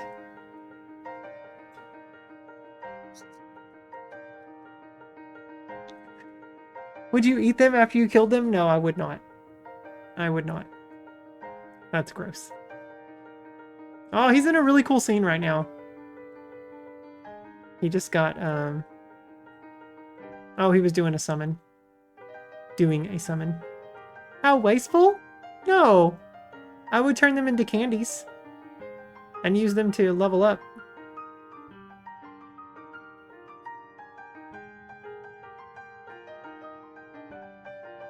Yeah.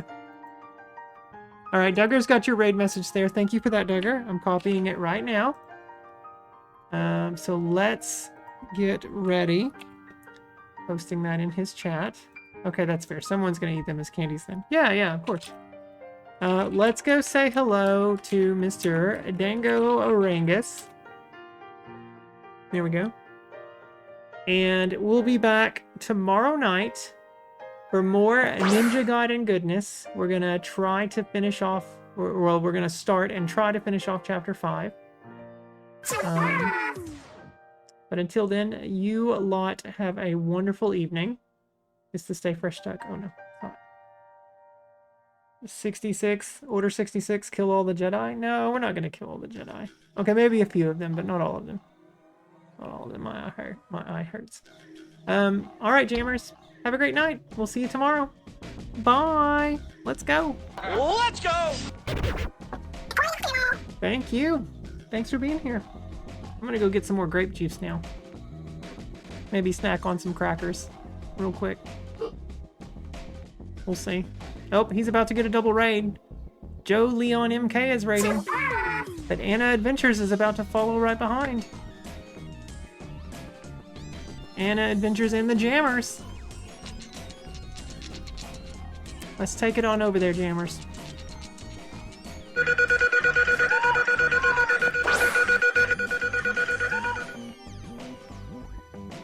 In here. So nice to have you. Thank you for that shout out, Johnny. Oh, he just got another raid. Yeah, D Striker says raid. 3 in a row. Welcome, Raiders. And Stream. Striker's coming in here too.